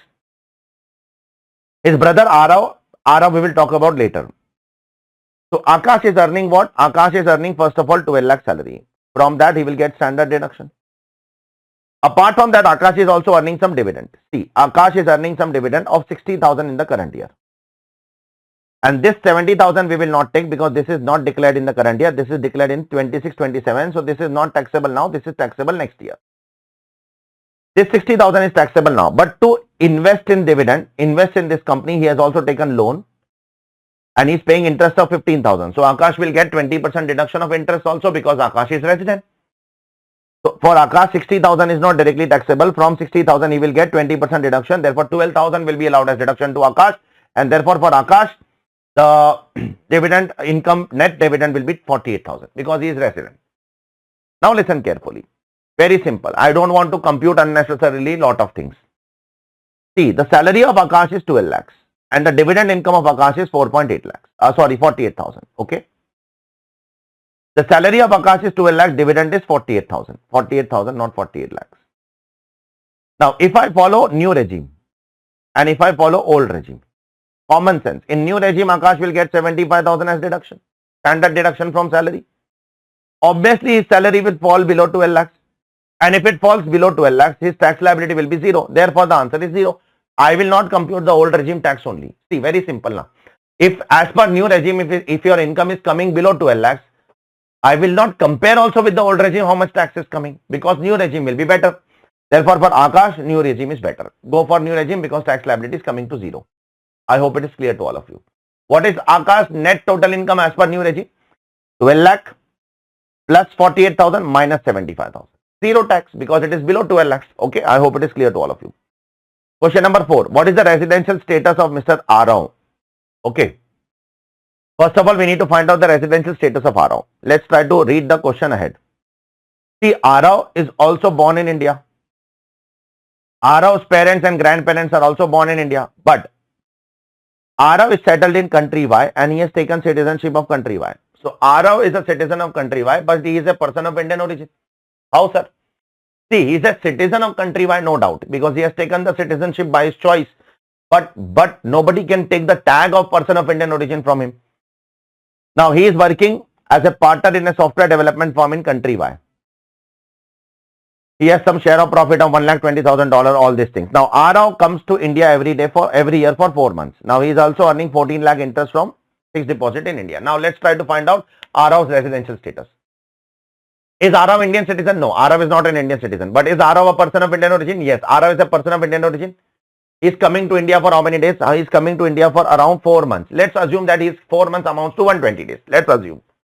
Now, I cannot exactly say whether 4 months amounts to 120 days or less than that or more than that. Because I don't know which 4 months he is coming to. Is it April, May, June, July, August, September, October, November? Which 4 months? November, December, January, February? Which 4 months? I don't know that. But let's assume that it is coming to 120 days. But one more condition Aarav has to fulfill to become resident of India, that is his Indian income should be more than 15 lakh rupees, which is not happening.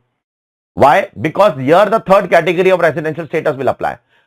A person of Indian origin coming to India for a visit and his Indian income should be more than 15 lakhs and his last 4 years stay in India should be more than 365 days. The 15 lakh condition is not fulfilling. How, sir? Check. He is earning 14 lakhs from fixed deposit and he is earning 90,000 rupees from dividend. This 1,05,000 is not taxable in the current year, that is taxable in the next year, 26-27. And 90,000 will be directly taxable. This 20,000 deduction will not be allowed to Aarav because Aarav is a non-resident. Okay, for non-resident this deduction is not allowed. So his total income from India is 14,90,000. Now because his total income from India is 14,90,000, therefore it is not exceeding 50 lakhs. Therefore, Aarav is non-resident. I hope it is clear to all of you. Why Aarav is non-resident? Again, I am saying Aarav is a person of Indian origin. He is coming to India for a visit. He is coming to India, let's assume for 4 months means 120 days. Let's assume last four years, it will be more than 365 days. But his Indian income is not greater than, his taxable income in India is not greater than 15 lakhs. Therefore, Aarav's income will be how much? Aarav's income, Aarav's status will be non-resident. Therefore, the answer to question number 4 is Aarav is a non-resident. I hope it is clear to all of you. Now, for Aarav also we need to find out what tax liability. Very simple. Aarav only those income will be taxable in India which is accrued in India, which is received in India because he is not resident. Now, Aarav is earning 2 income. One is earning dividend income, one is earning interest income. Now, we need to find out tax as per both the regime. Old regime, new regime. Now, dividend will be flat taxable at 20% without any deduction of expense. For Aarav, this deduction of 20% expense will also not be allowed because Aarav is non-resident. The 20% expense is only allowed to residents, not to non-residents. Therefore, Aarav will not be subject to that deduction. So, for Aarav, what will happen? For Aarav, very straightforward, this 90,000 will be subject to flat 20% under new regime and old regime both, and remaining 14 lakh rupees of FD interest will be subject to slab rates. Under old regime as per old slab rates, under new regime as per new slab rates.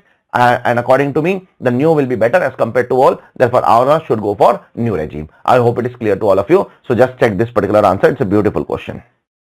So let's go ahead with the next case scenario. Case scenario number 33, which is on 194Q mainly and 194O also to some extent. Okay. Now, what is the first question over here? Is Subhash required to deduct tax at source in respect of purchase transaction made directly with car accessories and company? If yes, when? If yes, when? Timing also we have to answer. And what is the amount of tax? That is the amount of TDS. Now, let's try to understand what is Subhash doing. Subhash is a retailer of car. His turnover of last year is 10.5 crore. Because his turnover of last year is more than 10 crore rupees for business, therefore he is liable to deduct TDS under 194Q if the purchases of goods exceeds 50 lakh rupees. Now pay attention please. What is the timing of deduction of TDS under 194Q? 2-3 things I have to say before I read the question. Before I further go ahead with the question, I have to say 2-3 provisions first. The timing of deduction of TDS under 194Q is credit or payment, whichever is earlier. If credit is done earlier, then deduct on credit. If payment is done earlier, then deduct on payment. Second issue which we need to address is we should deduct TDS including GST or excluding GST. That is also a concern. So always remember, if credit is done first, then you should deduct TDS excluding GST. But if payment is done first, at that time, if the payment is done in advance and the credit will be done later on, you don't know the breakup of GST, therefore you should deduct TDS including GST. So again I am saying, if credit is done first, then deduct TDS excluding GST. If payment is done first, then deduct TDS including GST. You need to be very careful. So first of all, we need to find out how much Subhash is liable to deduct TDS. First, Subhash has made total purchase as follows. Date of credit is given here, date of payment is given here. In first case, the credit is done first, so you will deduct TDS excluding GST. Now excluding GST, the amount of 45 lakhs. Now because it is less than 50 lakhs, no TDS. It should exceed 50 lakhs. In second transaction, also the credit is done first. Therefore, you will deduct TDS excluding GST, and now the excluding GST amount total is exceeding 50 lakhs. How much it is exceeding? It is exceeding 10 lakh rupees. So on 10 lakh, total is 60 now till second transaction. Therefore, on 10 lakh, 0.1% TDS will be deducted on 18th of June. So the answer to the first question is on 10 lakh, 0.1% comes to 1000 rupees on 18th of June. Third transaction, credit is done later, payment is done first. So now you will deduct TDS on including GST on 25/37, 0.1%. I hope it is clear to all of you. Because the credit is done later, payment is done first. Check, credit is done on 28th, payment is done on 17th. So payment is done first. So you will deduct TDS including GST. Therefore now you will deduct TDS including GST on 17th of August, 2537. 2537 on 17th of August. I hope it is clear. Last one again, credit is done first, so you will deduct TDS excluding GST on 10,50,000, 0.1%, that is 1050. On 14th of February, 14th February, 1050. I hope it is clear to all of you. Is it clear? This is a beautiful question. Now, assume that Mr. Subhash has retail business of car parts in May 25. So let's assume that Subhash has started the business in the current year. If current year Subhash has started the business, then 194Q is not applicable, because for 194Q to make applicable, the last year business turnover has to be more than 10 crore rupees. So if Subhash has started the business in the current year, then TDS will not be applicable. Yes, the answer would change. The answer of MCQ 1 would change to D. And what is D? D says that Subhash is not liable to deduct TDS in that case. I hope it is clear to all of you. Third question. Are the provisions of tax deduction or collection at source attracted in respect of transaction with carparts.com? What is carparts.com? Carparts.com is the e-commerce operator. If yes, who has to deduct TDS and at what rate? So carparts, now Subhash is purchasing some parts through carparts.com, not directly. So if I am a buyer, you are a seller, I am directly purchasing from you, then 194Q will apply. But if I purchase through an Amazon, through an e-commerce operator, then the e-commerce operator is liable to deduct TDS. I am not liable to deduct TDS. 194O will prevail over 194Q. Remember, it is written in 194Q. 194O will prevail over 194Q. Therefore, now Mr. Subhash is purchasing some car parts of 12 lakh rupees including GST from an e-commerce operator, carparts.com. PAN is duly furnished. So there is no issue of PAN. But one problem is there. GST portion is not indicated separately in the invoice. So now the carparts.com e-commerce operator has to deduct TDS on full amount including GST, because if you want that TDS should not be deducted on GST, you should segregate the GST portion separately in the invoice. If you don't segregate the GST portion separately in the invoice, the TDS under 194O will be deducted on the entire amount including the GST. So the carparts.com will deduct TDS on entire 12 lakh rupees. On what? On the date of credit on 31st December. At the rate of 0.1%. So carparts.com will deduct TDS at the rate of 12 lakh rupees on 0.1% fully. I hope it is clear to all of you. And last question. If car accessories and company has not furnished his PAN to Subhash. So if car accessory and company is not furnishing the PAN, that is the seller is not furnishing the PAN, then how much TDS I should deduct? You should deduct 5%, not 20%. Always remember, in two section, if the payee does not give PAN, then it is not 20%, it's 5%. Which are those two fortunate sections? One is 194O, one is 194Q. In these two sections, if the payee does not give PAN, then you should deduct TDS at the rate of 5%, not at the rate of 20%. I hope it is clear to all of you. So this is what this question is all about. Let's move on to the next question. Next question is on some transfer pricing issues. Let's see. Question number 1. Are NICE and Xylo associated enterprise? If so, why? We need to find out the relationship between NICE and Xylo. See, NICE Limited has advanced 2.5 crore to Xylo. So NICE has given a loan of 2.5 crore to Xylo. And the book value of the assets of Xylo is 4.52 crore. So out of 4.52 crore book value of asset, 2.5 crore is given by NICE. So that amounts to more than 51%. So if one enterprise finances 51% of the book value of the asset of another enterprise at any time during the previous year, then both of them are deemed to be associate enterprise. Now, it is given at the end that the loan was repaid. It doesn't matter. It doesn't matter whether the loan is repaid or not. If at any time during the previous year of 365 days or 366 days as the case may be, even for a single day, if it is 51%, then it is deemed to be associate enterprise. So, how much loan is given by NICE? 2.5 crores. What is the book value of the assets of Xylo? 4.52 crore. Is it more than 51%? Yes. It has to be at least 51% of the book value of asset. Both of them are deemed to be associate enterprise. One more point is given. Out of the 10 directors of Xylo, 5 are appointed by NICE. This is not the reason for associate enterprise. If you want to become associate enterprise because of the directorship, then you should appoint more than half of the directors. 5 directors appointed out of 10 directors cannot make both of them associate enterprise. So they are associate enterprise only because of one reason, and that is the loan reason. I hope it is clear to all of you. So therefore here the answer is what? The answer to this question is A. Yes, they are associated since the loan advanced by NICE to Xylo is not less than 51% of the book value of asset. Exact rate is 55.31%. I hope it is clear. Question number 2. Compute the amount of long-term capital gains arising to Trio Inc. on transfer of listed shares of XYZ Limited. What would be the tax treatment of such capital gains under the Income Tax Act 1961? Let's see what Trio Inc. is doing. See, Trio Inc. is selling some 3,500 shares at 102 rupees. These shares were bought in 2011 for 36.1 and they have paid STT both at the time of purchase and sale. Therefore, it is a classic case of 112A. It's a long-term capital gains. Because the FMV on 31st Jan is also given. So, it's a very simple question on 112A. Grandfathering clause apply and find out the capital gains.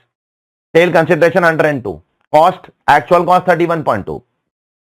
Compare with lower of sale consideration 102 and FMV on 31st Jan 90 rupees, whichever is lower, and then compare with actual cost, whichever is higher. 90 rupees is your cost. So 102 minus 90 is 12 rupees. 12 rupees is the capital gains per share. Multiply by 3,500 shares, that will come to 42,000 rupees, and 42,000 rupees is your long term capital gains under 112A. Therefore no tax will apply, because up to 1.25 lakhs no tax. Because your capital gains of long term under 112A is only 42,000, therefore no tax will be imposed on you. As simple as that. Okay. Now, which of the following statements are correct in relation to the remedies available to NICE Limited under the Income Tax Act 1961 if it is not satisfied with the draft order passed by the AO? Remember always, this is a theory question. See, do you remember that DRP provision of 144C? For certain eligible assessees, the AO cannot directly pass a final order. He has to pass a draft order and give it to the assessee. Then assessee has two options. Either to accept the draft order or to object the draft order to DRP. Now assessee has two options to raise issues, to raise queries. First option, is to accept the draft order, then the AO will pass final order and then the assessee can appeal to CIT appeal. Remedy number 1. Second remedy is to object the draft order to DRP. And don't wait for the final order. Directly object now only. Both the options are available. So it can either file an objection before DRP against draft order, option number 1, or it can either file an appeal to CIT appeal after the final assessment order. Both options are open. Both options are open. But remember, one amendment is made last year that DRP option is not available for block assessment. For block assessment, DRP option is not available. You need to keep this thing in mind. For DRP only, normal assessment 143, 144 and 147 people only will get an option for DRP. Block assessment people will not get the option for DRP. That is not the question over here, but I am just reminding you because that is an amendment. So this is a small question. And one last case scenario. It's a beautiful case scenario. Very, very, very good case scenario based on some amendments of buyback, etc. So I would like to read this case scenario once first. Because it's a very good case scenario, you need to have an in-depth knowledge of the question first. On 1st May 2025, ABC is a listed company. They have offered right shares in the ratio of 1:10 shares held at the rate of 50 per share. Now, one of the shareholder, Mr. Sahil, had 50,000 shares. So he already had 50,000 shares. Now he is getting a right shares of 1:10, means he has been offered 5,000 shares. 1 share for every 10 shares. So if he has 50,000 shares, he has got a right shares of 5,000 shares. Now he has retained 30%, means he has out of 5,000 right shares, he has retained 1,500 shares and remaining he has renounced to his friend. It means 3,500 shares he has renounced through his friend at 15 rupees per share. Who is his friend? His friend is Jay. After that, Sahil has transferred 10,000 original shares, which he has acquired for 2,38,000. Jay also transferred the shares acquired from Sahil for 80 rupees. Then XYZ Private Limited is a company who has bought back 80,000 shares at the rate of 200 per share. Such shares were issued at 20 per share, 10 plus 10, 10 face value, 10 premium during 10, 12, 13. Such bought back include shares of Mr. Sahil 6250, 250 shares of Mr. Rahul which he has inherited from his father, and other information is given in the question. Okay, now I will read one by one all the question. Beautiful question it is, a very dangerous question it is. Compute the amount of capital gains arising in the hands of Mr. Sahil. So what is Sahil doing in this question? First of all, Sahil has got 50,000 shares already. Company has offered him 1:10. So company has offered him 5,000 shares as right shares. Out of that, Sahil has renounced 70% shares to his friend. Sahil has retained 30%, renounced 70%. So Sahil has renounced 70% at 15 per share. So this will be subject to capital gains, short-term capital gains. How much he has renounced? Sahil has been offered 5,000 shares. He has renounced 70%. 3,500 shares he has renounced to his friend Jay at 15 per share. So how will you compute capital gains on renouncement of shares? 15 per share into 3,500 minus cost of acquisition of renouncing the share is always nil as per section 55. Therefore, this will be subject to short-term capital gains of what? 3,500. 3,500 into 15, 50 to 500 is the short-term capital gains. Okay. So Sahil would be subject to short-term capital gains of 50 to 500. Point number 1. Point number 2. Sahil is transferring 10,000 shares which he has purchased on 15th July or which he has purchased for 2,38,000 in 2022. Now he is selling in 2025 after 24 months, therefore it is long term. So Sahil has purchased this for 238. Now he is selling this for 65 per share, 6,50,000. This will be subject to capital gains. 6,50,000 minus 238, 4,12,000 will be the capital gains, long-term capital gains of Sahil. This is the second capital gains. One is short-term capital gains, another is long-term capital gains. Third one more thing Sahil is doing. XYZ company is buying back the shares of Sahil. So remember how much shares Sahil is giving back to the company. Sahil is giving 6250 shares back to the company which Sahil has purchased for 36.80 per share. So remember, in case of buyback, what happens in case of Sahil? Sahil has to do two treatment. Whatever amount is received from the company will be considered as deemed dividend under IFRS, and the cost of acquisition of the shares bought back will be considered as a capital loss. Remember or not? So how many shares are bought back in case of Sahil? 6250 into 36.8 per share he has bought back. This much will be long-term capital loss. 6250 into 36.8, that comes to 2.3 lakh rupees loss. This is long-term loss. this long-term loss he can set off against this long-term capital gains. And the net capital gains will be 1.82 lakhs for Sahil and short-term capital gains is 50 to 500 for Sahil. I hope it is clear to all of you. Beautiful question. So in buyback, two things happen in the hands of shareholder. One is IFOs, one is short-term or long-term capital loss, depending upon the period of holding. In this case, it is long-term because the shares which are bought back are more than 24 months old. I hope it is clear. Compute the amount of tax liability in the hands of Mr. Sahil for AY 26-27, assuming Sahil pay tax under 115 BAC. Now see, long-term capital gains we have already computed for Sahil 1,82,000. On that 12.5% tax Sahil will pay. Short-term will be subject to slab rates, and one more thing will come in Sahil's income, that is deemed dividend. How much shares are bought back by company? 6250. How much company is paying for every share? 200. 6250 into 200 comes to 12,50,000. So remember, the total income of Sahil will be long-term capital gains 182, deemed dividend 12,50,000 and short-term capital gains 50 to 500. Now, tax, how the tax will be imposed? On long-term capital gains 12.5%. On deemed dividend on STCG, it will be slab rates. Slab rates as per new regime. I hope it is clear to all of you. The answer will come to 85,800. I hope it is clear. Now, compute tax liability of Mr. J. Assume he has salary income of 4,25,000 and he has not opted, and he has opted out of default regime. He is following old regime. So we need to find out two things. He has salary income also. Apart from that, J. Who is J? J is Sahil's friend, to whom Sahil has renounced the shares. So Sahil has renounced the share for how much? Sahil has renounced the share for 15% and J has purchased the shares for how much? J has purchased the share for 50 rupees. So for J, the cost of acquisition is 50 plus 15. Correct? For J, the costs are two now. One, the cost which is paid to the company for acquiring the shares, and one with the cost which is paid to Sahil for acquiring the rights. So for J, the shares cost is 65 rupees. Now J is purchasing how many shares? 3,500 shares. And at what price J is selling the shares? Let's see the question. J has transferred the shares for 80 per share.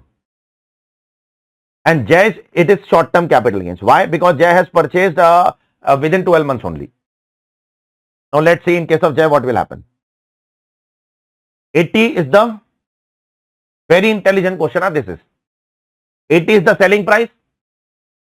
Cost is 50 paid to the company for acquiring the shares and 15 paid to Sahil for acquiring the right. Therefore, 15 rupees is the net short-term capital gains. Into 3,500. 50 to 500 will be subject to 20% tax. Now, very intelligent question. He has opted out of default regime. 4,25,000 rupees is the salary income. 52,500 is your, just a second. It's a very intelligent question. It's on something which we have discussed in great detail in the class. So I want you all to pay absolute attention on this issue. Pay attention, please. I'll show you here. What is the total income of J? 4,25,000 plus 50 to 500. How much it comes to? Let me make a total. 4,52,000. 4,25,000 plus 50 to 500. That comes to 477,500. Now, how will I compute tax? Pay attention. J is following old regime. I am writing old regime in big words over here. He has opted out of default regime. So, on this 50 to 500, 20% tax 111A. Because STT paid, etc. is there. And it is less than 12 months. On this slab rates. So, on 425, slab rates will come to how much? On 50 to 500, what will be the tax? I will compute the entire tax. 50 to 500, 20% tax comes to 10,500. Tax on short-term capital gains 10,500. What is the tax on slab rates? So 2,50,000 exempt. On 1,75,000, 5%. It will come to 8,750. Total 10,500. Total 19,250 is the tax. Now, this is the basic tax. Sir says I have not imposed. Now pay attention. Because the total income of J is up to 5 lakhs. Can he get rebate of 12,500? The answer is yes. Now, can he get rebate of 12,500 from the normal income, from salary income? Obviously, yes. Can he get rebate of 12,500 from special income 111A? The answer is yes. Why? Because Finance Act 2025 has made an amendment that you cannot claim rebate under 87A from special income under new regime, I have told you. You remember, in the old regime, you can claim rebate from special income also, except 112A. See, 112A special income, you cannot claim rebate under new regime also, under old regime also. But for other special incomes, in new regime, they have made an amendment. But in old regime, they have failed to make an amendment. Therefore, you can definitely claim what? You can definitely claim 87A rebate from here also. So take 19,250 minus 12,500. On that, apply 4% cess, and then you will get 7020 as your tax. I hope it is clear to all of you. Beautiful question it is. Next question. Whether the income arising on buyback of shares taxable in the hands of Mr. Rahul? Yes. If yes, what amount, under which head? See, in case of Rahul, how much shares are bought back? Let's see. 250 shares of Mr. Rahul were bought back. So 250 into 200 rupees per share. That will be taxable as buyback, deemed dividend. How much shares of Rahul are bought back? 250 shares. How much company is paying? 200. So 50,000 rupees. 250 into 200 comes to 50,000. That will be deemed dividend under income from other source. And how much will be the long-term capital loss for Rahul? Rahul has inherited these shares from his father. His father has acquired the shares for 10 rupees.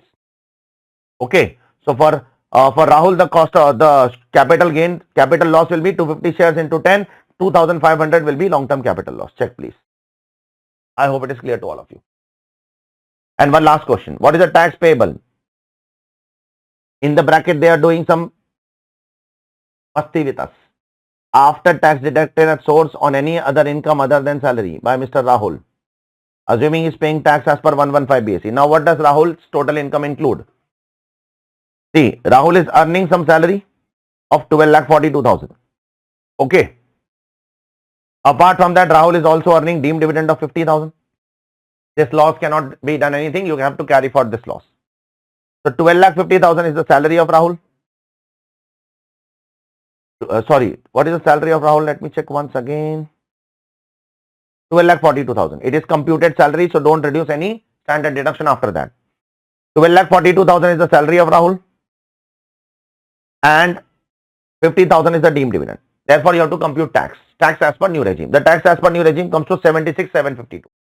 Now, on this deemed dividend, the company would have deducted TDS at the rate of 10% under 194. Do you remember? If the dividend exceeds 10,000, the company has to deduct TDS at the rate of 10%. So that's what they are asking. They are asking us how much tax the company has to deduct after considering TDS deducted by any other person. So the company would have deducted 5,000 TDS under 194. Therefore, the company has to deduct TDS at the rate of 71,752 rupees. I hope it is clear to all of you. So this is what this MCQ case scenario is all about. And here we complete all 35 case scenarios are given by ICI in the latest booklet applicable for May 26, September 26 and Jan 27 for our dearest students of full English, mainly from South India and mainly from Guntur, my dearest students from Guntur, because I have taken 2 physical batches from there. So I hope you all have liked it. If you have liked it, I want you all to share this video to maximum people and especially Guntur students. Please share this in all the hostels which are there in Guntur in masterminds. I would be very happy. I would be very obliged if you do this. It takes a very special effort from my side to do this again and again in both the languages. It's not that easy. I have done this in Hindi. Now I have done this in full English. Everything that I am doing in Hindi, I am doing again for you all in English. No other faculty across the country for any subject would do this. You can go and check. That too with so much commitment. My commitment towards you all is more than 100%. If you are working 100% for your exams, I will work 200%. If you are working 200%, I will work 400%. My commitments towards your exam will be more than yours. That is one thing I can say. So if you have enjoyed this video, make sure that you share this video with maximum students. I will also share this file. This is already shared on our website. You can go and download it from our website. And it is also there in our Telegram channel. If you go to our website aarishkhan.com, you will get it over here in the free resources. In the free resources, I think so it is already there. 35 case scenarios by ICI. You can check it. It's already there. Okay. So you can download it from there. So take care all of you. Bye. I hope you have enjoyed it. I hope you have liked it. See you soon with some more videos. Bye. Take care.